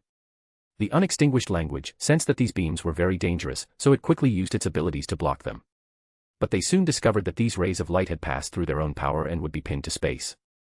There seems to be nothing in space, but to the ancients, there is space here, and Odis nailed the undying language to space. Then Odis transformed into a stream of data and rushed toward the eternal language. In the struggle of the unquenchable language, it was also transformed into a data stream by Odis. In fact, after Odis found a way to manipulate the 8 trigrams, the unquenchable language was no match for him. The reason he hadn't done this before was mainly because the next steps would take some time. Previously, the ancient forces on Earth were insufficient to buy him enough time. When the unending language also became a data stream, Odis immediately began to cross and merge with it. The unquenchable language resisted fiercely, but as the 8 trigrams and Tai Chi diagram slowly rotated, its will to resist and its will to compromise eroded each other. Yes, the consciousness of the unquenchable language has already shown some compromise. Because his spirituality had realized that their level would be elevated after merging with Odis, he had the idea of compromise. However, the unquenchable language realized that its own consciousness would not be the main consciousness, so it rebelled. This is exactly what Odis took advantage of. Odis cut through layers of data streams and finally found the illusory liquid that symbolized the source. When the data stream state of Odiston suddenly surrounded the liquid, the outer Bagua Taiji diagram rotated, and the liquid instantly became 0, which is a chaotic state. Odis transformed into a ray of clear light, piercing into the liquid, undisturbed by its washing and merging. The chaotic mass gradually transformed into a clear, radiant light, merging faster than Odis had imagined. As Odis was trying to integrate, he was suddenly surrounded by a clear light and appeared on the surface of a clear lake. Before Odis stood a man holding a whisk and dressed in a robe from the eastern abyss. He's a celestial master. When the celestial master saw Odis, he smiled slightly, said nothing, and simply pointed upwards with his left and right index fingers. In an instant, Odis understood what the other party meant. The celestial master had succeeded, he had found the original ideology. Of course, it wasn't found now, it might be found a long time from now. But after that, time could no longer imprison the celestial master, as he existed simultaneously in the past, present, and future. Therefore, at this crucial moment when the original will can be glimpsed, he provides guidance to Odis. The saying goes, the great way is nameless, the great debate is silent. The other party's actions made Odis understand the meaning of the original existence, the meaning of extraordinary existence, and the meaning of the existence of the universe. Because he didn't obtain this information through language, he didn't know how to express it in words. Suddenly, a bright light burst forth, and the celestial master and the lake disappeared. At this moment, Odis merged with the original part of the will, and he embraced the symbolism, authority, and consciousness of the unceasing language with absolute dominance. The clear, bright light, amidst the blaze of the supernova explosion, made Odis appear exceptionally sacred. With the data-driven state receding, Odis, despite his European appearance, still exuded an air of otherworldly elegance. The Tai Chi Bagua diagram floated up and appeared behind Odis's head. In that instant, Odis felt as if she held the entire universe in her hands. At the same time, the fallen mother goddess felt that her significance as a pillar of the real world was diminishing. Odis also supports the real world, so she took away some of the symbolic meaning of the fallen mother goddess. Odis took a deep breath, threw out another data bundle, and then said to Klein, "Change opponents." In an instant, Odis appeared before the fallen mother goddess and the goddess of life. The yin-yang symbol and the Bagua diagram with its upright and reversed shapes behind Odis's head spun rapidly, and he easily deflected the attacks from the fallen mother goddess and the goddess of fate. Then, on the bodies of the fallen mother goddess and the goddess of fate, appeared void holes, black holes, nebulae, and white dwarfs. Odis caused various changes in them, which was equivalent to modifying some of the underlying logic of their bodies. If it weren't for their status providing some resistance, they would have been completely reduced to nothingness by Odis long ago. On the other side, Odis's data stream opened, and Amon poked his head out. "Is it lively?" By this time, Klein had arrived beside Roselle. He first fooled the higher dimensional observer, causing it to freeze in place. Klein then found the loophole Odis had mentioned, a loophole that only extraordinary individuals using the wrong path could access. When the vulnerability was presented to Amon, he did not hesitate and immediately entered the body of the high-dimension observer. Afterward, Klein continued to fool the higher-dimensional observer and closed all the doors around him, preventing this ancient being from escaping to other dimensions and confining him to the space before him. Russell was aware of their plan, so he kept using the judge's abilities to increase Amon's speed and probability of success. Just a few seconds later, the illusory figure of the high-dimensional observer suddenly solidified, raised its head, put on a monocle, and transformed into the appearance of Amon. Ha ha ha. Amon laughed loudly, and with a wave of his hand, from the depths of the universe in front of him, appeared some two-dimensional mirrors, others high-dimensional fragments. Many stars have been pierced by high-dimensional debris, while many celestial bodies have been struck by two-dimensional debris and fallen into even lower dimensions. Amon exclaimed, "That idiot, higher-dimensional overlord, has absolutely no idea how to use his authority." With a flick of his wrist, something resembling a shredded piece of paper flew into the body of the Ring of Destiny, not far away. Then Amon clenched his fist, and the shredded paper suddenly unfolded, revealing that the Ring of Destiny was now trapped in a two-dimensional space. At this point, the situation was in a completely advantageous position for the Old Ones of Earth. The fallen Mother Goddess no longer cared about the other Old Ones and, together with the Goddess of Fate, covered for each other as they left the area. Just then, Odis threw out the third data cluster.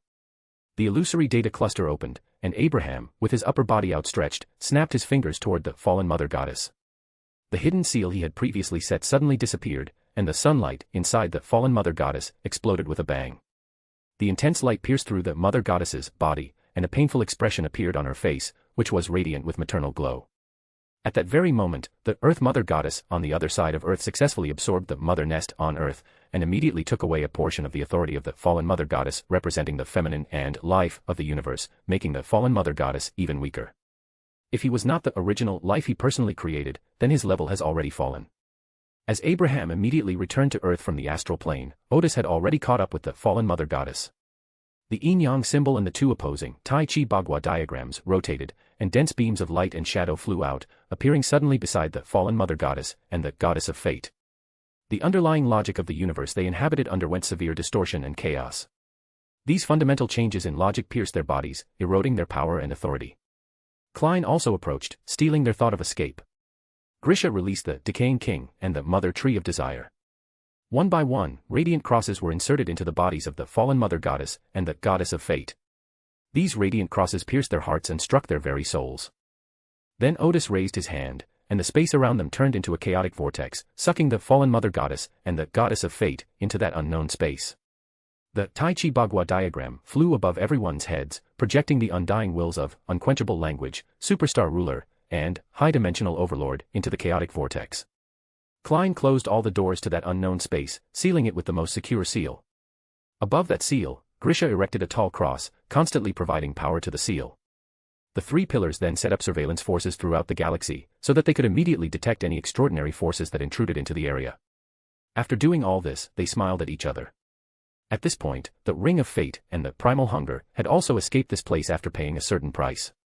Amon was tossing and playing with something that looked like a ball in his hand. It was actually the head of one of the three bodies of the Ring of Destiny. It seems that the Ring of Fate will face the pursuit of this God of Mischief for a long time to come. This ancient war was a great victory. The fallen Mother Goddess, the Goddess of Fate, and the remnants of the Superstar Overlord were sealed away.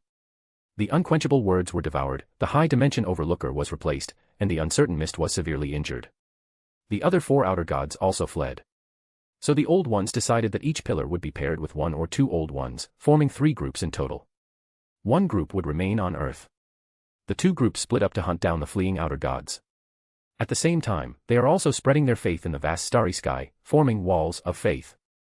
Odis left a clone on Earth. Not only him, but almost all the ancients have left their mark on Earth. At this moment, in Rembrandt's aerial capital, Odis lay in an armchair, looking at the blue sky and the clouds that seemed almost within reach.